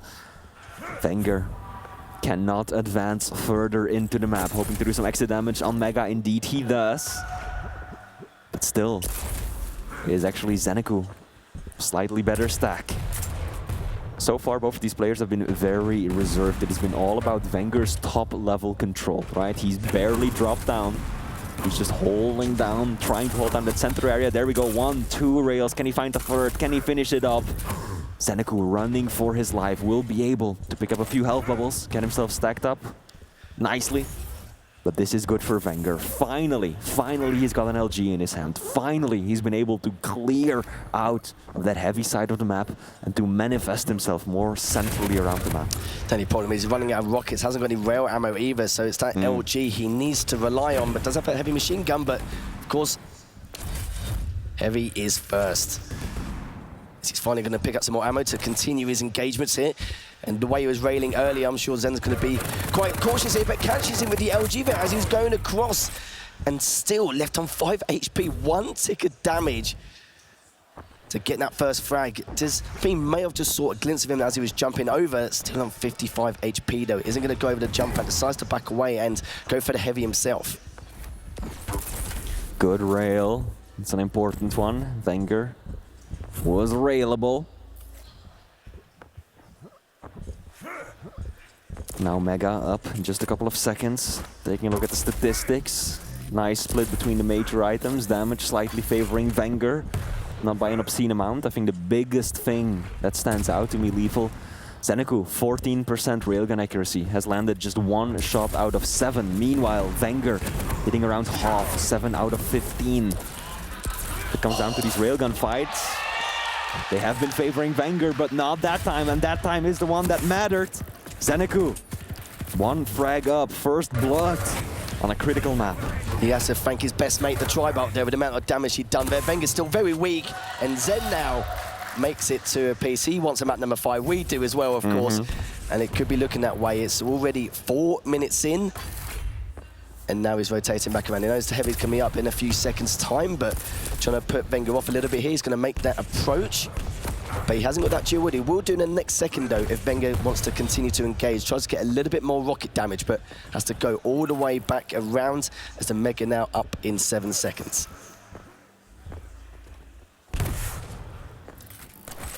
Now it is Zenecu.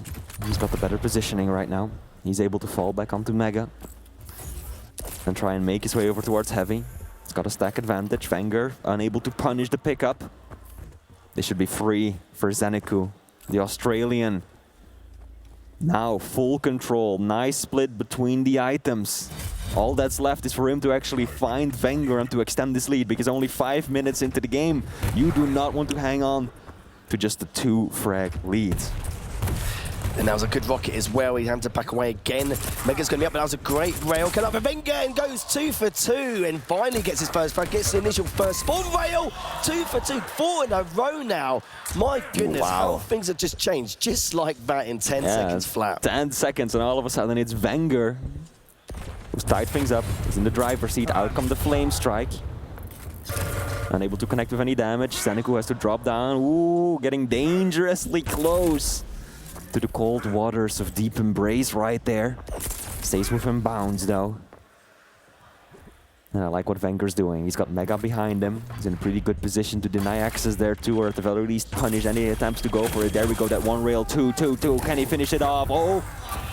He's going for it, he's going for it. Risky push, but it pays off. It pays off. And Mega is his prize. Now Wenger in the lead. Keep in mind, this is match point for the Australian. If he secures this one, he will move on to face Razy. Again. And again. Again. Just another repeat as Wenger now still just keeping that height control. It's going to be looking pretty tough here. Mega's going to be up any second now, so is the Heavy. Just a couple of seconds in terms of synchronization there, but going to have a gentleman's agreement to go for each other's items. Is now going back around.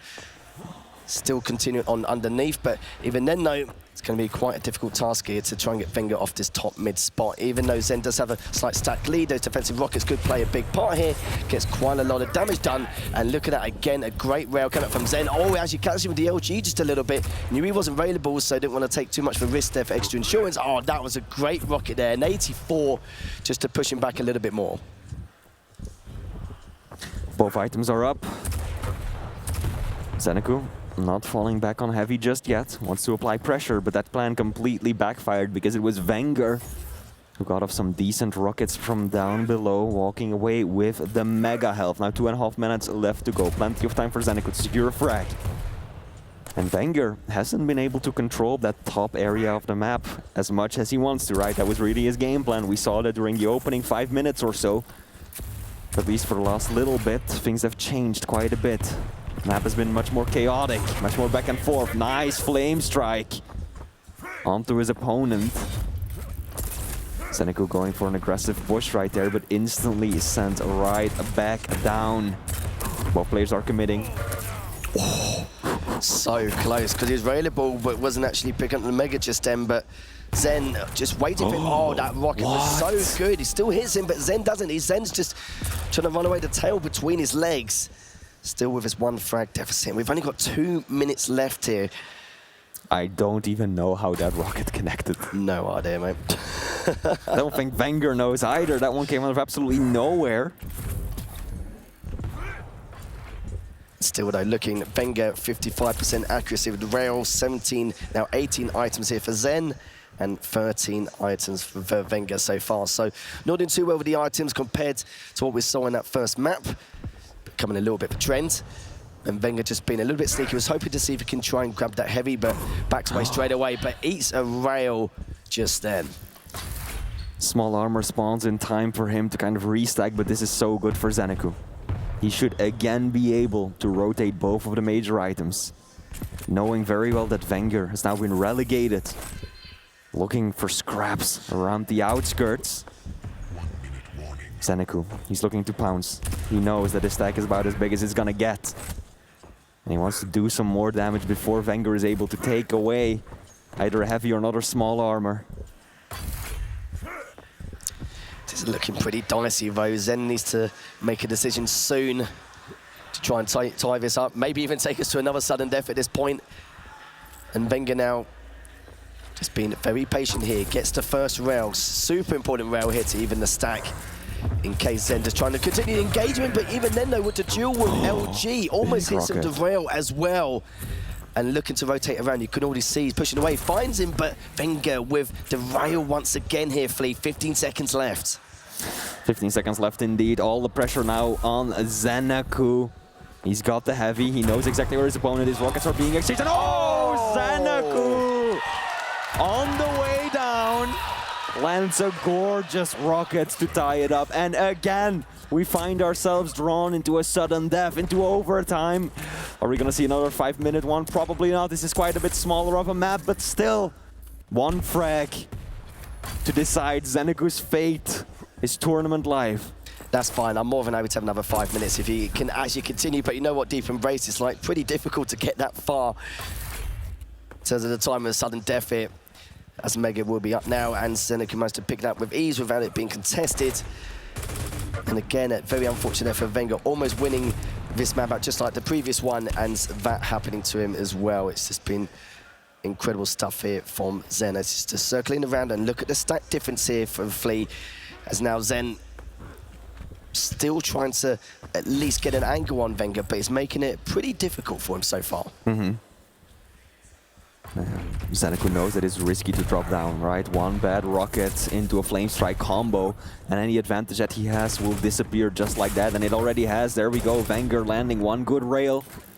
Mega will be there, but this is going to make it so much more difficult for Zeneku to right now find his way back onto the heavy. It seems like Wenger should be able to walk away with the armor boost. And that is not the situation. Zeneku wants to find him in. He had control. He was dominating the flow of the game. But now Wenger is actually taking away a critical item. Looking at the item pickups, 27 for Zeneku versus 15 for Wenger, significantly favoring the Australian. Nice rail from below. A few more of those. And there will be a 5th map to decide it all.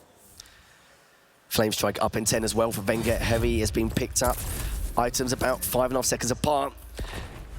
And Zen just still trying to find that opening, but he's got to remember, of course, Wenger's stack is almost equal, so he's not being too aggressive here, just trying to find that small window of opportunity in order to exert himself into bagging this map. Just the awareness of these players, you know, the tribal who didn't connect with any damage, but he knew exactly where his opponent was. Oh, that's a bad rail to take. Zeneku dropping dangerously low right there for a second. Luckily for him, plenty of resources around. Now making a move onto Mega. Is this the one that's going to decide it all? Zeneku decides against going all in, knowing how vulnerable of a position that is. He saw that he had a good rocket from down below, good LG damage, just a sprinkle damage here and there, adding up to even the stacks once again. Finds him round top mid, good direct coming out from Zen. And that will be enough to push Wenger away. But he's actually come back, hits that first rail, hits the second, but he's picked up the lights. It's not railable as of yet. The passive will give him a bit of leeway too. And my goodness, very back and forth, heading to the 3rd minute of sudden death. Just sudden death, central this series, isn't it? Absolutely, it's now both players exchanging a rail. Neither is gonna move from the spot that they're at. They just want to secure their own item, get as much stack as they can. That opening damage right there, favoring Wenger. Good bit of tribal to follow up with, though. LG, better choice than rockets for that range. But the Flame Strike is blocking much of his path. One rail. Zeneku, can he find another? He's encroaching onto Wenger's territory, looking to make the heavy his. Should be able to. If he timed that rocket perfectly just then, I don't know what I would have scored. Unbelievable. As we're now still almost approaching that 4-minute mark here, is still neither player can find that positional advantage to then take control and then able to secure that frag, and trying to get a bit of trouble damage done using that rocket jump to not take too much from the situation he was in. He was in that choke point, couldn't really go anywhere, so it was understandable. As the Mega and the Heavy are pretty much in sync, as he's still trying to lay some damage whilst he's picking up that Heavy. He does have that dual wood, mind you, so make sure you take note of that. As he does find it, but doesn't hit the rail. Mega is still up. He's taking quite a bit of LG damage. Needs to back away if possible and fall back onto the Mega, which he has done. Missing a shot at a critical range. Wenger had fully committed. With another jump, keeping the momentum. Things could have been over now. And now there's actually again a delay between the items. Lethal, earlier on they were in perfect sync. This time around, no. Around 20 seconds separating the two, and that means that Zeneku, having taken away the Heavy, is now in the better position. He might be able to maneuver himself onto Mega as well, and to now put himself in full control. That's what both of these players have been trying to get for these past couple of minutes, and Zeneku might just be the one to secure it. Beautiful rail from below, though. Excellent stuff from Wenger, keeping himself in this, but after the Mega pickup, it's a race towards the Heavy, and one that I think Zeneku is going to lose out on. Heavy is up, Wenger, Wenger actually walks away.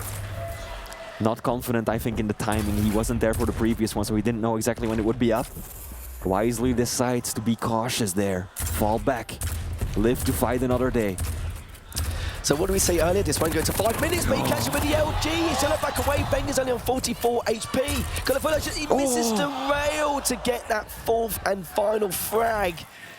That was ridiculous, and now He's shaking his head. He's shaking his head. It would have ended it all, but again, misses another rail, catches him around the heavy, hits a second one in a row. My God, how has neither player managed to get a frag yet? But he managed to get it used to the flame strike, and isn't going to go through the murder hole as of yet. He's just making Zen overthink.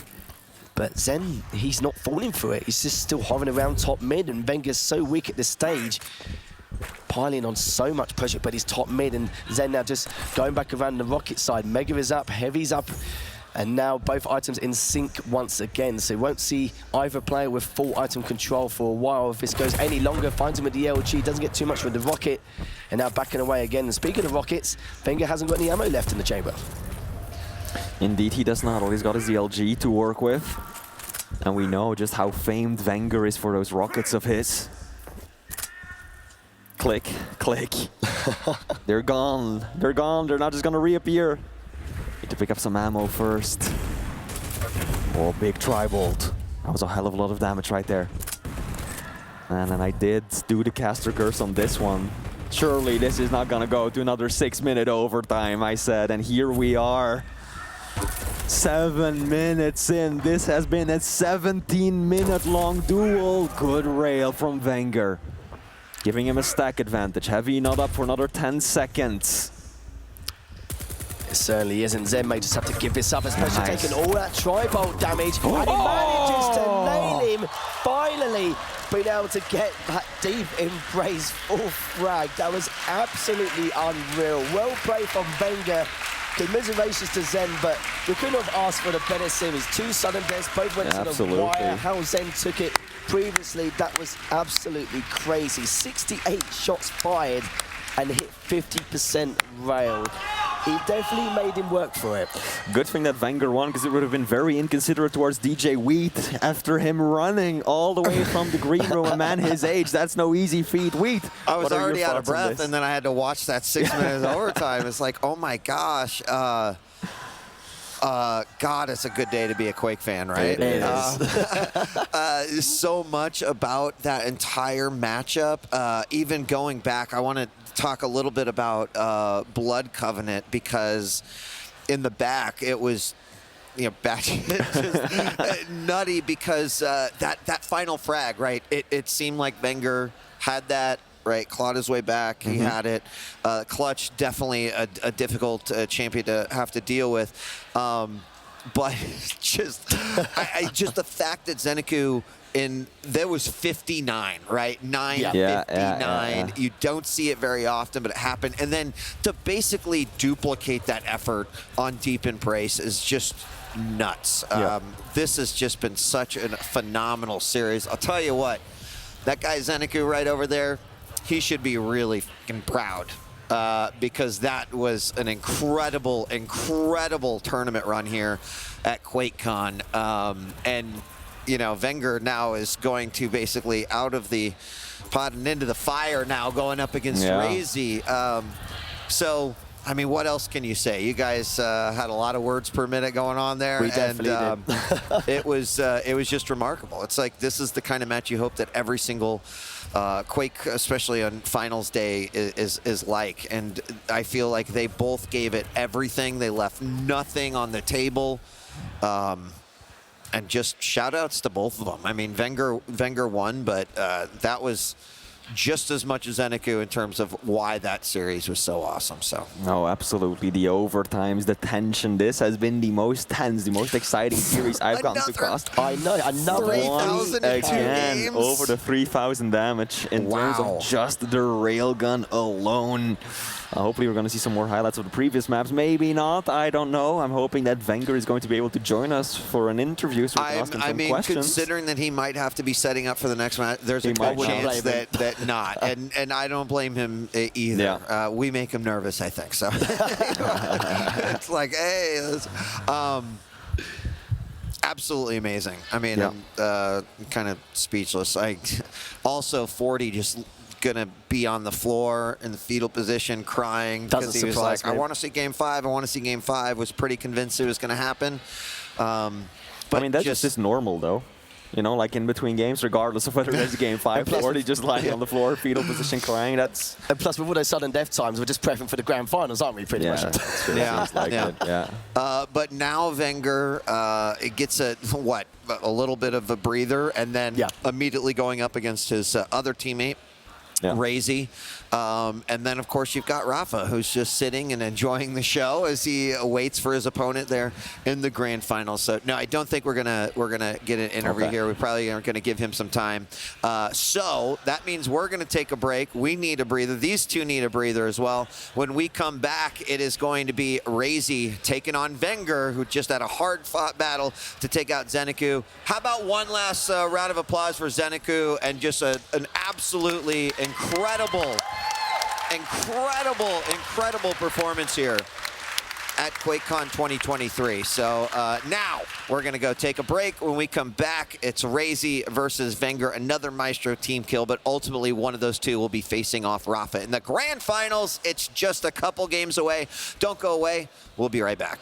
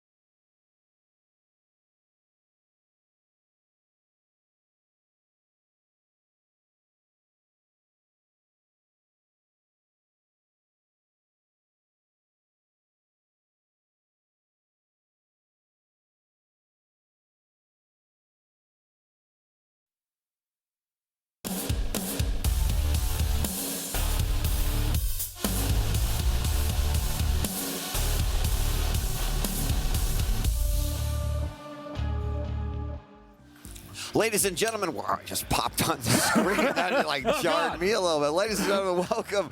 It is time for the lower bracket final. Another matchup of two Maestro players. Unfortunately, one of them will go home, and the other will go on to face Rafa in the grand finals, who's just kind of waiting patiently in the shadows for whoever his opponent will be. I'm DJ Wheat, joined by ZSX and 40 Lions. And gentlemen, Razy versus Wenger, a match that we have seen before in the past, but not yet at QuakeCon 2023. We just saw it this morning. What the hell is wrong with you? I mean, the rematch. Leave him alone. I mean, the rematch. Twice. The this tournament. rematch. We've Yeah. never seen it twice. It's going through his nose. It's been a long day. Oh, We're the sorry amateur about hour. that. Yeah. Yeah, it's okay. Let's get you in the Wow. home. It was the lack of Where's the transition wheelchair? to bring me up. It was the Let's wheel him out of here. Dan and I can take over. We Wow. appreciate you, absolute legend. Well, Let you know, me the fake remind you. goldfish memory. Let me remind you that Wenger got trashed this morning. Thank you. That's what it was, a setup for that. Yep. Yeah, that Wenger got trashed. I deleted it out of my memory the way that I hope Wenger did. I like that. But no, he does look like he's warmed up a little bit now. And on the flip side, Razy is the one that has to mentally reset after his trouncing from Rafa. So they've both been trounced today, and they maybe will both bounce back. Just kidding. Yeah, I mean it's gonna be action packed, but yes, I mean this is where we were talking about endurance, because 20-minute break if that, and Wenger's right back into it, best of 5.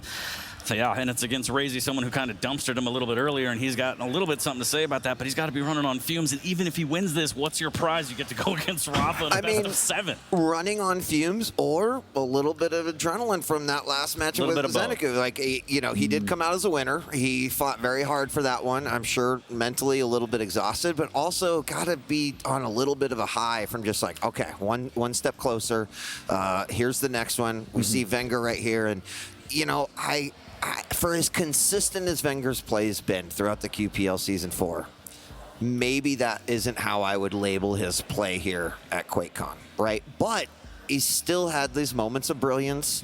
He's still come back from games that looked like he wasn't going to be able to. Some of his own forced errors, and others just that, you know, because he was able to claw it back. So, you know, Wenger's still got it, still think that he has the potential to be his opponent. But, you know, Razy, I would imagine after the 3-0 loss to Rafa, wants a little bit of payback there too. So, I don't know, motivations on both sides to take this one.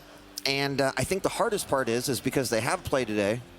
Thanks for reminding me. That's all right, my friend. And they and Razy did win that one. How do you reapproach this one, right? Do you do so in the picks and bans? Do you do so just like mentally resetting, going, okay, we've done this before? But I think, yeah, the picks and bans are obviously critical. And we saw Razy actually, in my opinion, getting pretty much outpicked by Rafa. So, you know, Wenger should have put some concentration on that, on, you know, can he 5D chess him? But in all honesty, put that match behind you. It was that bad where it doesn't actually have a reflection on anything. It wasn't, you know, it wasn't really any circumstantial. It's just Wenger didn't turn up, and he self-admitted that, and he clearly reset that. And to your point, I think he's one of the most flow state players in the league. When he's feeling himself, you can feel that rhythm coming into his play. That's when he really plays his best. He reminds me of someone like Cypher back in the day. And so off the back of that Zeneku victory, you saw how relieved and happy he was. Right. You can see that confidence beginning to flow a little bit more, and he definitely needs that momentum, that good start. Similar to the analysis we had from Razy Rafa, if Wenger gets off to a bad start, it's like, oh no, not again. It's not the second time today. Right. So that map 1 becomes crucially important, especially for Wenger. Like, he's going to be in a better headspace if he takes that first map. 100%. Yeah. What are you reading over there, 40? I mean, I'm not taking a peek at anything. Don't worry about it. But yes. No, Yeah. I'm very excited to get into this one. But again, as you said, I mean, Wenger showed great discipline in those overtimes. I mean, it's got to take a lot out of you. But he was making the right decisions. Arguably got caught out on Blood Covenant, which was unfortunate and led to that sudden death. But still, he had the grit to grind those maps out. It takes a lot out of you, but he still did it. He's still here, and he's still fighting. I mean, 12 minutes of overtime in 2 games, that's kind of nuts. That's the one where it's like, if you do make a mistake, the game is over. So I don't know. Are we ready to look at the picks and bans? I think we are. You're already looking at him, you son of a... Me? No, all right. Let's I know people. Let's take a look at our picks and bans here. Oh my What? gosh! Off the Starting bat? off with Deep Embrace, Awoken, Ruins, Blood Covenant, and Molten Falls. Who wants to talk about this? I can just tell it's. We could call out the clutch Dan. real quick, can't we? I mean, that's the big talking point here. Is that clutch pick? You know, Wenger starts with the slash. He didn't have the ban, so he knows it's going to be on the board, and Razy just straight up picks it before it could get banned. Now, one would assume that Wenger had an inkling it might be coming, but it's still, you know, it's a difficult map to play clutch because it's so intense, high octane. You know, something like a Blood Covenant that we've seen it on Awoken, where you have those separation of rooms to hide away when the shield isn't up. I think we have seen on Deep Embrace before, but few and far between because of the pressure that can come out, and we've seen the speed that Slash can play deep. So that's a really interesting dichotomy of how that is going to balance it out. Honestly, across the rest of the maps, it feels like everyone's got what they wanted, I would suggest. You know, like Awoken, Razy got his pick, he got Ranger, and you know, Athena is an S tier pick on Awoken. Similarly, Ruins, we love Strog, and Razy has often played the Sorlag there as well. And then we get to the latter end of the draft, where there isn't any great mobility champions left in the pool because the Doom was banned, so we have the BJ against the Galena. I would rather play the Galena on that map, but Razy had the option, and he's gone for the BJ. Time will tell if we get that far, which I hope we do. And then Molten Falls literally is we're scraping the barrel. And we haven't seen virtually, I don't think I've seen a single Ison apart from maybe first map on Veil in the whole tournament. He comes out, and then Death Knight is left. So wait, you're saying we're scraping the barrel. I still don't even see Keel on here. So where's he? He's just not even in the barrel? Just There's a reason why I don't how talk mid he actually is. Right. Yeah, just super mid. Look, silver analysis, it's fine. Okay, whatever. So in terms of these matchups, you feel like everyone got what they wanted. Yes. But in terms of energy, again, we keep talking about Wenger just got out of a grueling set. Do you think that's going to play into a factor here? I think Deep Embrace is definitely a rough go for Wenger, right? We just talked about how important it could be for Wenger to take that first map and then try to really ride that wave of momentum. But when you're going up against Razy, who basically invented the clutch play that we're seeing today, or at least was the one who was like, hey, this is pretty good, to the point where people were respect banning clutch against Razy for such a long time. It then kind of fell out. Now we've seen all the Maestro boys kind of use clutch at some point in their tournament run. But having that in map 1 on a champion that Razy's clearly comfortable on, that's tough. Yeah, it's really hard. I don't know how it's going to play out, if I'm honest with you, because Wenger picked first. He picked a light champion. That leaves you open to that retaliation, right? The counter draft. Something like a Ranger would have been a much safer pick, and I would feel way more confident going into the clutch. But if the clutch gets that snowball, you off the spawn, you have no armor. The clutch does, it charges in. It can be chaos. The clutch can camp out in a heavy area. You can't really get to him. You don't want to rush him. It's going to be a really interesting battle, but if there's a specialist defense on this map, it's Wenger. We've seen him beat people on here from behind. He beat Zeniku on here from behind, so. I was going to say the rails from Wenger have been insane. I forget which map specifically, but Dan, you and I specifically pointed out 3,000 damage with the rail. In 2 games in a row. Yeah. And he's going to need to make it a third now, so. Yep. All right, we're loading into map number 1. Pretty crucial for both players. Winner will go on to face Rafa in the grand finals. Wenger versus Razy. Take it away. We are live lower bracket finals. Let's make some noise for these players, please. Wenger versus Razy right now. We are live on Wenger. And he has got to be just absolutely perfect here. Needs to be careful not to get just overrun with this clutch, Dan. No, we have clutch in the server. It looks like we're going to have clutch out here in a moment as well.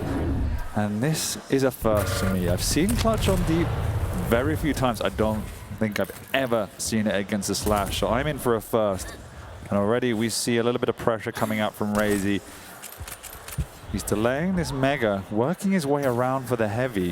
And Wenger senses something's up and actually doubles back, but Clutch is coming in hot. Clutch has this shield, but flies on by. In fact, the Fridge does miss, but connects with the rail on the exit, leaving Wenger with not much to work with. He's actually left the Mega up, not knowing the timing. Now he does, and we can semi-reset into some level of normality. Does have the snail trail up. He slides past the rail, trying to just evade for a little bit. No major item for 14 seconds. It's going to be heavy as the next one. Venger's got what he needs. Well, he hasn't got lights, though. Armor-wise, no, but weapon-wise. Sure, yeah. It's just a matter of where are you going to position? Where do you want to try and deal with this clutch that does have a shield? Exactly, and the scary thing about Razy's clutch is this timing. He is incredibly patient, as we can see on his POV right here, just scouting out like a turret, surveying the area and checking for what he would suggest to be the best route of attack. And I don't even know how he is hiding his broad shoulders here, just camping out on the edge. Whilst Wenger is owning the low ground right now, which is where he has to live. He cannot challenge the up ground. As long as that shield is up, as long as he's done no damage, as they do meet down here, huge opening rocket and a second 3 to boot. Razy opens it up, and this is the problem we were worried about, the pressure off the spawn. Saying that, Wenger does an immense amount of damage with just a starting machine gun. We can reset, but Razy has got 2 frags already.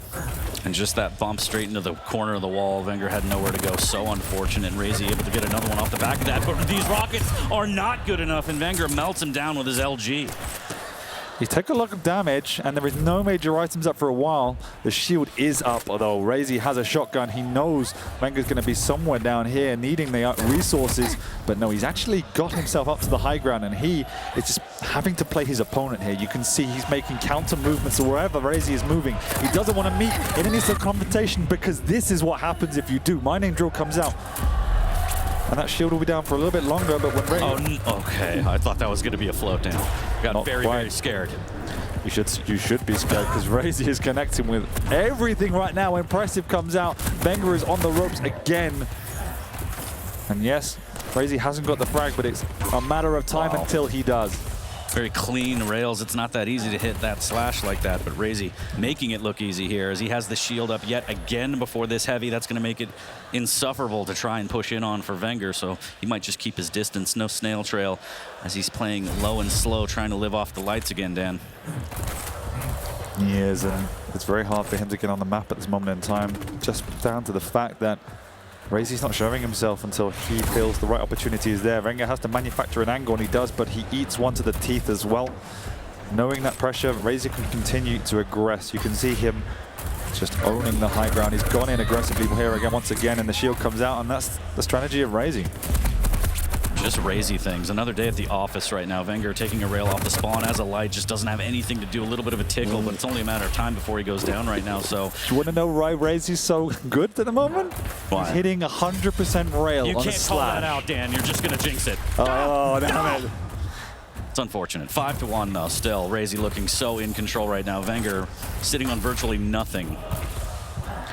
He has missed one now. He's 8 of 9, 88%, but he's going to go in with the heavy shotgun, super shotgun here. He beat in the mud hole. That's not where you want to meet that robot. Yeah, that double barrel. Absolutely brutal. And Razy just, it looks easy. I hate to say it, but it does right now. He's just very comfortable on this clutch, very comfortable on this map. Off the spawn after he gets the frag, he's usually hitting some damage, and oh my god, rockets like that just to the face. Wenger has to try and slow this down. We're getting close to the halfway mark here in a 6-frag lead for Razy. He's on a mission right now, Dan, it looks like. He is on a mission, and the question is, how do you slow this down, right?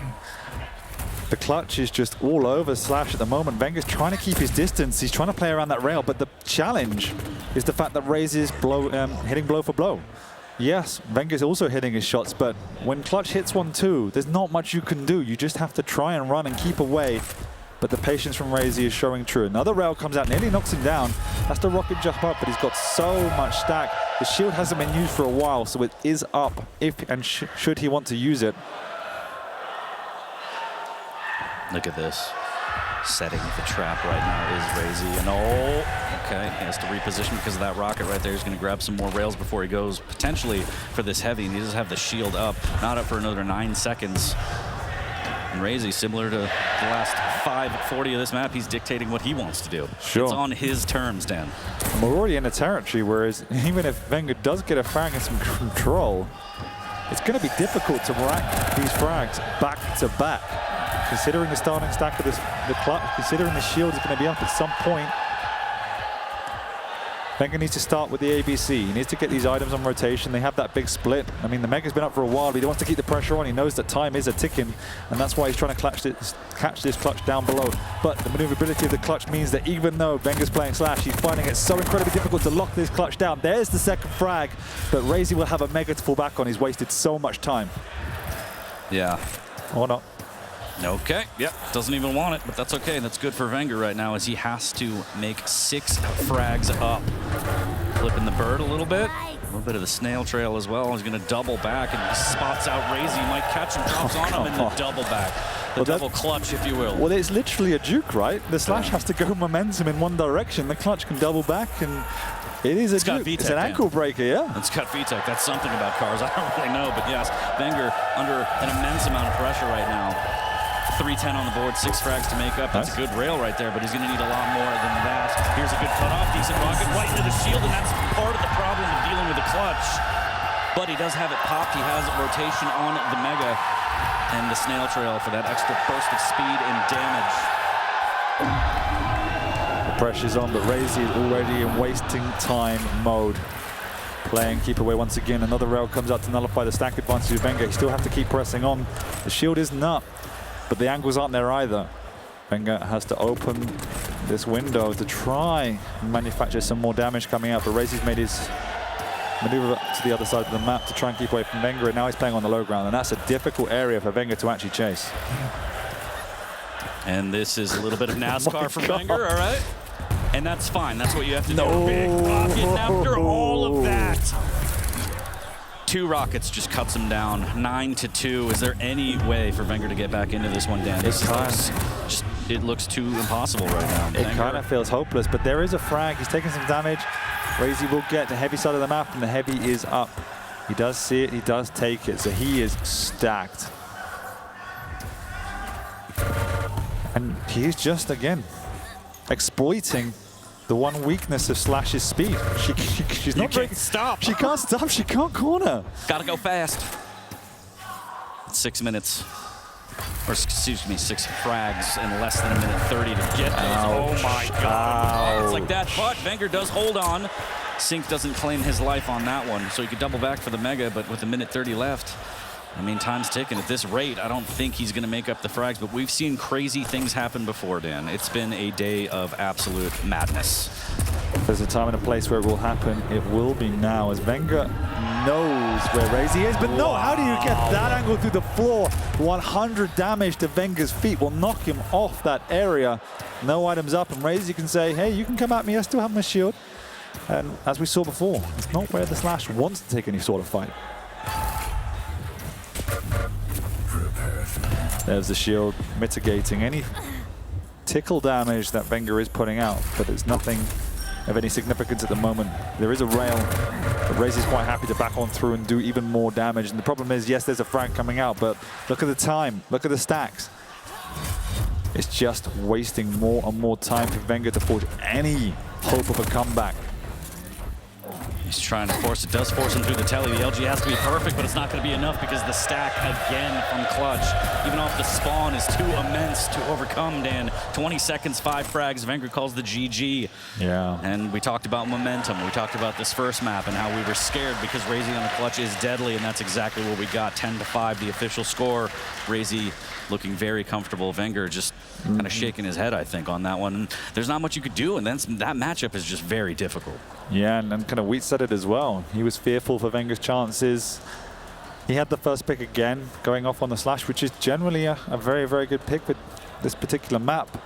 Have to question how much he did really expect that clutch, and if he did, what the game plan was going to be, because we knew how Razy was going to play that, and it played out exactly as we expected. Nice and slow, picking his opportunities. Obviously, something we did not talk about was the fact that when the Slash is trying to catch the clutch, that maneuverability actually plays against her a little bit, and that's what we saw towards the end as well. So it definitely felt like an uphill battle from everything we saw here in map 1. And I guess the only condolences you can put out from this 140 is, well, there was a champion differential, so. Look at that, yeah. I mean, I can't think of anything more terrifying than being that close to a clutch with a shotgun out. I don't know. I don't know. But map number 2 awaiting us shortly here. Going to be Awoken We're going to see Ranger and Athena. Wenger with the Athena, Ranger for Razy. In terms of that matchup, I mean, a little bit better, I would say, in terms of the overall matchup for sure. But again, I question kind of the endurance and the kind of this just stamina you have. You have to be exhausted at this point. Your opponent has already beaten you before 3-0, contrary to what we thinks. God bless his soul. But yes, you've gotten knocked down by this person you're playing. You're down a map. You just played the set of your life, best of 5. It was just absolutely grueling. It didn't even have to go to all 5 to feel like it. And now you're down a map, and you're staring down the barrel of elimination right now. Previous champion as well. There's a lot of pressure mounting right now for Wenger. 100%. And if he's going to win QuakeCon, you've got to go through everyone. They've always said this, and if you're in the situation, you've got to deal with it. And that's the fact of the matter, right? And I think fatigue plays a little bit of a part, but there's nothing in map 1 I would suggest that would resemble anything of fatigue just yet. I thought the decision making was good, the aim looked strong. It was just an uphill battle playing against that clutch, and now we're going into a map with a completely different set of champions. There is still the challenge of he's going up against a Ranger. We've seen a theme of this tournament, which is that orb into shotgun play, blowing up the lights, and that is a situation Wenger has to be wary of as well. But it is a far more balanced playing field now going on to Awoken, where both these champions could be considered a tier 1 pick on this map. And so this is far more just about pure execution, pure skill than playing around what would have been a champion difference. Yeah, no VTech here. You think Wenger's a Swiftie? Because he's going to have to shake it off, Dan. Oh, nice. As we get map number 2 here. Don't punch me, please. Alrighty. We're going to be live on map number 2 right now between Wenger and Razy. And immediately, big opportunity here as Wenger goes straight for that rail and kind of has Razy trapped. Razy does have the dire to try and get out in case it goes all horribly wrong. That's a free rail, almost 2. Ooh, just missing out on those opportunities there, but you could see Wenger not phased at all. He has a game plan, he's going to stick to it. Yeah, he has the position here now as well. A second rail would have been absolutely lovely, but it wasn't to be. I've taken away that stack of Razy, though, to put him a little bit on the back foot, but Razy's made his maneuver over. And we have to be careful of that burst potential, as we talked about. Razy actually gets a free pickup and is able to exchange unreturned damage again coming out from Razy.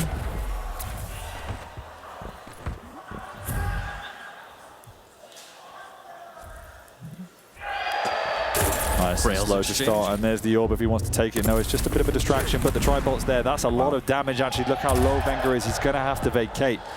There's no orb to make his way across to the heavy this time. Wow. But he knows he can rocket jump. He's got the angle on the rail, and now he knows he continues to push. Wenger's in a lot of trouble, and he won't even get the pickup. Oh, and off the spawn, eats a rail.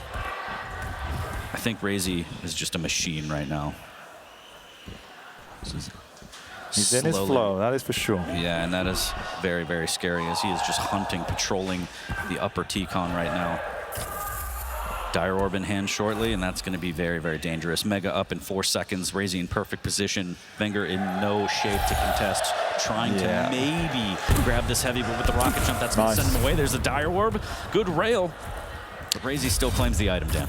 He does, but that defensive play of Wenger almost smacked of that he understood what Razy was going to do off the bat. Positioning on the far side of heavy, defending that angle, coming over the rail area. So decently played by Wenger, but I definitely want to see him put a little bit more pressure on these pickups as well. He can't give too much license for Razy to play them up, and there's some good aggression going over on this light armor, connecting with a couple of rails and keeping Razy away from the Mega. So that is exactly what I wanted to see. He needs to assert himself a little bit more now, get onto those lights and control the mid ground. Not too shabby. 71% rail for Razy, 58 for Wenger. Still very early in this one. That might be a key weapon here, and that is a big rail from Razy. Dire Orb again in hand with tribal rockets, LG, whatever he wants. As the crowd loves weaponry, Dan. Every time you describe it, they go crazy.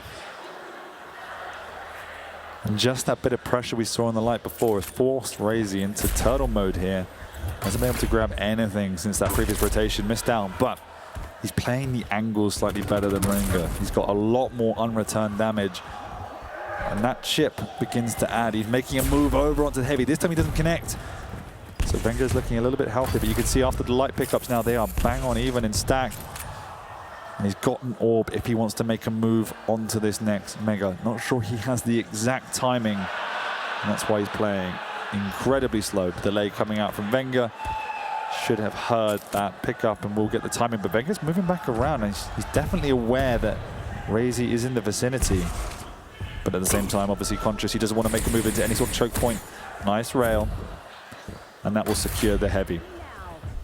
There's the hook up, and he actually takes that one all of the way, and Razy gonna play hyper defensive on that one, fall back with his rockets. Didn't really get a chunky one, but just enough to make sure that Wenger doesn't aggress. Looking for a little bit of tri-bolt on this next mega pickup, and Razy slowing things down a lot. And that's an unfortunate rail to take from Wenger. And it's so challenging from Wenger because Razy's just making these peeks around the corners and then playing the choke points. So he's not contesting the pickup per se, he's contesting the exit and limiting any sort of aggression from Wenger by sitting in choke points. As we discussed, if Wenger goes into a choke point and doesn't hit the first rocket, it's almost inevitable he's going to die. That burst potential from the Ranger is ridiculous. And so it's making Wenger's life really difficult to understand what the right play is. That's right. Yes, it is. And that's reflected in the fact they both have less than 1,000 damage. Wenger's got total control, but is unable to forge an opening. Oh, the tri-ball. Second lob of tri-ball not landing, but that rail, the disengage for Razy, just enough damage. And Dan, do you think that this is just going to be the play now? Razy's going to play hyper defensive. If he finds an opening, great. If not, he's okay with this one frag lead. Yeah, he's playing the long game until Wenger overcommits, until he gets probably 2 uncontested rails. And at the moment, neither one of those things have happened. Saying that, he does work his way onto the heavy, gets hit on the rail just prior to the pickup, and a second on the exit. So that actually is exactly why Razy hasn't been committing to these items. And as he discussed in his interview, sometimes it's better to forfeit them, build your own stack, and that's exactly what we see. By taking that item, he leaves himself vulnerable, and now he's stuck in an area he doesn't want to be in. So he works his way back around towards the LG, his safe zone. 4 minutes and 30 seconds. Plenty of time as the rails are exchanged. Nice. Razy needs to grab some health, does have a light armor to work with, and that's been his lifeline this whole game for the most part.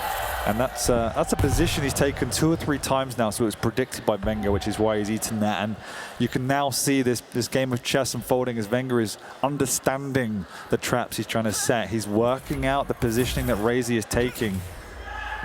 And the momentum continues to build, the pressure continues to build. What was a safe stack for Razy, he's now struggling to get the lights he once had, and there's another rail. Wenger continues to prowl. Oh, wow. Did that connect? Razy's the magic man right now as he's, again, living off the lights.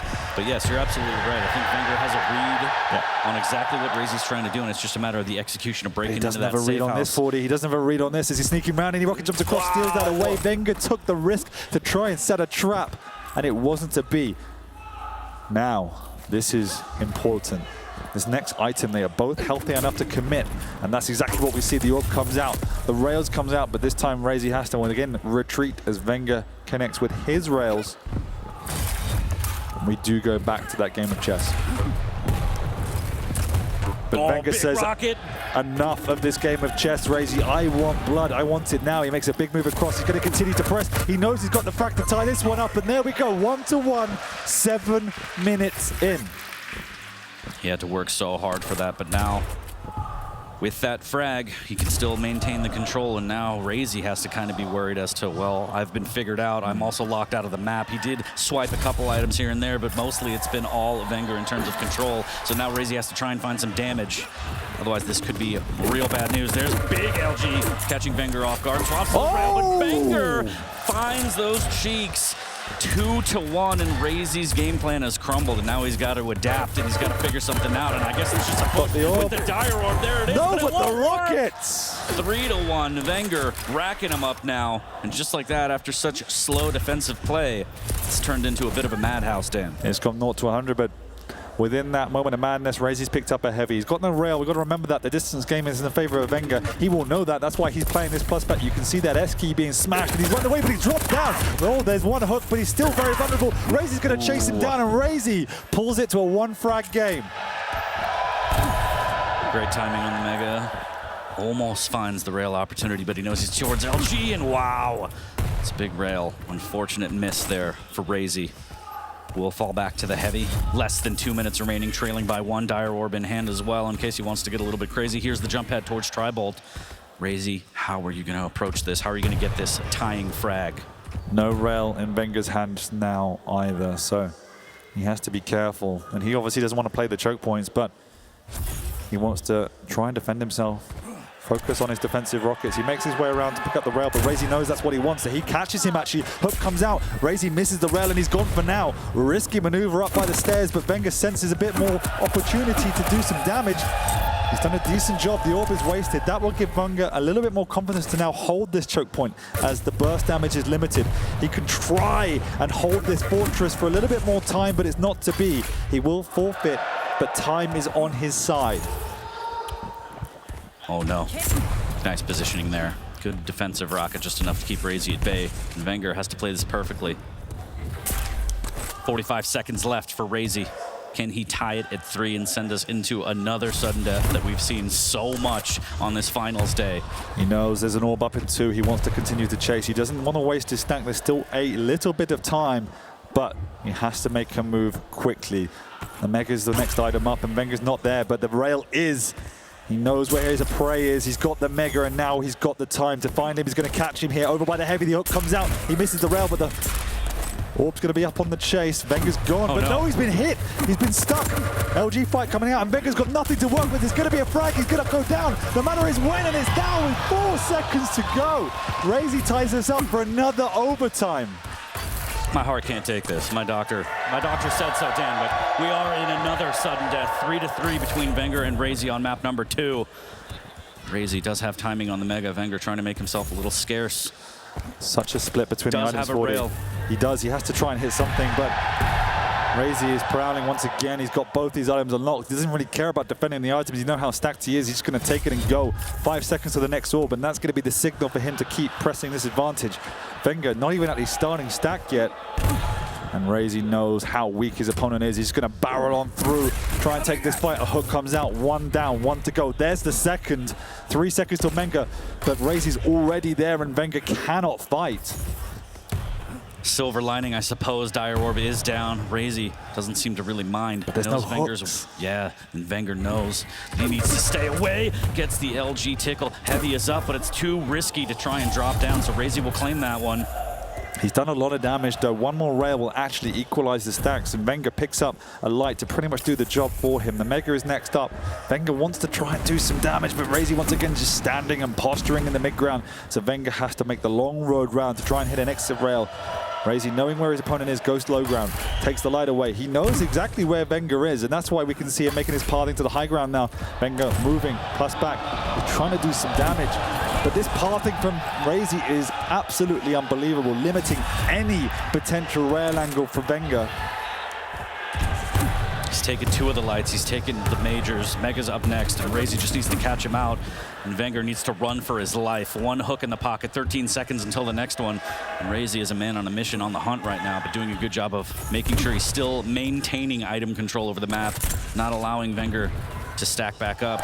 Checking everything. You see that mouse flick? This is just pay attention to how precise his movement around the map is. He takes the perfect angles to make sure that Wenger cannot hit any sort of entry damage. As I say that, he drops into his face. He has to move, but he can't make it.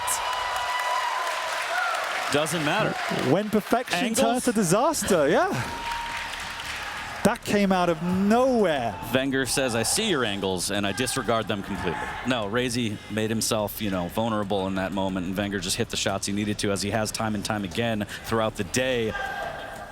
That match was so fascinating. You could feel the momentum shifting like a pendulum. That whole mid-game where Wenger had the control, and Razy, he didn't want to overcommit and give away any needless damage, needless frags. He tried to go Wenger into these choke points, but Wenger understood he could not take that fight. As soon as it blew open, Razy just dominated the map, and Wenger absolutely on the ropes. And I want to see that final frag again, because he read that to perfection. I was just praising how perfect, Razy was moving around this map, and Caster's Curse. Good job. Exactly. Good job, Thank you. I ended the map, but just dropped straight on with that read. Slight delay on the heavy from Razier. That's all it took. Perfect situational analysis from Wenger. And once again, we look at these statistics and you can see how even it was. Bang on even in terms of those item pickups. Damage not too far apart either, but the big point of difference, that rail from Wenger just playing a little bit better, and the defensive rockets as well. 800 damage from Wenger being deciding. Absolutely insane. Absolutely insane. And you know what? We were questioning, I was questioning at least. I was kind of wondering, endurance, stamina? No. Pure adrenaline right now. He's hitting the clutch shots that he needs to. Wenger still has a lot of fight left in him. We're going to get into map number 3 here shortly. It's going to be Ruins of Sarnath. And I believe it's going to be the Sorlag versus Straub on this one, Dan. And in terms of this matchup, how do you see this playing out? This one is probably the most even of the ones we've seen all day. Obviously, we have a heavy and a medium champion, but the stack difference isn't as big as it was in previous encounters, and the speed is there from both sides. This one's much more just about strategy for me. You know, the crouch sliding strong, the air control is strong. They've got champions they want to play around, and so I think the area Dinar from Sorlag's going to be pretty big. We saw it earlier today how impactful that can be when it's used situationally, when your opponent can't get away or when they have to run away to get the bubbles. That's going to be a big factor, and just the brute force that Sorlag spins is going to be important. Are there going to be any big peekers? We'll have to see, but at least the scouting and distraction is going to be useful as well. But ultimately, this is going to come down to who plays better. We've had some phenomenal games so far. This is just going to add to that repertoire. Absolutely, and it sounds like the crowd is ready for some big peekers indeed as we are loading up map number 3 here, Ruins of Sarnath. We love a live crowd, don't we, Dan? Oh, yeah. That's what we live for.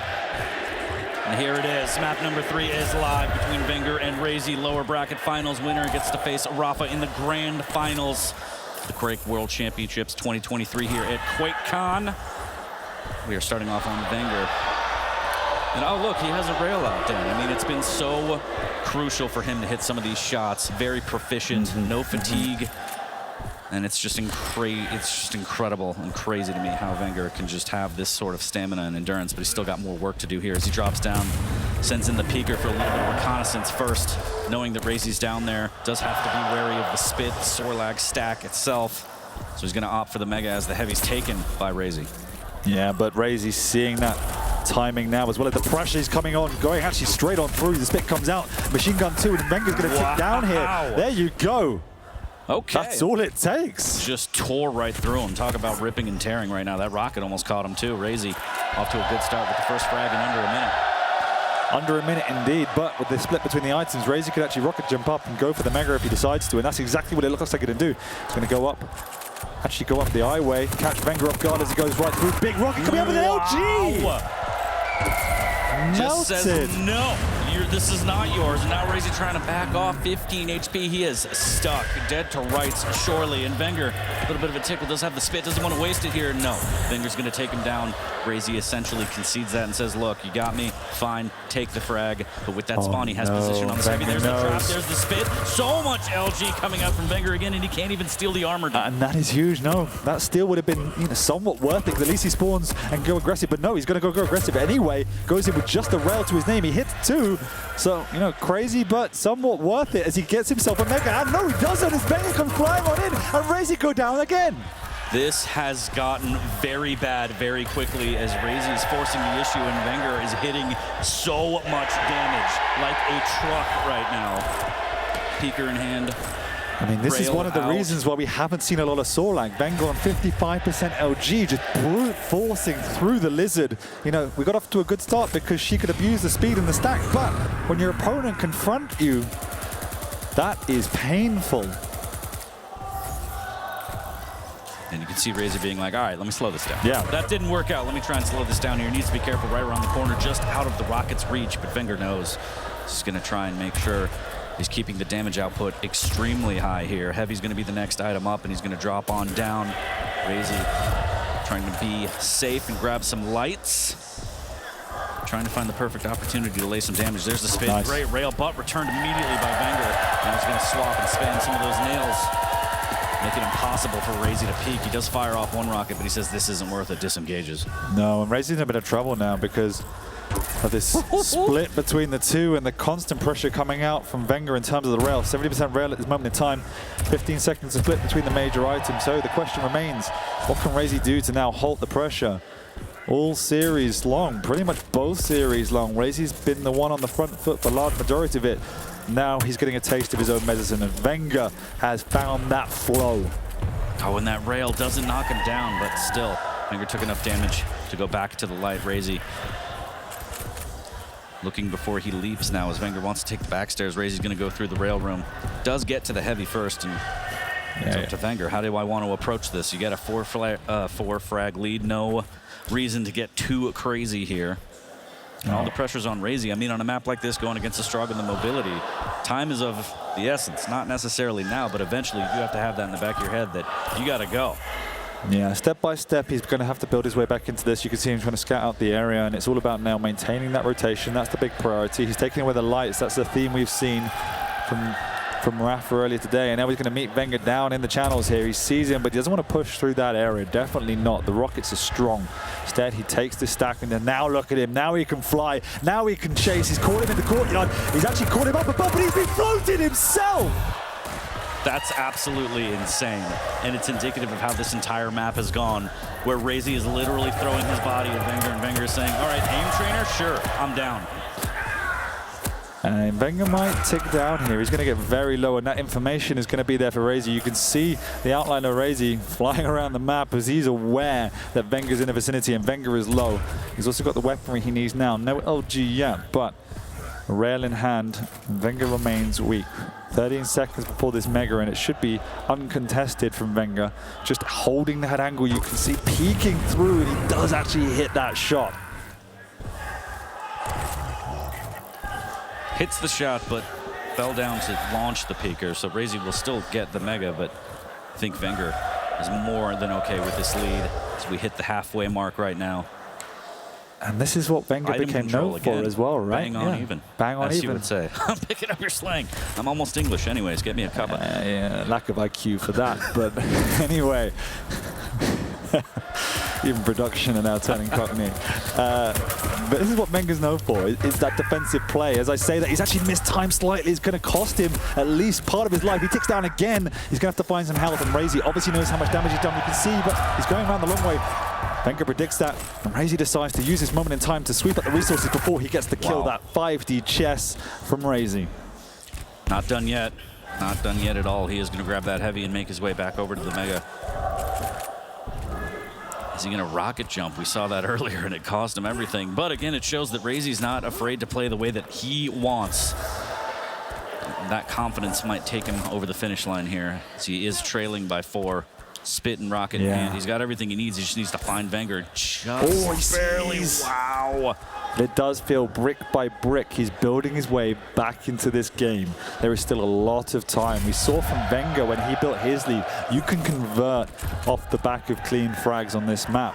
You can force the spawns over, particularly by that lower light, and just capitalize. So there isn't a massive rush at this moment. The bigger priority is that perfection in timing from Razy, keeping the resources away, and most likely setting traps in and around the light armors, because Wenger cannot show face on the majors. He's caught him up above again, but he's been floated again, and that health just disappears. Good Lord.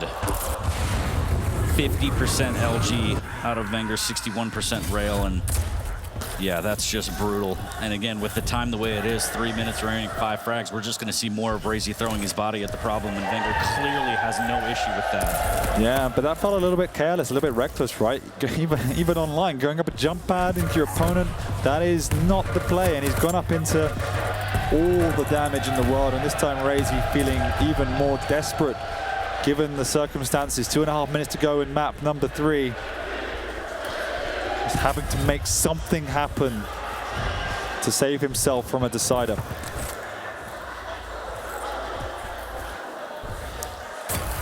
Nice rail there from Razy.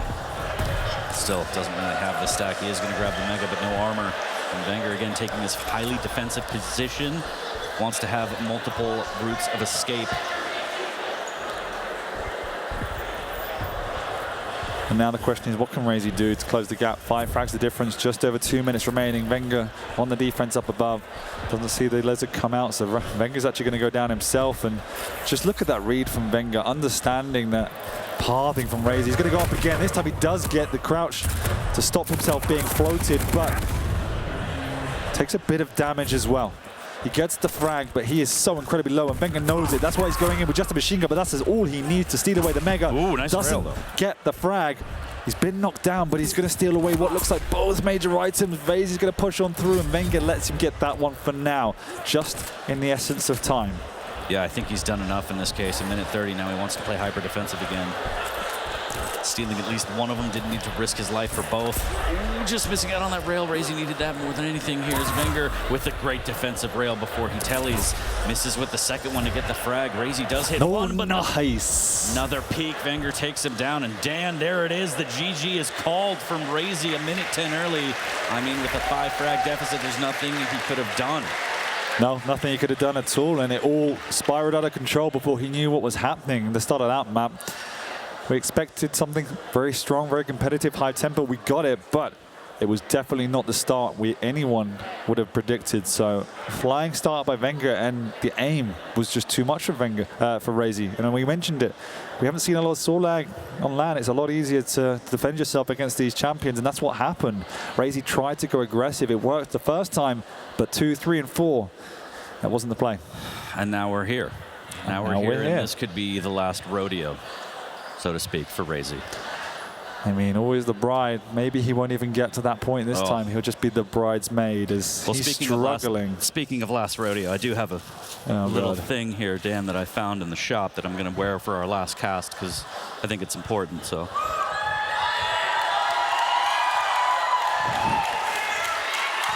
Thank you. Thank you. I appreciate that. Yeehaw, partner. Thank you. Yeah. Hopefully this will give him some power here. I don't know. Did you mean to match it? Yeah, of course, please. This drip doesn't happen on accident. I'm sure it doesn't. Please. But yeah, I mean, if you're a Razy fan, I think make some more noise. Let's give him some energy. Because this could be the last map here. Again, if Wenger takes this one, he goes back to the grand finals and he gets to face Rafa. Razy, he just wants this. You could tell. He's always talking about it. He's talking about it constantly. This is a mess. Okay, here. Yes, what was I saying? Right, look at the crowd. Good God. And they're like, what am I seeing right now? Anyways, as I was saying, Dan, in the interview, he's just like, please, I just want to win. And now he's facing something where he might not even get second. And that's just got to break his heart even more. Wenger, of course, a previous champion. He wants to get back. He's going through hell in the lower bracket and showing the world that he still has what it takes with that endurance and stamina after all he's been through today.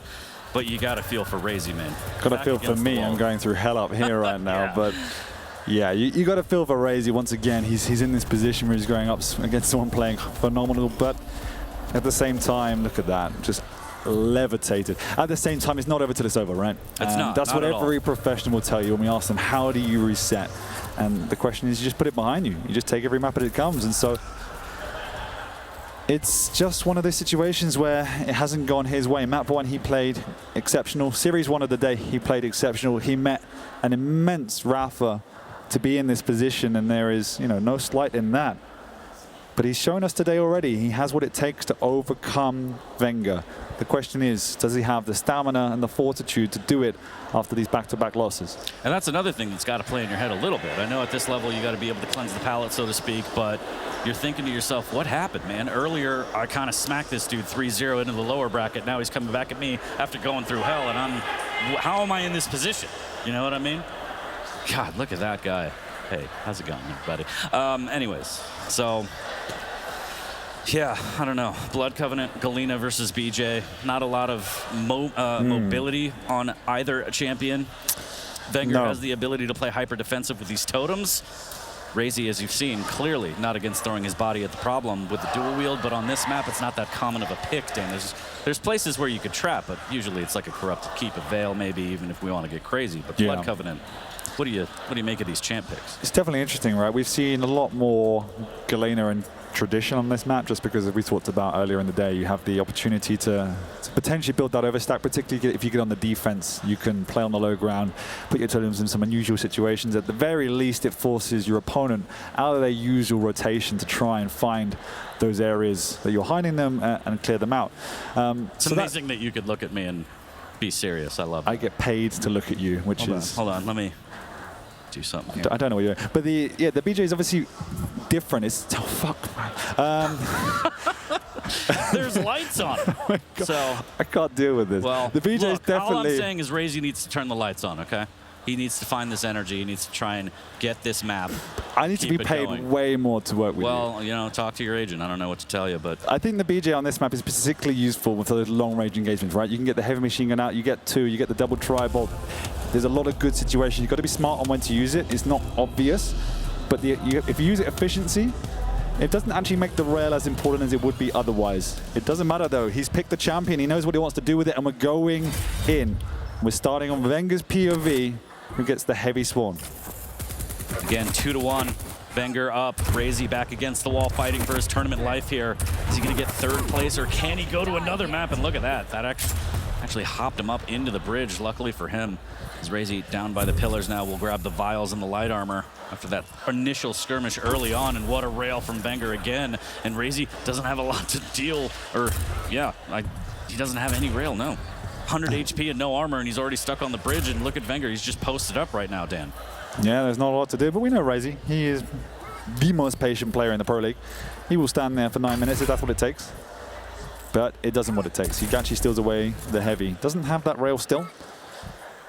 Wenger knows it, and that's why he's doubling back to hit the rail up the jump pad. He realizes that Razy wants to go and get that, so he's going to make sure he socks him one for his troubles as well.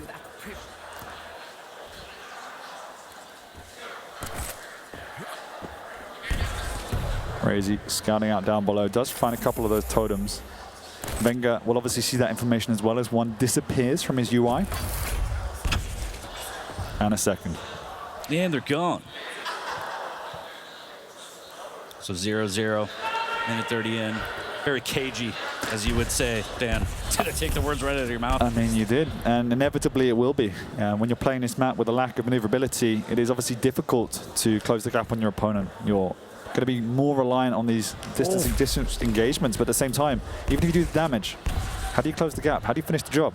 Not sure, but how did he sidestep that rail? Razy almost found some damage on there, but he's going to drop onto the heavy way early, 8 seconds early, and he's just a sitting duck, but Wenger's nowhere to be found to deal any damage. No, and we're in that decided territory in terms of maps as well. This is where the pressure begins to mount. Neither player obviously wanting to make any mistake, no matter how small it can be, game deciding. And this may even be a map that's decided by that single frag, so it is monumental that players make perfect decisions from start to finish. 10 minutes of perfection is never easy. Oh, they're going to run right into each other around the corner. He didn't see. He does now. He hears the rocket stumping by his feet. Moves across to try and do some damage, but Razy's pathing once again is exceptional as he gets out without even being seen. The jump pad is hurt though. The rocket comes back out. Big rocket to rail combo. Razy's there with a double heavy machine gun, and that's what I expected him to use it for. And a double rail, in fact, and Wenger actually responds more than in kind. Razy's trying to defend away, but no, another rail to the butt. And Razy, what's he going to do to get out of this one? Wenger and the railgun. Let's talk about it. Absolutely insane. Heavy is up at 1. Wenger just lying in wait. He's going to take the jump pad up. Is the cutoff going to be enough? He should be able to deal damage on this one at least, Dan. On the way out, just gets more rail instead, but it could have been a bit of a trap there from Wenger, but he didn't feel comfortable pushing on that one. Mega up behind him at 1, and he's just cutting off the map now, playing for sound. Yeah, exactly. Just hoping that Razy comes around that corner at the very least to get some observation on him. He's going to meet him up on bridge now. But this is the choke point that neither one can pass. It is almost enemy territory on either side of the door. Wenger has an opening with the rail. He's actually going down the long way. Lack of mobility, no, not if you have a rocket jump. So steals away that heavy. Perfect time. He's going to make his way the long way around the map. Razy knows it. He's gone up top. Wenger luckily doesn't take the jump pad that could have spelled his doom. He's going to try and beat away at Razy before he picks up that Mega. He sees the timing. Big rail coming out. Also, significant split between the two. And there's the second rail. Wenger find this last angle. Crazy going for the lower light, making his way back to the pillars to try and get another lower light. And just like that, all that work cut in half by that rail. And on the way out, Wenger so patient, finding the angles yet again with the railgun, getting so much utilization out of it. He's able to drop down onto the heavy for free, still totem in hand. He doesn't even care about the stack. He wants it to fight another rail onto the Mega after the pickup here from Wenger. Utilization and efficiency is the key. 17 rails fired by Wenger, 7 by Razy. Wenger's done 10 times as much damage with the rail as Razy. That is insane. The amount of angles he's finding, the amount of opportunities he has to use that weapon. Razy needs to find stability to even up that usage in order to maintain his presence on the map. And he also finds himself a frag down. We've seen how difficult it has been to even get a single frag, so Razy, step 1 is obviously keeping control of at least his items. Step 2, make sure you go toe-to-toe with the rail, and that's a good start. That tri-bolt was so disgusting, Dan. As Wenger drops down. Heavy's going to be the next item here. He does have a totem in the pocket temporarily, just playing nice and slow, doesn't want to make a noise, staying out of harm's way. Over the halfway point, grabbing a quick light armor and making his way back to the pillars before the Mega spawns. Razy goes low ground. He's got the timing of the Mega as well. Now there's a big split between the two. If he can maintain this control now and get that high ground, he can really build his way back into the set. He needs to be careful. He pops the jewel early. He catches Wenger, does an immense amount of damage, and actually just melts him to tie this game. Yeah, and I don't think Wenger expected that at all. The drop down, the dual wield LG was so brilliant from Razy. Ties it in one, machine gun from both players, and Razy is just gonna almost fight this to the death. Wenger disengages finally as he had the better position to disengage. Razy was ready to die there, Dan. That rocket, a little bit of damage, but the Mega is gonna make Wenger all okay. That rail angle would have been absolutely fantastic, but the defensive rocket is so good, so chunky. Yeah, Razy loses his teeth after that encounter and has to run to the heavy side of the map. Wenger doesn't have a rail though, so he cannot aggress even if he wanted to. He has to play this slow. See him try and trap Razy up here. He knows the rocket jump's going to come, but without this rail, he just have to pray that Razy pushes his way through. He does actually try. It's a big rail, and there's huge amount of heavy machine gun, and Razy can't do anything. Wow. So passive healing him back up to 25. There's another bubble for 50, but yeah, Wenger just tore through him with that machine gun. Razy not really ready for it. Takes a ton of damage, drops down for the light. This fight for the heavy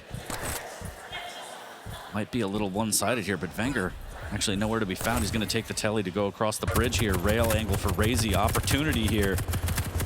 So Wenger trying to press on. He's going to eat one, and that's going to say, okay, I'm good. No need to risk it from that angle. No, he still can't get across to that side of the map to pick up that rail. And that is a problem. That is definitely a problem. Look at this attack of Razy now. 2 seconds before this Mega. Razy's going to make his way across. He's going to make his way in fact. He has 2 LGs to go up against it, and the rockets are just not enough. Yeah, that dual wield LG. Pinpoint precision by Razy there on the Mega, using it as a bit of bait, bit of a trap there to get a second frag. 2:30 left. And Wenger taking a rail through the telly. Needs to be careful here. He wants to do damage on this heavy, but he just cannot risk it, Dan. No, and Razy's done a good job, even though he hasn't been active in preventing the rail pickup. The way he's played this side of the map meant Wenger has not had any sort of confidence to go out. And every time he has made a maneuver to that side of the map, and Razy's either been there or done enough damage where Wenger can't. Finally, he gets a rail, but he's taken 1 rail. He knocks Razy down. He eats a second. He's railable himself. He drops the totem, pushes himself up to 100, but he hears that click. He hears the double weapon, and he has to get out.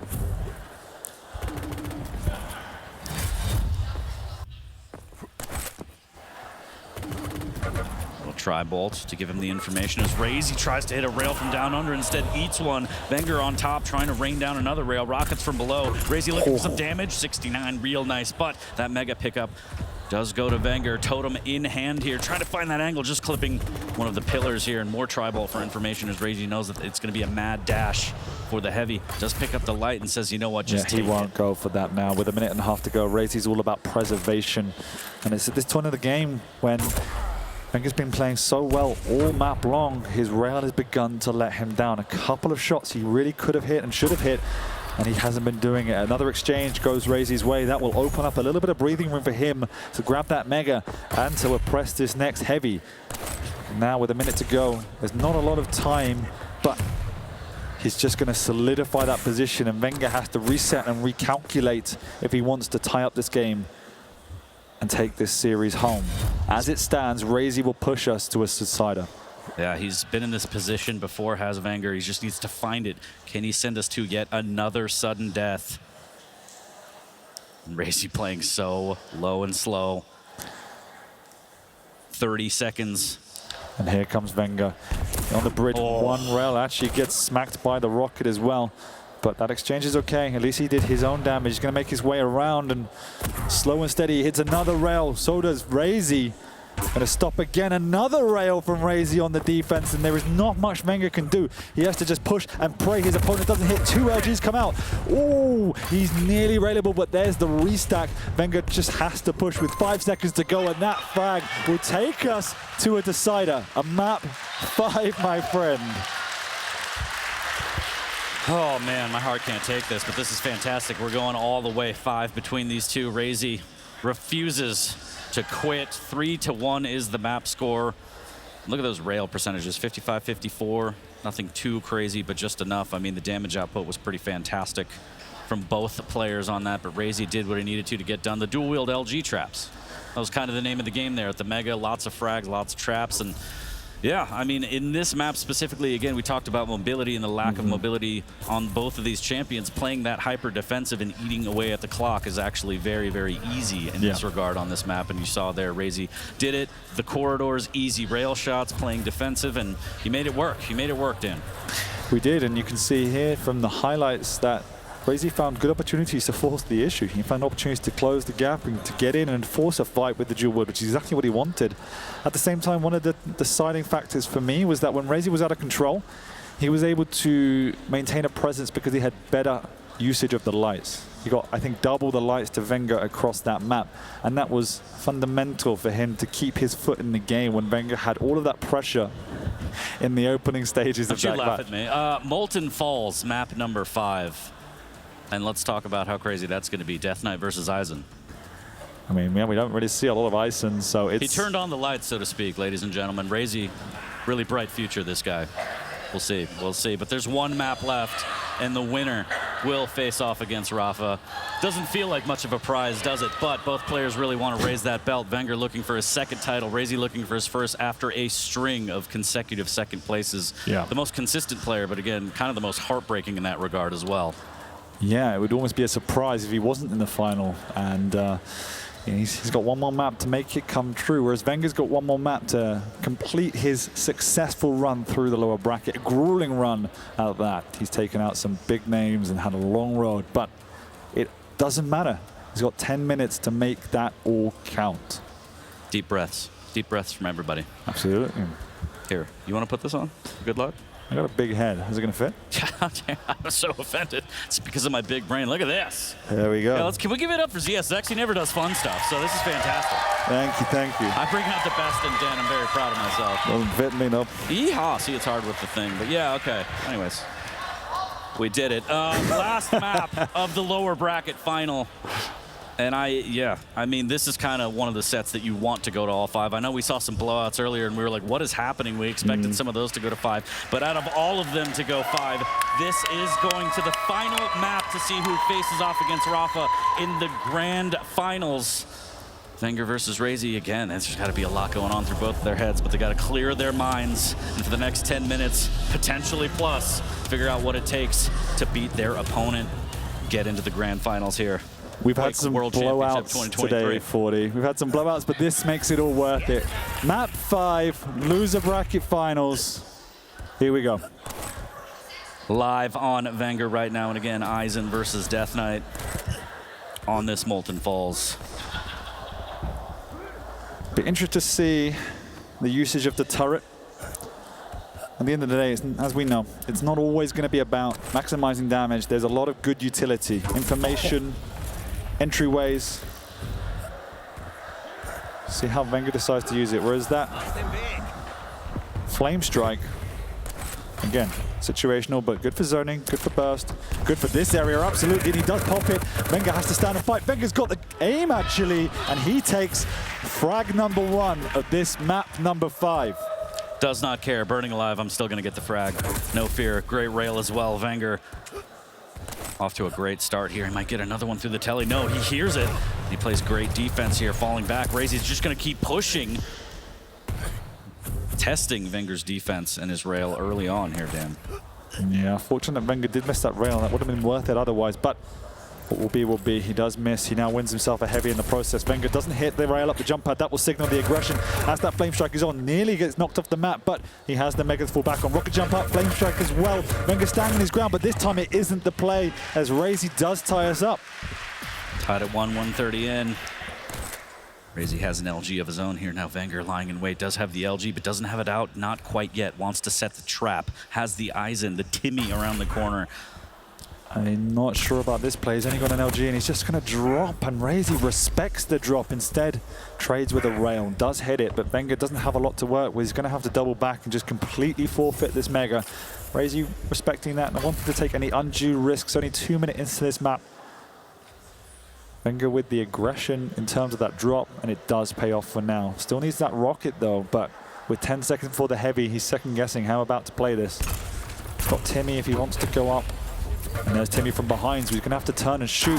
Second rail comes out and impressive, and now he's so low. And he also wasted the flame strike 40.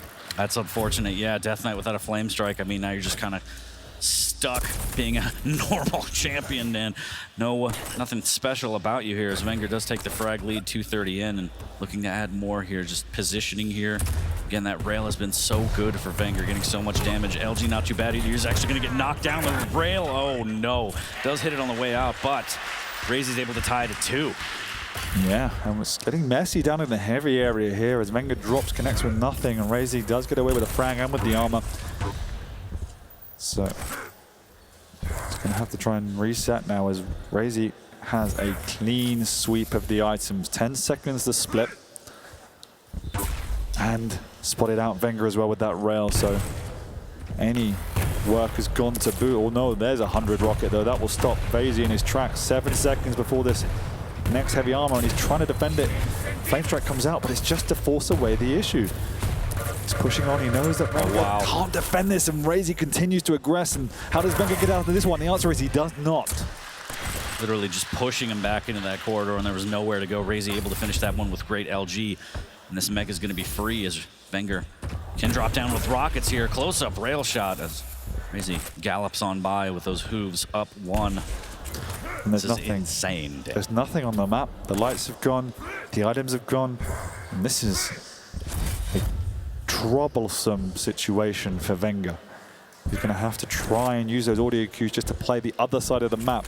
He's missed out on the LG. Don't think that was deliberate, but at least he's got himself a light now. And once again, those items are so split. Wenger drops a little bit late, misses out on that rail. That's problematic. He now can't really contest this heavy unless he catches Razy prior to the entry, which he's done. Razy's gone the long way around. He'll have to go TP, and he'll play it safe as well. So Wenger retreats, gets his second light, and now he feels a little bit more confident to maybe make a move on the next Mega. He'll go up and try and defend from high, but instead he just wants to play the long game. Beautiful rail through the telly there. Quick jump in. Let me get the damage. Let me get out. Let me get back to the Mega again. 1 frag lead for Razy. Here is a quick rocket jump. Gets past the Timmy. The flame strike won't land, but the LG was so good previously. Razy, wow. That rail, another one almost. Wenger's so close to death right now. Needs to be careful. Does have some bubbles to work with. Also has the Timmy, but Razy not afraid to push even with a 1 frag lead. So much on the line. Still playing that aggression that we've seen. Wow, what a read. 2 big rockets with that read. That's 4-2 at the 5-minute mark, and he almost cuts the hair of Eisen with that rail. Knows exactly where he is and needs to be careful of this drop down, but Razy's looking strong in that read, as you mentioned. Fantastic. He used his own audio cues to bait Wenger in. Wenger would have assumed he was going across the top and would trap him, but Razy understanding that. Incredible awareness from Razy. Another flame strike comes out. This time it does connect, and that's going to be painful for Wenger as he can't go anywhere. He tries to double back, but at what cost? 40 HP. 33, and Razy is healthy. He wants to get out without taking too much damage, and preferably with Wenger's life in his hands as well. And he's just waiting around, but there's a rocket. If a second one connects, this is not going to be worth it from Razy, as he's now low, and he's actually had to give up this Mega. That play was crazy. Razy was just begging for the peak, and Wenger was just very precise with his peaks, making sure with that little HP, he just gets out of there. Doesn't give him an angle. But No, here he's he the comes. jumper behind! Oh my God, so much rocket damage, Wenger. Can Razy get out of this? The Timmy was deployed. Flame striking the rail through the telly again. Razy goes up by 3. Great facts, 4 minutes remaining. Razy playing phenomenally. He's got the read on Wenger, and Wenger is being stuck when these flame strikes are being shown out. He has to take these fights. He hasn't got any weapons now, and he's just going to stand and steal away this Mega. And now time is going to become more and more of an issue, and you can see once again peppering from afar. Razy's beginning to get that understanding and the read on Wenger, and you feel it on the pressure that he's putting out. Deals with Timmy, doesn't have to worry about that. He has to worry about Wenger's LG as he pushes in, but Wenger takes so much damage back. Razy misses with the rail, but the follow-up, he makes it look easy. And Dan, 4 frags separate these two. Wenger, pressure mounting right now as time is ticking. The only saving grace for Wenger at the moment is he has a Mega to fall back on, but Razy's playing around this flame strike, he's playing around this heavy, because this is where the flame strike becomes valuable. Once again, it goes on out, and Wenger can't move. Wenger is stuck. Turret comes down, but it's not doing anything. Razy doubles back. He's going to forfeit the Mega, but he's probably just going to drop down and try and do a bit of chip with the rail. There it comes, but Wenger responds in kind. He takes that away, and now he has to try and chase. There's a big lifeline now. If he can lock down the map in these last 3 minutes, 40, it's going to be a hard road. It's going to be a long road, but it is possible. Mega pickup is pretty good start here. Needs to be careful not to drop straight on down Razy with good defensive damage.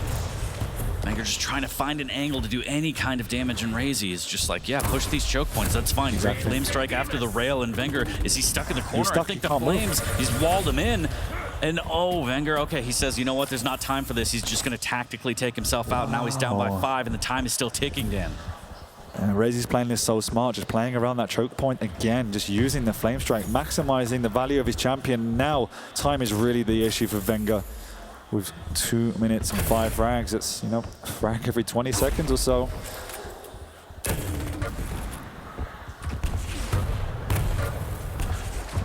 And all this time is being wasted once again. Razy's pushing him into a vicinity where he cannot damage the pickup, and Razy just wants to play, hey, I'll see you later. You can't get out. I will trap you and damage you as you pressure this next Mega. In each one of these fights that Wenger doesn't get a frag is a fight his heart will sink. Minute 30 remaining. Big flame strike, a lot of LG as Wenger backs off, but he's going to tick down, needs to find a health bubble immediately here. And there's nothing around. He gets burnt alive. He ticks down, and Razy moves it to 6 and secures more or less his place for revenge with Rafa.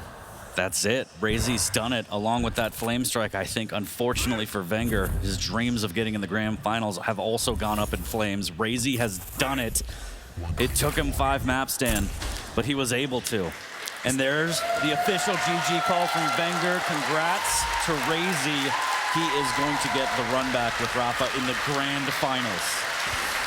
As you said, not the best prize, but if he makes it spin his way, it'll be the prize of his life, as he's fully deserved this run back. Wenger pushed him to the limit. Couldn't have done any more than we asked, and after a day of blowouts, what a series to take us to this final week. I mean, it was a great series to kind of conclude the matches up to the grand final. We will get to see that rematch between Razy and Rafa. You know, it is a little heartbreaking to see Wenger put so much into it. We talked about not necessarily inconsistencies, but he lost his balance a few times, found it, regained it, and in this particular situation, it looked like a couple times he was going to do it. And we were in the back at one point. It must have been the second map, and we were like, you know, Wenger's got to be sick of overtimes right now. And what are you going to do? I mean, you've got a teammate that pushes you to the limit. Those guys know each other intimately in games so well. And congrats to Razy, right? Getting a second chance. Unfortunately, having to do it from the lower bracket again, but I think there's a lot of Wenger fans that are sad to see him go. Yeah, like I said, we couldn't have asked him to do any more. It came down to the wire on every single map, more or less. And think back to the first map, the clutch versus the slash. If anything else had been different and that map was more even, it could have been a different story. I mean, we said it before I left, right? Like, that was almost a gimme for Razy. And frankly, I think that Wenger played that one better than I thought it was going to be. I thought it might be even higher scoreline. I think it was 10-5. It's actually kind of impressive. But, yeah, I mean, if that would have gone a little bit differently, would we have a different scenario? We could play the what-if game all day, but it is what it is. And this last matchup, you know, I don't know if it was just like the wind getting knocked out of the sails or what, but that was, you know, how many games in a row there? Quite a few. Yeah. Like almost 9. You also saw lots of interesting moments where you could see how in tune they were with each other. Some of the reads coming out there, the unique positioning, the traps. But that final map, as you just mentioned, was just a much better usage of a champion versus another champion, right? We saw Timmy being thrown down in desperation to no avail, whereas we saw the changing play style from the last 6 minutes of Razy playing around that heavy in the choke points, because he knew with a little bit of a lead, you have to come to me. And so it was a great strategy from Razy in the end. So we are going to go to a break. We're going to probably take a little extended break. Razy needs an opportunity. Players need to get set up, pick spans, all that good stuff. But before we do that, just talk a little bit about it. You know, what do you think here? We've got Razy versus Rafa. Rafa sitting in the winner bracket, going to have that one map advantage. Going to have a little bit of pick ban advantage. If I'm honest, some of the Quake I saw from Rafa today was the best Quake I've seen. Like, I'm talking perfection to remove your opponent of someone as good as Razy from the map entirely. Yeah. Absolutely insane. And you give that player an advantage and a fresh pair of eyes, you know, some rest, any more advantage you can throw at them. It's more than an uphill battle for Razy. It's an uphill battle with low fuel. And if he pulls this one through, this is the miracle run. Yeah. Absolutely. I was just going to say, this is the last way that he wanted to do it. You talked about the upper bracket in the interview. He just wanted it so bad. Well, it's going to be the nightmare way. This is the nightmare mode for Razy, kind of like the speed runs that he's done in Quake 3. But yeah, this is it. He's got to come from the lower bracket again. The picks I want to be a little bit better. We've seen his picks before, and they're a little sketchy, a little suspect. So hopefully he can clear his mind and get better picks going into this best of 7. I mean, I guess worst case scenario is that he's going to be the most accomplished second place player that Quake Champions has ever seen. But in all seriousness, right, like there's a Cinderella story in the making. Same for Rafa, right? A champion who potentially could be bringing it all back home to Rafa here at QuakeCon. So, all right. Camera's on me, apparently. That means we need to take a break. Ladies and gentlemen, QuakeCon 2023 Day 3 continues. The Quake World Championship Grand Finals between Razy and Rafa is coming up next.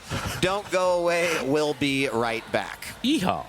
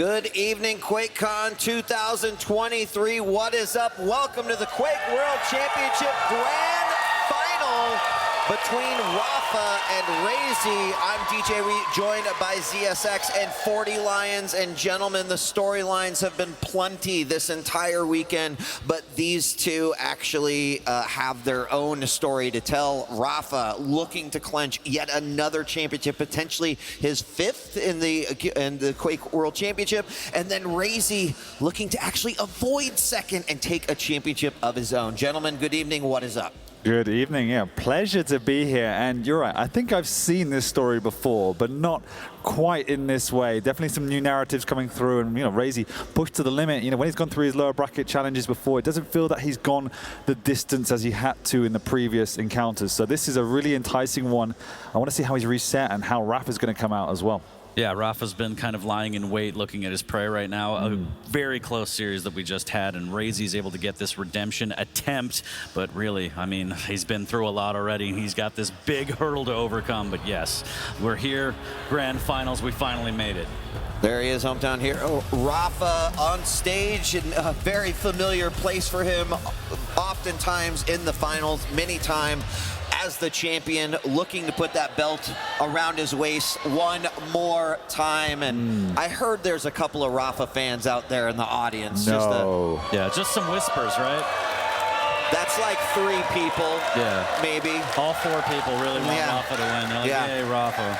But I think one thing to say about Rafa is, although Kilson took the belt last year, that Rafa's looked as good as we've seen him in championship form. I think the analogy I would use is that, his playstyle, him as a person, he's a predator, right? And that predator's now been starved for 2 years of his victory, of his belt. And despite all of his challenges along the way, he is looking as good as he's ever looked, as sharp as he's ever looked, and that's worrying for Razy. And I was speaking to someone backstage yesterday, and I asked them who's going to win, and they said, as long as you don't let Rafa get to the final, it could be anyone. So, he's here now, and it's his championship to lose, if anything. And here's his opponent from Maestro Gaming. It's Razy, who has looked very good all weekend long as well. Yes, he did get dropped down to the lower bracket by Rafa in a 3-0 loss, but he has an opportunity for some revenge. 40, Razy's looked pretty good all weekend, but he comes in as a little bit different Razy into the QuakeCon 2023. A little bit, but my worry is that there's this just mental block facing Rafa. Razy's just constantly running against Rafa here and there, and it always seems to drop. And also the picks. I can't help but feel like these picks that we saw last time really lent themselves to Rafa's favor, and I hope whenever we get to the pick bans, we see a stronger pick phase from Razy, given the fact that, yes, he came from the lower bracket, so it is difficult, but he needs to make the best of it. Well, I mean, at this point in time, if you know you're going to make it to the finals, you also know you're going to have a deep championship pool. You're going to have familiarity with all the maps and be comfortable on them, especially because here in the grand finals, because Rafa made it all the way through undefeated in his matches, he already has a 1 map advantage. So we start this one, and Rafa's up 1-0. Yeah, that kind of sucks, right? Now, what is that format? But it's deserved. After all he's gone through, it's deserved, right? On the flip side, Razy's had to work his way through. He had to get to that point to keep knocking out the best of the best. He's also deserved it, and he understands the challenges. He's been in this final, in this position 7 times. He knows what it's all about. He doesn't need that map, right? He's got to come into this with his clean slate, and he knows how many maps he has to win. He has to win 4, and that's all that matters. Right, and actually only 3 because he gets the 1 for just being there in the winner. Oh, you meant Razy. No, I was talking about Razy. Yes, Razy's got to win 4. Up, my friend. Oh my God! We need to get I'm so ready for this week and be over and not have to deal with you anyway. No, I'm really excited to be here. Thanks to all the casters who've been bringing their voices to the games this weekend, and a big shout out because we had some incredible play all weekend. So before we do go into picks and bans, if you would just give a solid hearty cheer for all of the players that competed for 18 weeks, that came and did things that we wouldn't even believe could happen. Zeneku taking out Kilson, strong Sage with his freshman showing here in such an incredible way. I mean, it's been phenomenal. It's been great. It's been unreal to be back here, QuakeCon, Dallas. What a crowd, what an atmosphere, what an event, and it all comes down to this. Yeah, feels really good to be able to do this. Oh, But yes, the matches in the Quake have been fantastic too, and the crowd has been absolutely wonderful. One more set to go, and it's going to be fantastic. Well, I think without further ado, let's take a look at the picks and the bans. A lot going into this, and this could say a lot. So Deep Embrace is the game that technically will already be going to Rafa, which means that we've got Veil, we've got Keep, Ruins after that, Awoken, Blood Covenant, and Molten Falls should it go to the 7th and final map. Dan, you want to take us through these champion picks? I just want to take you through the theme I see. I said in the previous series these two met that I generally enjoy the way Rafa wants to approach this because he likes to pick the combat heavier champions to, manage Raze's aggression. That's gone out the window, and they flipped it on the head here. We obviously start with that clutch on Veil, and he just wants to pick that out as soon as he can pick it. So he bans out the keel, sorry, 40. Yeah, takes I out feel the clutch. slighted. That's okay. And it's a difficult map for clutch. It's very combat heavy, and it can be utilized exceptional. But if you do get on that back foot, Rafa will put that pressure on with the range, with the orb, with the aggression. So this is going to be super interesting. It could be the case that Raze ends up turtling down in that lower green room and just waiting and biding his time. We'll have to see. This one's going to be wild. We move on through, and then we come on to Corrupted Keep. The Anarchy pick from Rafa, we didn't really like it when we saw it come up from Raze. It's not the same situation, 40, but it's, again, a high-risk pick that we haven't seen pay off time and time again. Yep.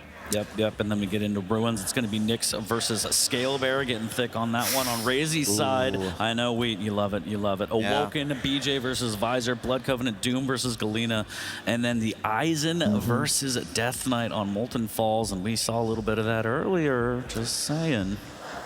I like this better from Raze than we saw it last time, right? The role reversal on Ruins is interesting, but it is a challenge because the Nyx can play around the scale on that map in particular. So Raze, like Rafa on Molten earlier today, has to play calculated and careful because he can be picked apart if not. Yes, the stack is huge, but at the end of the day, it's quite broad, open map, so he has to slow it down a little bit. He can't just go full throttle. Yeah, I think one of the really interesting things is Raze having that clutch in the first map. I think that could be huge. Now, clutch is a champion that is not played as much in the QPL, but Raze was the player that tried to convince people this is a viable pick, right? To the point where some players were just banning it outright against him. So an interesting scenario, not saying it is a free win on any level, because I think that would have been a stronger pick on a smaller map, but on Veil, there's ways and tools for Rafa to be able to deal with that. But if Raze somehow takes that first map and a comfort pick like Clutch, I think that's really good for Raze in this situation, right? Because my biggest fear is that Rafa comes, he sits in that chair as a champion, and he just takes 3 games and shuts it out, forcing Raze into second place he's comfortable with. He'd like to get that championship, but I think that game 1 will be huge for momentum. Yeah, it will be. And I love the fact he's gone with the clutch. It's a high-risk, high-reward play. Veil is a hard map to play it on, but it also does play into the strengths of clutch as well. Through those corridors, you can pop that shield. You're not getting out of the way of that clutch. That's going to be... It's going to be combat heavy, and it's going to be a brawl, but it gives Raze that stability, that layer of confidence, and I think this one's going to go the distance, Sweet. Yeah? Oh, yeah. I'm putting that down. All right. Lock it in. Yeah, essentially, if he takes map number 1, it's a reset, right? Then it's just a best of 5, even Steven. But yeah, map number 1 is going to be very, very important, Veil. I mean, admittedly, Rafa's favorite map, as he said before. Probably not favorite to go against Clutch, but he's got to be ready for the task. Yep. Well, we're going to get started here in just a moment. The players are getting ready. The server is launching, and the grand finals here of the Quake World Championship at QuakeCon 2023 is about to begin.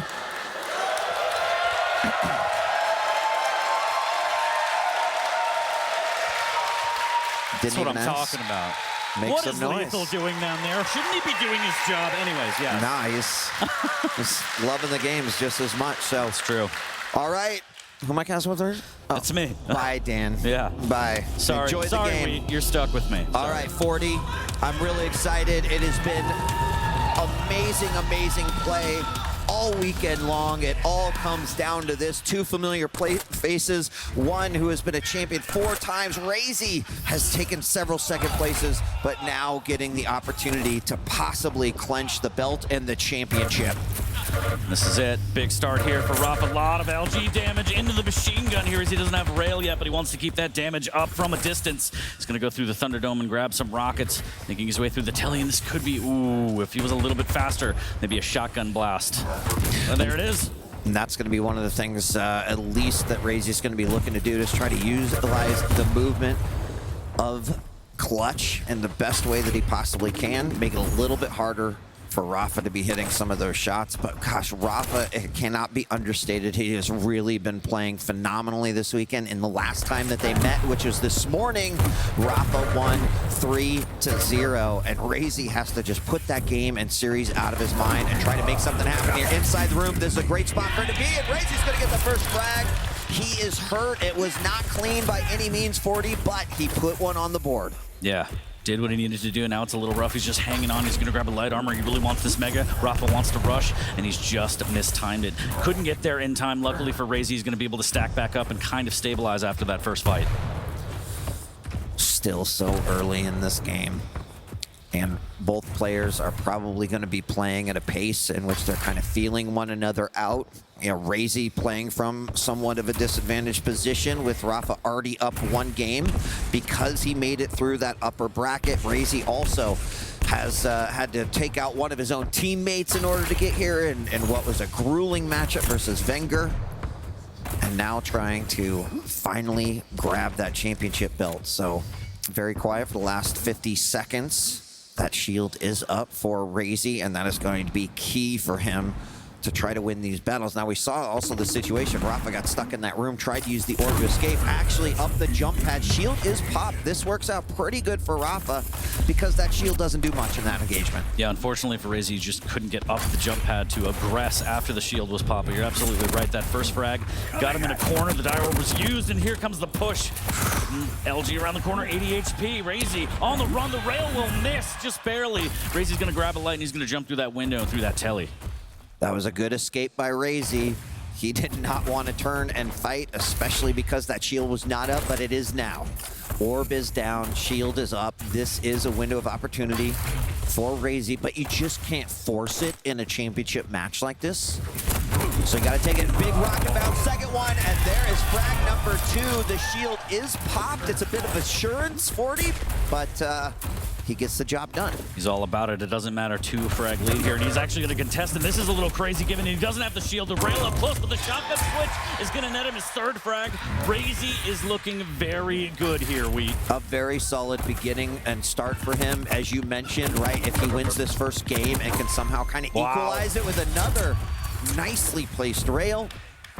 Shield going to be up in about 16 seconds. Orb is there, but you know what?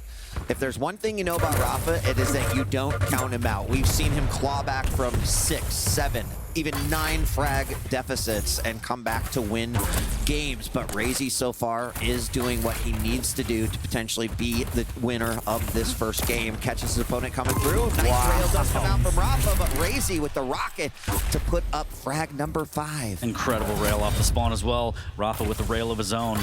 As Razy will stack back up again, the light armor in the window room. The rocket, he jumps over it. Rafa wants more damage. There's another rail in the orb to get the frag. What a play from Rafa there.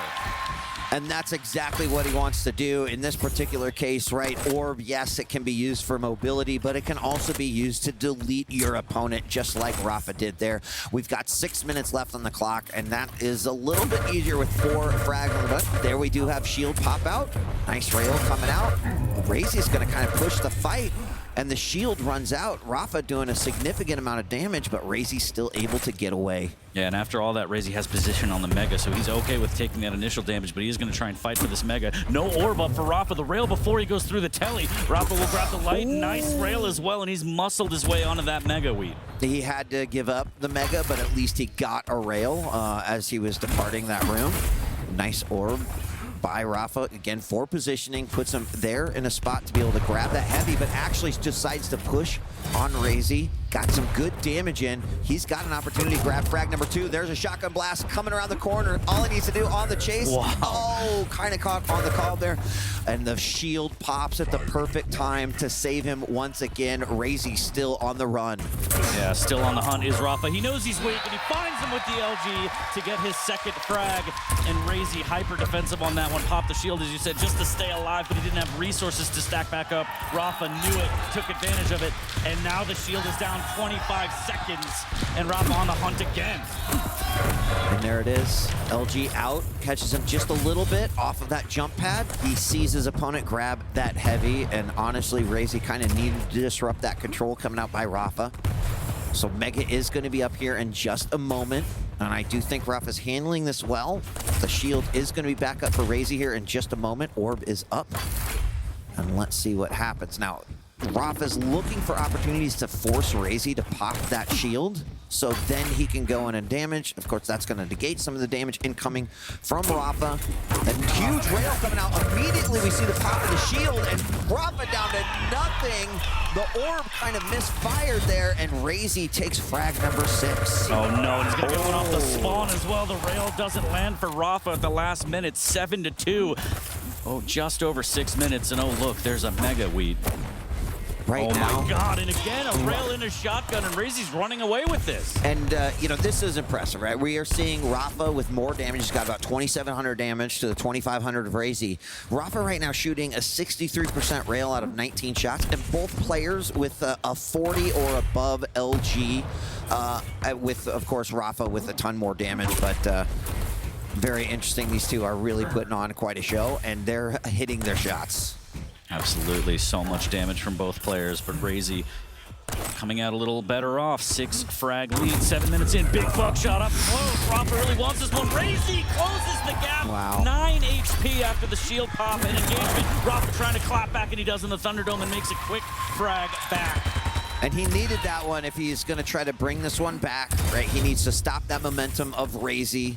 He was able to do so. He knows the shield's down, but not for long. It's going to be back up now. And that, again, you can just see once Razy pops that shield just how difficult it is to take out your opponent. Now, if you're looking to make back 6 frags, that is going to be tough, especially if Razy is hitting defensive rockets like that one. You can't really chase. In fact, he's going to go in on it. Shield does pop out yet again. He hits another rocket, and although Razy is so low, there's not much that Rafa can do to chase. Yeah, couldn't really risk it, but that was pretty good damage here. Heavy will go to Rafa, and Razy trying to stack back up, and now it's a matter of time. 6 frag deficit for Rafa. He's got to start making things happen, and Razy, if he just keeps the damage high and makes sure to prioritize the vials, he will have the shield for any kind of engagement. And right now, he has got to be on the hunt for Razy. Rocket jump up to that Mega. And just not able to find him. Oh, nice! That rail was huge. Razy trying to go for that teleporter to get back in, but that rail caused him to go completely off trajectory. And that's a solid way of just getting rid of that shield. Now, shield wasn't popped. Here it is. LG coming out. Rafa gonna commit to this one on the chase. Great rail. Is stopped by a rocket. It doesn't hit, but it stops him. And there is 1 minute and 30 seconds left for Rafa to try to come back with 5 frags. At this point, that's looking like a pretty tall order. I don't know if that's possible. We've seen a lot of things happen, but this one is going to be one of the most difficult here. Razy's going to definitely stay away from that window after what just happened and just maintain this 5 frag lead. He wants to play defensive. He's going to have the shield back up, and this is all Rafa. He's got to aggress. He's got to play smart. He's got to do so much damage. And look at that defense from Razy. Just unbelievable on the rail, and one more maybe. No, Rafa gets the rail instead right before the Mega. 5-9 with a minute left to go. And just to put it in perspective, there's at least one more shield here. With Razy's movement, I think he's able to just play defensive at this point. Rafa's going to do everything to try to track him down, but he may just have to be setting his sights onto the next game, which will be Keep. And a map that has been claimed by both of these players. It's both as Rafa's keep and as Razy's keep. Absolutely, but I am very impressed with Razy here. Again, the picks were stronger as we looked at the pick ban phase, and getting this comfort pick on map number 1 and playing to this level and resetting essentially to a best of 5. Razy has to feel a little bit of relief. He's still got a ton of work left to do, but this is fantastic for Razy. There's one more frag, but to get 3 frags in 15 seconds, that just is not going to happen. So Razy will take the first map. There we see the shield pop and what could be the final engagement as the clock and seconds tick away. Razy will tie the series up 1-1. ZSX is back at the desk, and we said how crucial that first map would be for Razy to kind of negate that advantage that Rafa has, and he has done it. Now, let me ask you this, because Rafa's a smart guy. He knows Razy on clutch is going to be tough to deal with. Do you think that that was maybe an outcome that he expected? Getting off to that start was incredibly important for Razy, just to set the tempo, set the aggression, and show the confidence as well. Even within a minute, you're just getting the frag. And there were some elements of fortune to get there, but I think Rafa would have expected that, right? That's what a clutch brings, and the problem is, clutch breaks the methodology of the duel, right? There's very little Rafa could have done in many situations to be able to combat that. And so we get the reset, baby. We go back, and it's a square game, a square best of 5. It's a beautiful way to start. Again, sigh of relief, but still a ton of work on Razy's plate, but that does give him a little bit of cushion, and it kind of evened things out. And again, his pick phase was actually a lot stronger this time. As we look deeper and deeper, it's only going to get better for him as we take a look at the stats. We talk about the ability to play all the champions, play all the maps. You know, maybe Rafa should play clutch. He had the first pick, and he could have taken it away from him. He thought he could counter it. We see the Ranger have worked in the past, and it could have worked on this map, but the pressure was too much. The start was too strong, and to try and come back against your clutch is almost impossible. You have to set the tempo and the momentum. Yeah, that's right. And of course, Razy was just doing the dance well enough to be able to keep out of sight of Rafa. And 6-9, still pretty high scoring, all things considered. Yeah. But now we're going to be moving on to Corrupted Keep, where we're going to have Rafa on the Anarchy and Razy on the Strogg. Really interesting. Rafa again picking the Anarchy this time, and it's a champion where you have to snowball. The Anarchy wants to be in front, and he wants to set the tempo. It's incredibly strong if you can do that. You have the inject to boot, but at the same time, I like the Strogg as a counter because it is a solid medium champion, good stack to his name, spawns with some armor, has the health vials if he kills his opponent. So then he has that snowball potential too. The Pika for the burst. I think that Razy can stabilize it. If he can slow that tempo and stop Rafa from getting ahead early, he's going to be in a really good position on this map. If Rafa gets a strong start, then it becomes worrying. We've seen Rafa play, I think, twice against an Anarchy and Corrupted Keep. The game plan has always been keep away armor. I want to see Razy implement that same strategy. Try and take all the armors off the map, let him have his mega health, let him have his inject, and just leave him armorless. And just shotgun damage is so big against an Anarchy with no armor. It is absolutely incredible. I mean, but when you think about denying someone armor, like Rafa is typically one of the best at that, right? Yeah. We've seen him start out. And all these, it is no small task against someone who knows how to do that so well. But again, like these two are here in the grand finals for a reason. Who they had to battle through, how they approached and played each game, some of them in overtime, some of them clawing comebacks. They both deserve to be here. So that's definitely a tall order, but it's possible. You do get that frag, you get an advantage, it can happen. We've seen the best players completely lock down and control map versus other players all the time. Absolutely, and Razy has the potential to do that against Rafa. Rafa has the potential to do that against Razy. It definitely comes down, once again, to that start. It's going to be critical. We are in a position now, tied up. This next game is going to be crucial. Taking even a single game lead, ZSX can help swing the momentum, and it's not all about the momentum, but there's a big opportunity here. Flea's not up here, but I'm sure he's got some stat about, like, Razy's never been in the lead by more than one game in a grand final series, so we'll have to see how this goes. Well, he's not in the lead yet either, as he has to fight through Rafa on Corrupted Keep. He's got him pinned in the corner to start with. He's down below. He's used the Pika, but Rafa's also got the inject in reserve if he needs it. He's going to take this fight knowing he has that resource available. Big Rocket just missing the head of Razy, but still doing enough chip damage. Yeah, and our major items are going to be very, very close to one another. They're going to swap it up. Actually, big LG damage. And Rafa has an opportunity for that first frag. Razy only 8 points of health. Rafa knows he's just going to constrict Razy's movement, and Razy's going to decide to go for it. He has to double back, and that's confidence from Rafa right there, saying, okay, I'm going to let you live right here. Huge rocket coming out, but Rafa's still getting that first frag. He's up on the board.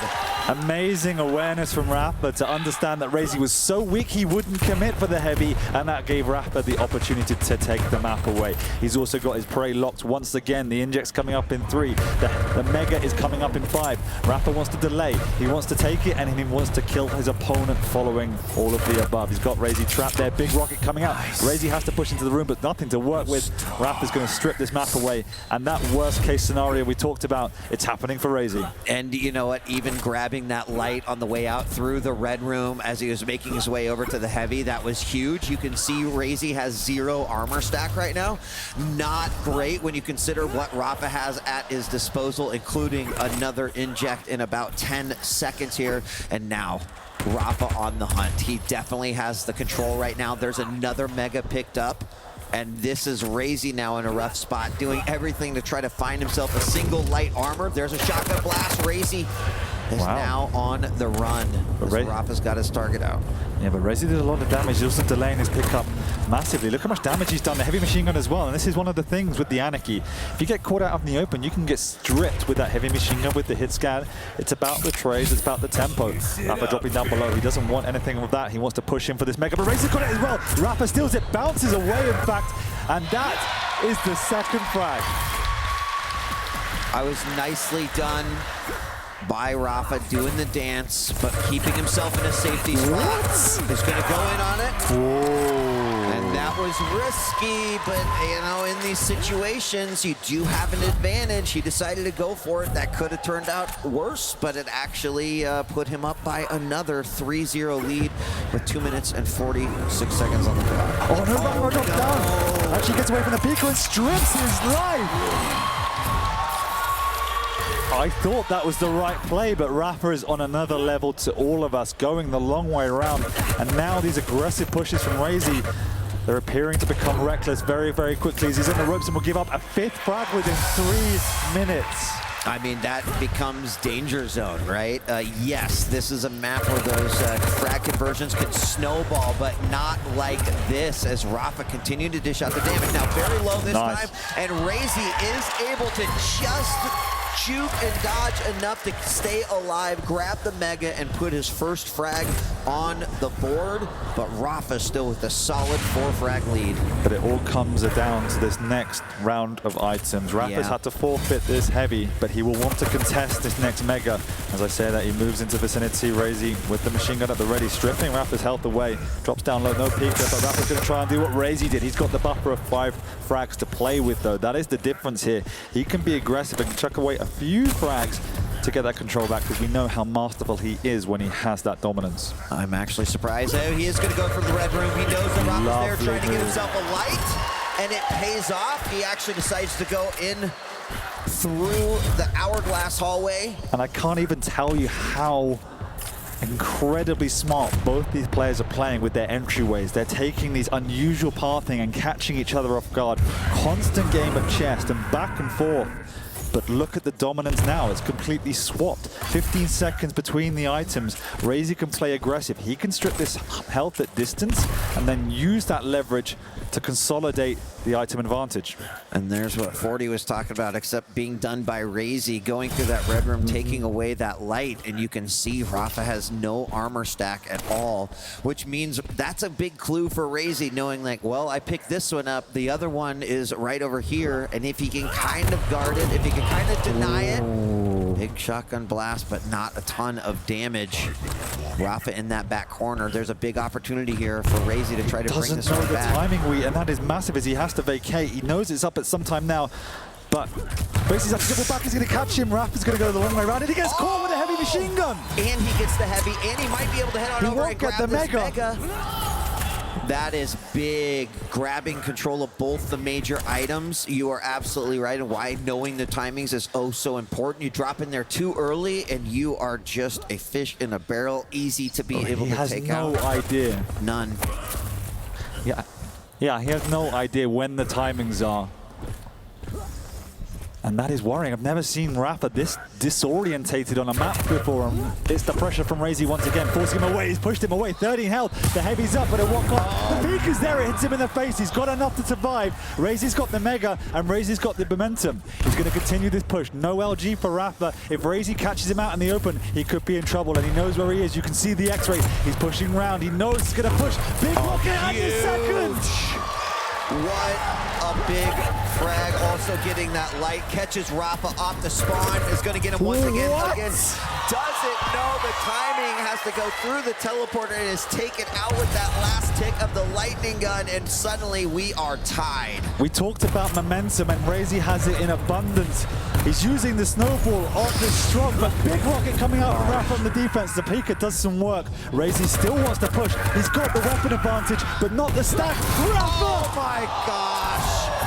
The rocket came through. I think Rafa thought that rocket was going to connect and make something happen. It did not, though. Razy somehow stayed alive and got the frag, and for the first time, he's got the lead in this match. Yeah, and there was so much time before the heavy armor that Razy could push on in, and this is the problem. Rafa isn't doing any damage. He's just running away like a scared animal, and that means he's not doing anything to get himself onto these items, to press them, and in some instances, even to get the timing. We've got 3 minutes left in this game. Still in a situation that anything can happen, but those light armors being gobbled up by Razy. Another big peeker kill, and then getting the heavy on top of that. Right now, Rafa just wondering how he is going to knock down the defense that Razy has right now, and frankly deal with his offense as well. And this is the problem, but big rocket's coming out. The third one doesn't hit. He's got to make it happen. This is the most amount of work he's done in the last 3 or 4 minutes. He's actually stopped the momentum of Razy. Razy really can't pressure this heavy, otherwise that will happen. A rocket to the face. Rafa can't follow up. He doesn't have the weapons, but now he has an item. He can begin to build. 2 minutes to go, 2 frags in it, but he needs to maintain this stack ahead of this next Mega. Razy's above. Razy's prowling with the rockets. Rafa's done a good job to steal it away and actually get away relatively cleanly. Now he can chase with this inject up in 3 seconds. And more importantly, Rafa knows what the timings are. Now there's only less than 2 minutes left to go, so that's not going to be huge in 2 more cycles, but that frag is huge as he brings this deficit to just 1 frag with 1:40 left on the clock. He knows what the timings are. He's sitting on top of that heavy. He even gets a chance to delay it just a little bit, knowing that he's going to be able to get it safely, and that allows him to have that heavier stack going into what could be a tying frag. He's going to grab the Mega 2, and he's got to make a move. Now, out of players here who are able to make a move, Rafa definitely one who knows how to make it happen. He gets some damage, but doesn't force it. Peeker is down, and that means another window of opportunity. Yeah, but the items have begun to converge, so if Razy can delay, there is something he can fall back on. Rafa's even taking away the lights, as Rafa does. Razy going to have to try and now just hide. He's caught between a rock and a hard place. He's moved out of position for this Mega, so look at the stack of Rafa. It's going to be gigantic. Razy's going to have to play the minute of his life to take this map away, otherwise we will go to an overtime. And this is not a very big map. There's only so many places to hide. We're going to see Rafa. He's caught him above. He's dropped down. No! Shotgun to the face! Both of them connect in a majestic way, and we are tied up. But now he's in a fantastic position. He's got the better stack. He knows the timings. Catches with the LG. He almost pulls it down. The eject comes out just in case. And 20 seconds left, or we're going to overtime. LG comes out. Peeker! Oh! Peeker is shot down, but more importantly, Razy goes down. Rafa regains the lead, and with 10 seconds remaining, Rafa, did he just pull it out? And the answer is yes. Wow. Wow, indeed.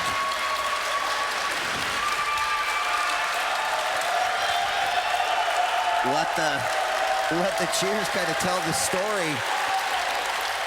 that is what makes a champion, right? Being down by several frags, having your opponent come back, tie it up, take the lead again, and then just to be able to claw it back. But not only that, in the last minute and 20 seconds.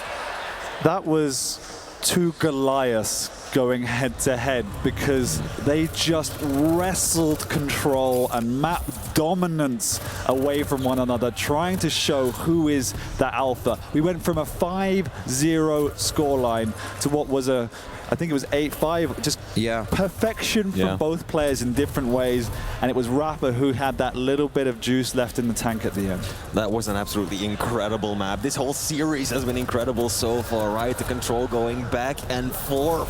Razy coming so close to finally being in the lead in a grand final, but no, he is once again finding himself in a position where he's got to chase down Rafa, and this is the fight that determined it all. Razy, he's still going to be visible. Yeah, he was still in plain sight. I don't know what he was going for there. Maybe he thought he was closer to the doorway and would no longer be visible, but no, Rafa held his ground. He stood tall, got himself a decisive frag. I mean, just happy that these games are as close as they are.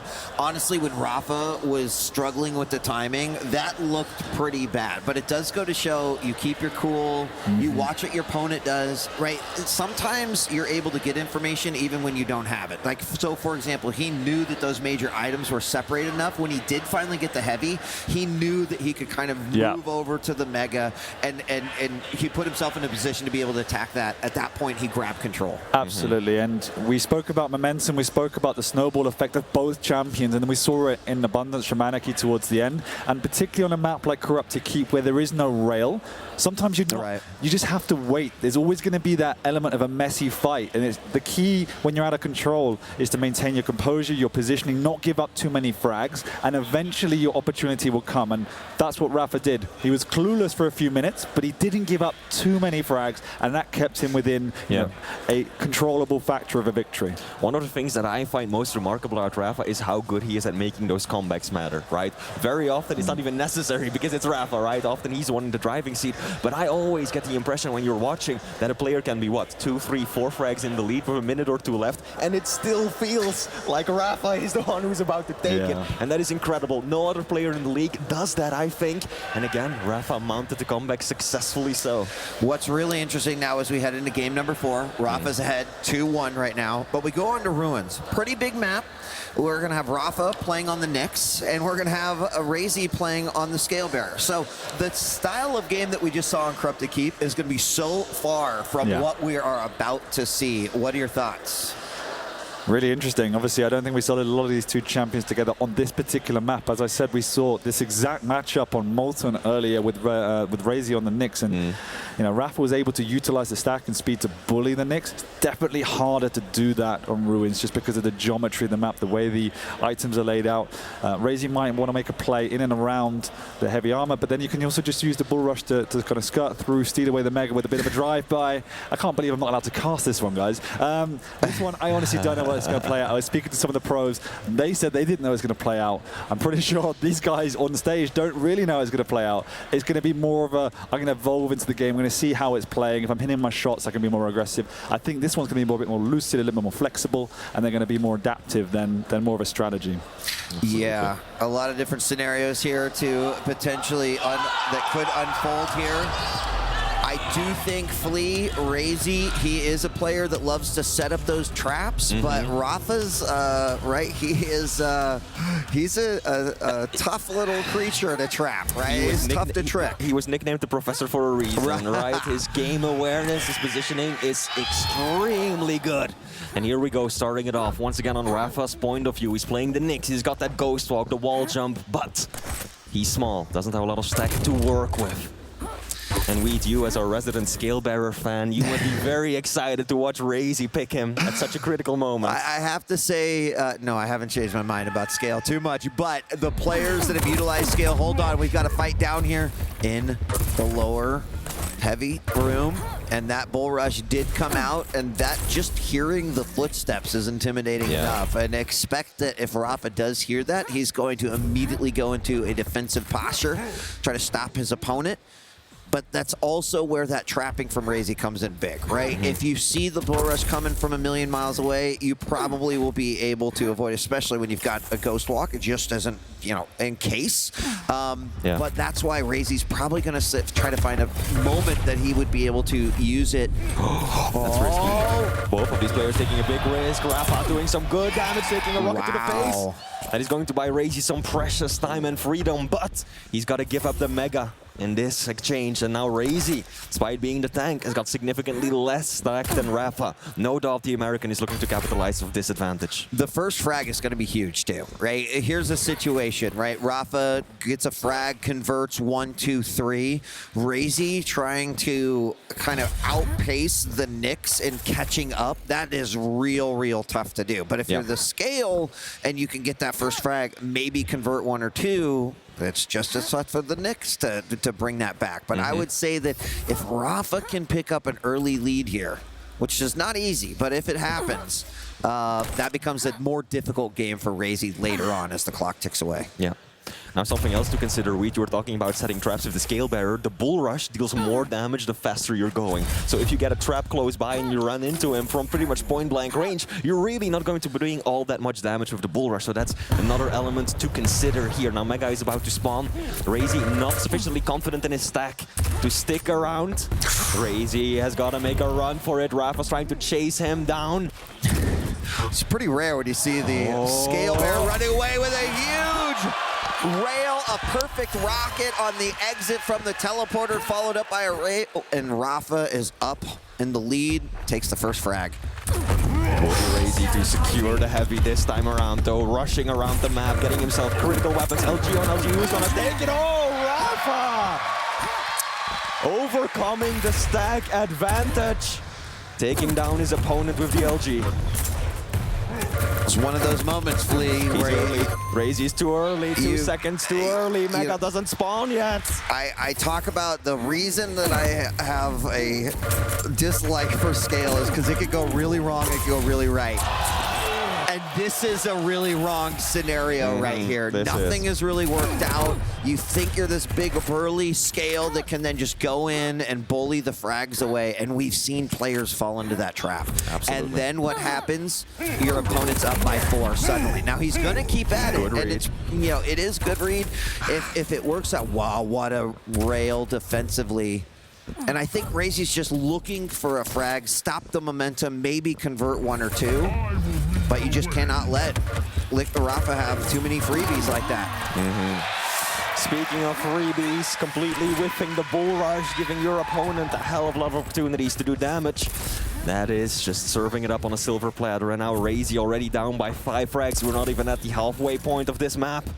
Yeah, this is already boding well for Rafa now. There's still a lot of time left, but this is one of those scenarios that when we were looking at the picks and bans and looking at the map, I was thinking about it, and this is kind of my biggest worry for Razy. Yeah.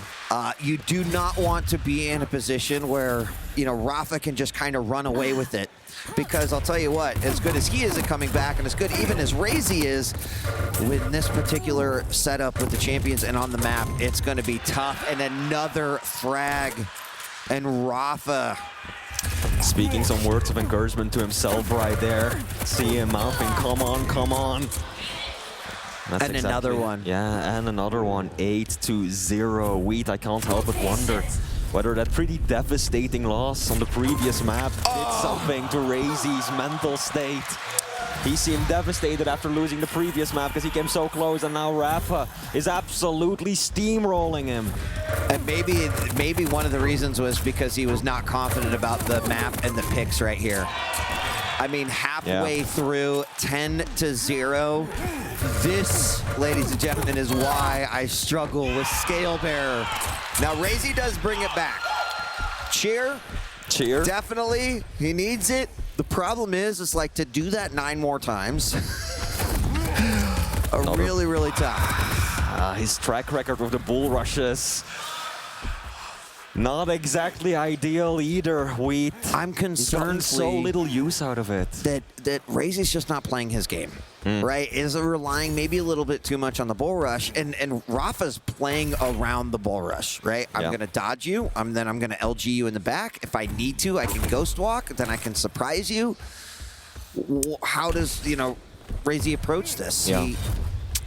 I mean, I think another important thing to consider is, of course, control of the hourglasses, right? You want to deny them as much as possible when you're up against Nyx, because she's so dependent on her ability. But what are you going to do when you're Scale? Are you just going to keep rushing around the map just to deny them? No, that doesn't work, and that engagement doesn't work either. Rafa was caught out in a very, very hard place, but still retaliates.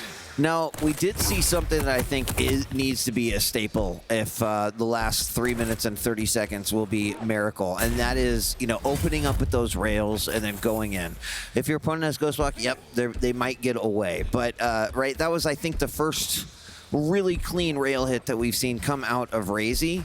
And I wish that he would rely a little bit more on his fundamentals, because I'll tell you what, the ability of Scale is not really working out for him right now. Indeed, it is not. Oh, that's juicy, though. Point blank being propelled into Rafa by the rocket behind him. But wait, can this even be done? 8 frags in 3 minutes. Keep in mind, you're up against the Nyx, so first you've got to break the Ghost Walk and then find your opponent again.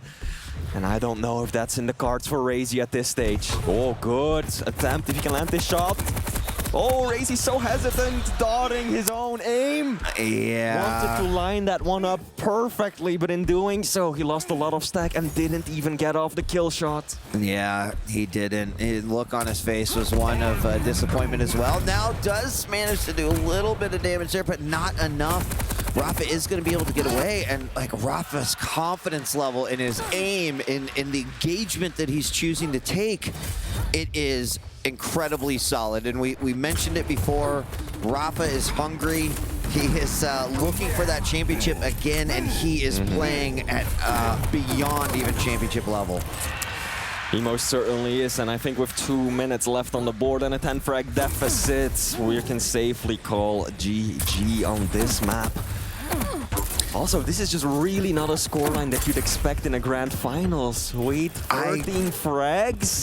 This is also one of those situations, right, where Rafa let that clutch through in that first game, right? Knowing very well, like, that's going to be a tough matchup for me. And, it did set up a situation where if Scale was going to come out, right, in what map, how would that work? This was probably a situation that Rafa was going to be pretty happy with. Yeah. He had a game plan for dealing with the Scale. 15-3, you're right, considering that we had a 6-9 score where Razy won, an 8-7 that Rafa won. This is a little bit more akin to what we saw this morning when Rafa defeated Razy. 11-3, 6-2, 5-1. This is that championship dominance. It most certainly is, and that does mean that Rafa will be on match point, on championship point after this map. Yeah, 1 minute left to go. At this point in time, there is mathematically no chance that Razy could bring this back. He's got to be putting his eyes on Awoken, where he will be playing the Visor, and Rafa will be playing on the BJ. That is a whole different beast, much smaller map. Perfectly balanced champions, at least as far as stack goes. Visor, slightly higher mobility, he's got the piercing sight, able to look through walls at times. But then you've got the BJ. Rafa has got that burst damage to work with, and I think that at this point, Razy is hopefully already thinking about what he can do differently in the next map. But I'm slightly worried about his mental state. Watching his face on cam after losing that previous map, he already seemed quite devastated. Well, to be a champion, you have to be able to erase that last game and move forward. And Rafa does set himself up for game point. 17-4 is pretty incredible of a score for him, but again, You know, that was a little bit more of the matchup. Ketchup joining us here on the stage. Your thoughts on that one? Watching that in the crowd, the energy's pretty electric. Shouts to this crowd for another time. Wonderful QuakeCon so far, and it's wild to think that we might be almost over. But watching this match, it was a masterclass on how to handle Scalebearer in the right situation, even in moments when Rafa had straight up nothing to survive a bull rush. Just basic movement, backwards movement, letting it miss, calling out Razy in those situations, and then on top of that, keeping him behind, never missing a shot, picking up the right items, and the aggressive ghost walk, feeding himself so much that those surprise attacks, there was an instance up top right above here where the ghost walk right behind, one super shotgun. I mean, you're not used to seeing a Scalebearer player get handled like that. Yeah, I mean, let me just throw out a hypothetical. Fleet to you. If we saw this game played 10 times, how many times do you think we get results like this? You mean Rafa versus Razy with these picks on that map? Yes. Oh, I feel 8 out of 10.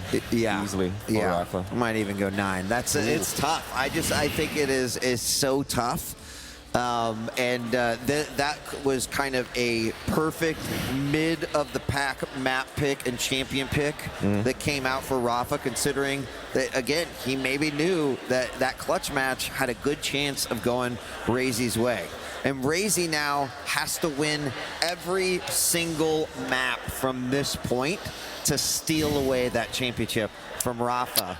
I gotta imagine that means Rafa can literally smell it. He can see it. It's almost blinding him, the lights coming off it. It is so close. He's got one hand on it. I mean, this one must mean a lot to him. It's been 2 years since he's gotten to secure the belt. And if we look at the overall winnings as far as the Quake Championship League goes, right, we can look back and we can see that Rafa is currently at 4 belts, Kilson trailing behind him at 3. So if Rafa can win this one, he will no doubt secure himself a spot as the GOAT of the Quake Champions Pro League era. It takes 5, huh? It takes 5 as the takes GOAT 5. officially? It takes 5. Yeah, That's okay. it. Just I checking. mean, we're working on it. We're working on it. We're well underway. Well underway. What I'm loving about this so much, though, is the story. The biggest story going from Razy's side, though, is that one fantastic start in this series. From that point on, it's starting to look a little bit more like what history has taught us, and that is where the concerns lie. Is he going to be able to? Even if there is some kind of barrier there, this is where you have to conquer it, because we're at the finals. This is the finals. There's no reruns here, and Razy's had to work so hard to reach this point. It would be a perfect full circle moment if he could pull this off. But even getting a map, as he said many times, one map at a time. We have to just concentrate on each 10 minutes, and that's all there is to it. But you know, we can run through all the scenarios. The one thing you have to consider is that Rafa's been here before. He's been down before. He's clawed back. He's won. Being in the lead puts him in a very comfortable spot, which means, again, going back to Razy, in order for him to avoid the second place curse, he has to win the next 3 games. Statistically, how many times has that even happened versus Rafa, right? Like, this would be not only an incredible undertaking, but it would be, right, just statistically something that we had never really even seen before. But to do the unthinkable, the World Finals is the place to pull it off. Absolutely is. It absolutely is. Now, before we move on, just talking about the figure suite. They've placed each other 11 times in history of the Quake Pro League. Rafa has won 9 out of those. And also worth noting is that Razy has been in a grand finals 6 times throughout the Quake Pro League. 3 of those were against this very man, Liquid Rafa, and he has yet to win a single one in that situation. But now he's got to go big, or he has to go home.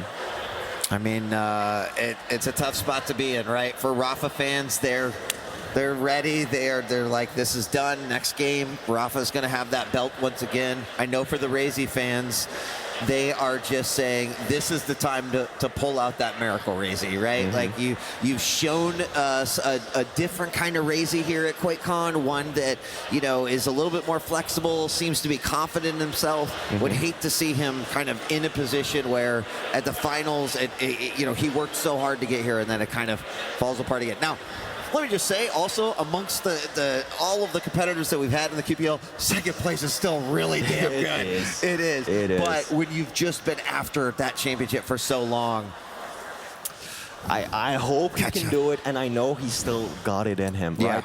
It would be a miracle, yes, but it would not be one that we haven't seen before. ESL 2018, where Razy earned himself the nickname the God Slayer, right? Rafa, untouchable, hadn't lost a map that entire tournament. True. He's up in the upper bracket, Razy coming down from the lower one.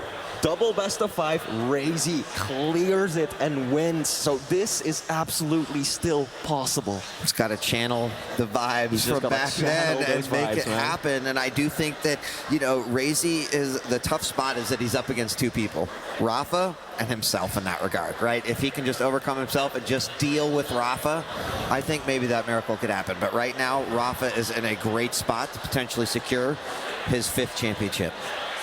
I would go as far to say more than that in regards to how many people Razy has to conquer. This crowd, I would go as far to say, is another extra dynamic. We talked to Rafa earlier today. Rafa was able to say that this energy, the people, the fact that he is the hometown hero, it's something that is fueling him. It is giving him that extra motivation.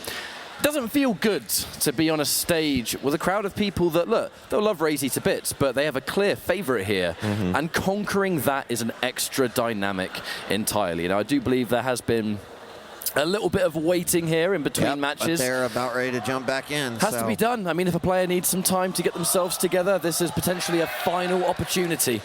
So if you're going to have to take time, by all means, do it.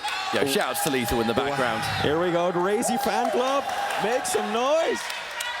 There they are. There they are, the Maestro boys. Flea, before you exit here, we are on Awoken. It's Rafa with the BJ and Razy with the Visor. Any thoughts on this particular matchup before? A Visor on Awoken is a bit of a contentious issue. I know that there's players who really are like, oh man, I love picking him on this map and it's worked really well for me in the past, but that definitely doesn't always work. It's a relatively small map, so that piercing sight is going to make noise. Your opponent is going to hear you pop it more often than not. Plus, relatively small map, so you should always have a decent idea of where your opponent is at. So I think that the BJ, with that burst damage, especially with Rafa's general awareness, his ability to pop that on time before the fight starts, this one is favoring Rafa. Well, for Razy, the Bucks got to stop here. He needs to win the next 3 matchups. Every single one is one step closer. But that is a tall, tall order when you've got a 4-time champion in Rafa. And it is amazing still throughout his career that he is just devastating as he is and as dominant as he is. And here we go. What could be the final map in our Quake World Championships? QuakeCon! Make some noise! Checking things out from Rafa's point of view first. We're going to find out who's going to score this first blood and the motivation to continue in this 10 minutes. Rafa, a decent selection of weapons, has basically everything he could want at this point. But now the game is setting up that first fight. Razy, the piercing sight, ready to rock. Hasn't used it yet, though. And I feel like there's a reason for that. Is it going to help the fight later on? In this position now, knowing the advance could happen. Oh no, a little bit of self-damage on the pillar. That is not what you wanted, as Rafa is going to get the first frag here in what could be Wheat, our final match. It could be, and oh, no. Rafa is going to get that second frag. And yeah, you mentioned that he didn't pop that piercing sight right away, something that sometimes we'd see right out of the gate, right off of the spawn. It didn't happen, not sure why Razy decided to do that, but Rafa just decided to get aggressive early, knowing that getting that first frag can be crucial, right, to the momentum of this matchup. To then follow it up with a conversion frag, that's a hell of a way for Rafa to start in what could be the championship game. And Razy, yeah, gotta say, a lot of patience, but almost hiding in the start of this matchup. I spent a good 15, 20 seconds in that LG room, not even moving, just desperately listening to where his opponent could be, because I'm going to be honest with you, I think he does not want to have to spend that piercing sight unless he needs to. In this instance, he will pop it, but he's early, early, early. You can see just how important this item's going to be for him. Yeah, I'm really curious what Rafa's going to do. Immediately popping that dual wield over near the Mega. LG comes out. Rafa actually taking a fair amount of damage while Razy's able to pick up that Mega. but he zoned him. He kind of knows exactly where he's at. And Razy down, is caught by the LG, hanging in the air catch-up. Rafa was low, but he got himself the heavy, and already 3 frags up 2 minutes in. That's the kind of fight that you feel in your bones. Razy takes an unorthodox angle towards Mega there for that fight. Does catch Rafa off guard, but a defensive rocket's enough to force it away and just disengage the entire thing. This next major item, Razy looking for it, and Rafa kind of doing what he's done all day long is, if it's not worth the risk, it's not worth the risk. He's going to back off there, prioritize that heavy, has been able to take it away from Razy now, and has been able to escape with his life, maintaining a solid lead. As now, Razy, we have to go for a new plan. There's still no rocket launcher in hand, mind you. Yeah, I mean, Rafa is scary as you know, just any time you're playing against him, but a comfortable Rafa, that's even more scary. And right now, I feel like Rafa's got the game position. He had that game to start off. He got the first initial frags, and this is the best possible scenario for Rafa to clinch this championship. But in doing all of this, Razy has been able to secure himself the heavy and is looking extremely chunky for this next fight. Pushing forwards towards the health now. Rafa forced on retreat, and Razy using this opportunity to know that Rafa is not going to be around for this mega health. In this instance, we're going to take that light. We're going to shut that away. Rafa left with basically nothing. And in this position, Razy opening rail, but the return rail from Rafa. Rafa's still not healthy, and he's still going to have to give up this main area of Awoken. He does. He also had to give up heavy, and this is the first time that Razy's kind of been in position. Now he's going to slow play it, as we've seen him do before, but it is Rafa who seems to have his own piercing sight and perfect rocket doing some damage. Wasn't enough to completely negate that stack from Razy, but it did stop him from attacking. So 4 minutes into this matchup, 6 minutes left to go. Rafa still with a 3-frag lead.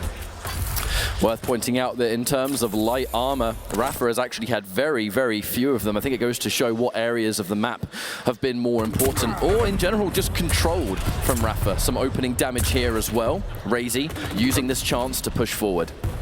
It's going to be health in 3 seconds. Once more, Razy pretty comfortable. And he does the right thing.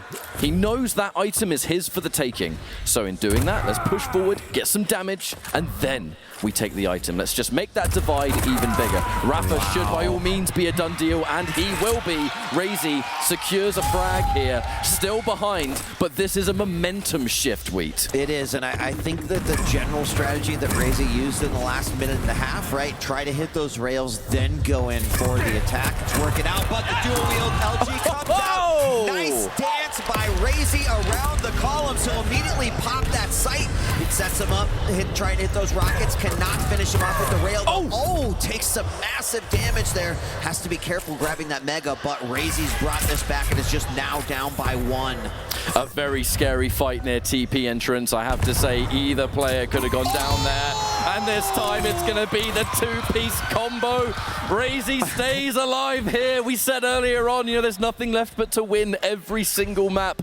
An almost impossible feat in these conditions for a lot of players, but Razy fighting tooth and nail to stay in this tournament. 100 damage as well, what a start. But Rafa pushes forward. Razy almost out of armor, swiftly undone by this light. Now, Heavy, our next challenge. Oh, wow. Anticipating that Razy was going to come from that window. Piercing sight. The rail almost hitting. He just needs to come up, and there it is. A beautiful rail as Rafa comes up the stairs. Now Razy finally takes the lead, and he has a chance to extend that lead, catch up, but do not ever count Rafa out. Just don't do it. You'll have a bad time.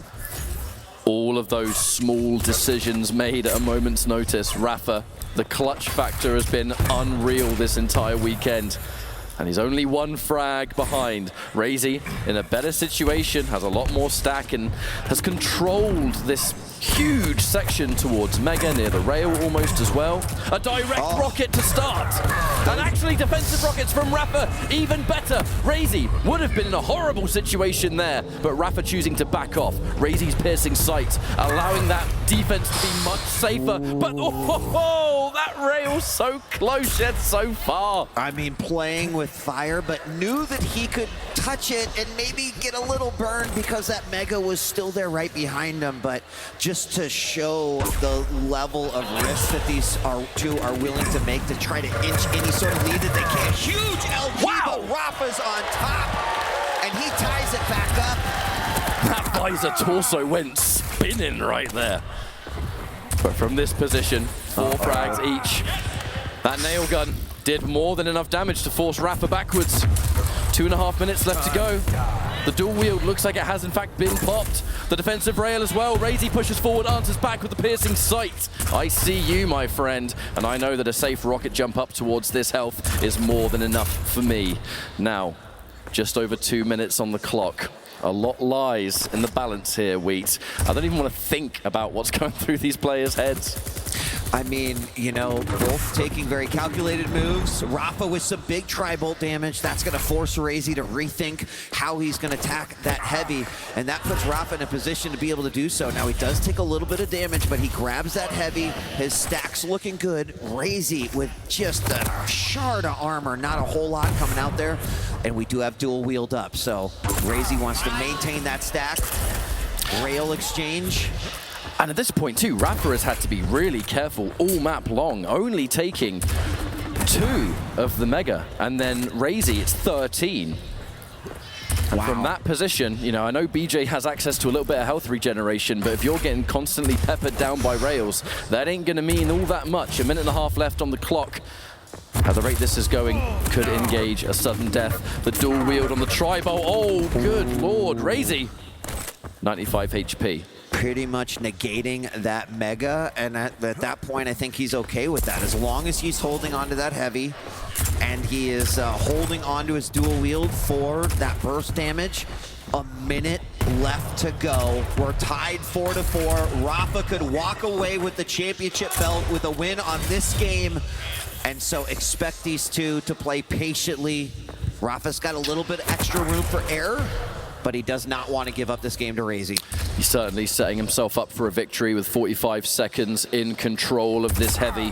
However, the opening rail, Razy engages, doesn't capitalize, uses this just to keep information, a fair idea of where Rafa's going to be still.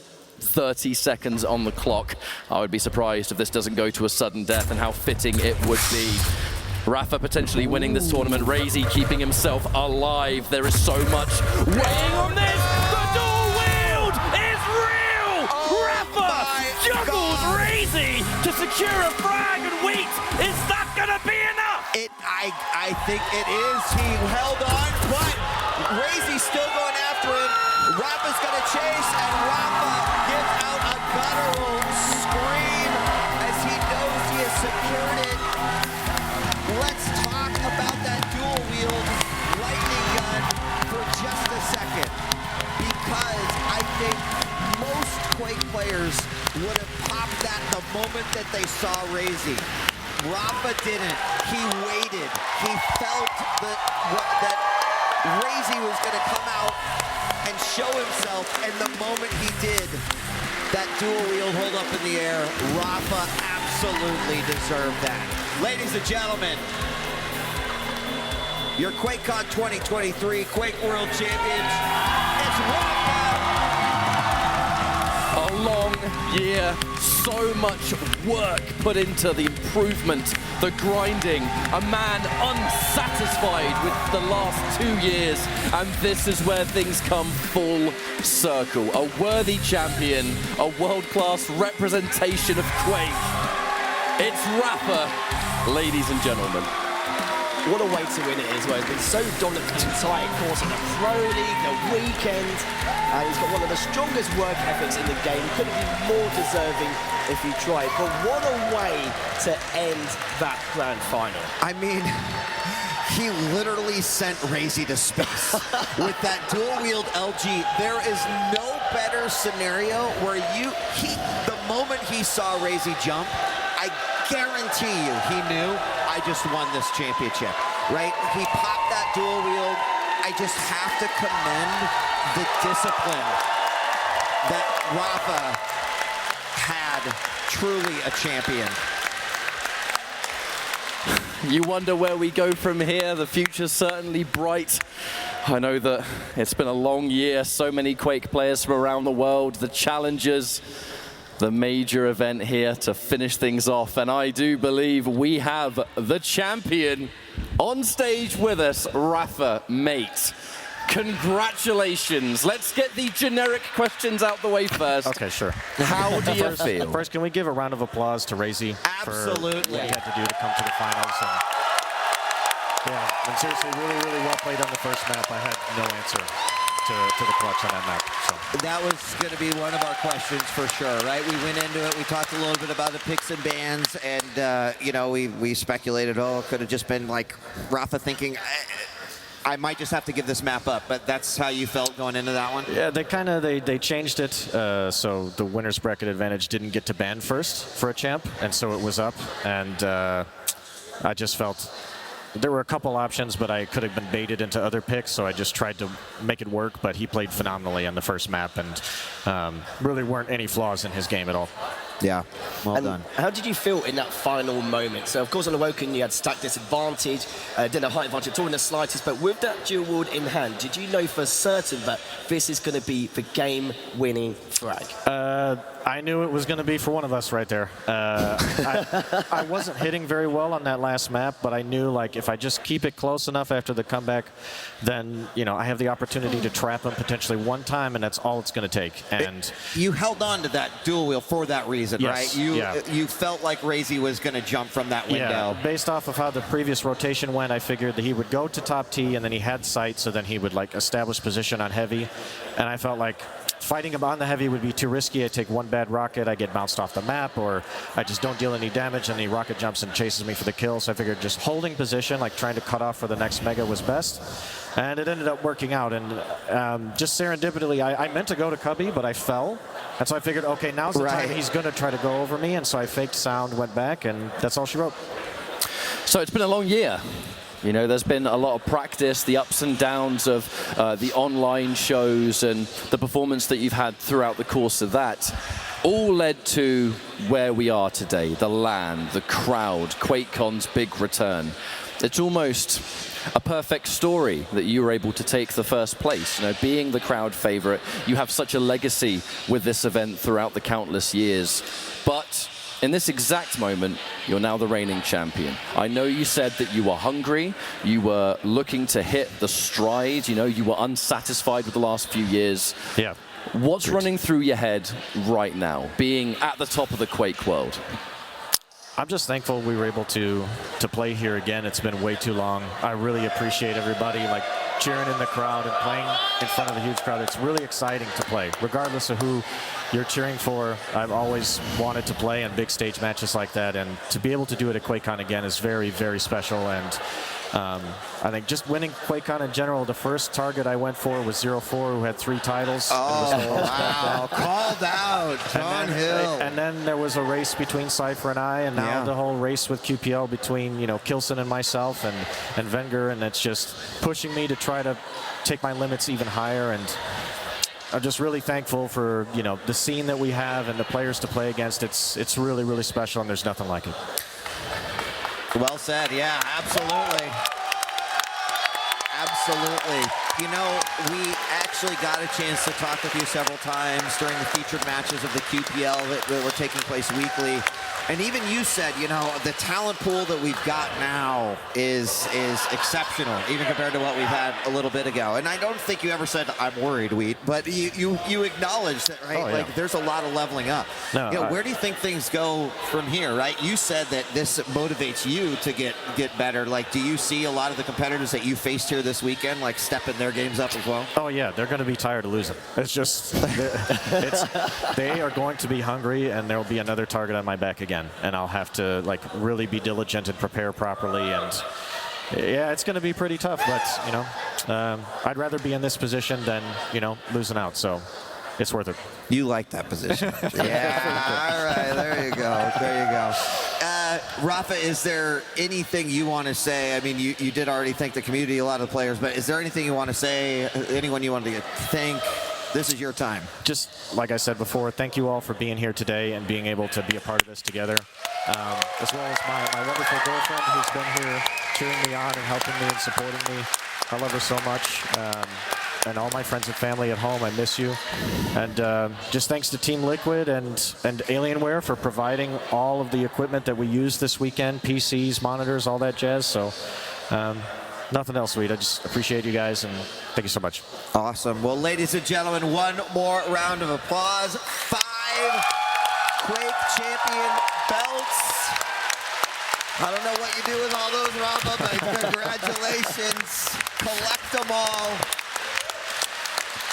And again, congratulations. Yeah, great, thanks, guys. Great job. Yeah, we're you're good. You're good. Go celebrate, buddy. Well, what a year it's been. I cannot understate enough the absolute joy of being back here. It felt like we'd never be back, and just seeing so many familiar faces, old friends, new friends. You can't really ask for a more perfect case. It is difficult, isn't it? And even after 4 years, it's nice to see the community again, everyone back here on the stage as well. And it's nothing short of spectacular, is it, from what we've witnessed today. I mean, I also just have to say, the players this year, right? The storylines were phenomenal. We had upsets, heartbreaks, incredible performances, things that we, weren't even expecting to see. And just another great year. It wasn't just this QuakeCon. It was the 18 weeks of QPL and the players putting all the practice and the dedication into those, entertaining us each and every week, just to finally culminate in what was amazing here. There were so many great matches that we got to see, and I too, just like you all, very thankful to be here at another QuakeCon. Let's give a big round of applause to Quake, to Bethesda, to all the folks that helped with the production crew, to you who came out each and every matchup, to all the players who showed up. Want to give a shout out to the casters, all the production crew and back. We thank each and every one of you. And again, one big final congratulations to Rafa, the 5-time champion. And he's right. He's got another target on your back. So players, we want to see you shoot for that target again next year. So thank you all so much. Enjoy the rest of your time here at QuakeCon 2023. This is a wrap to the Quake World Championships. Again, on behalf of all the casters and the production crew, thank you so much for tuning in online or watching here in person. We can't wait to come back. We'll see you again next year. We're out of here. Peace.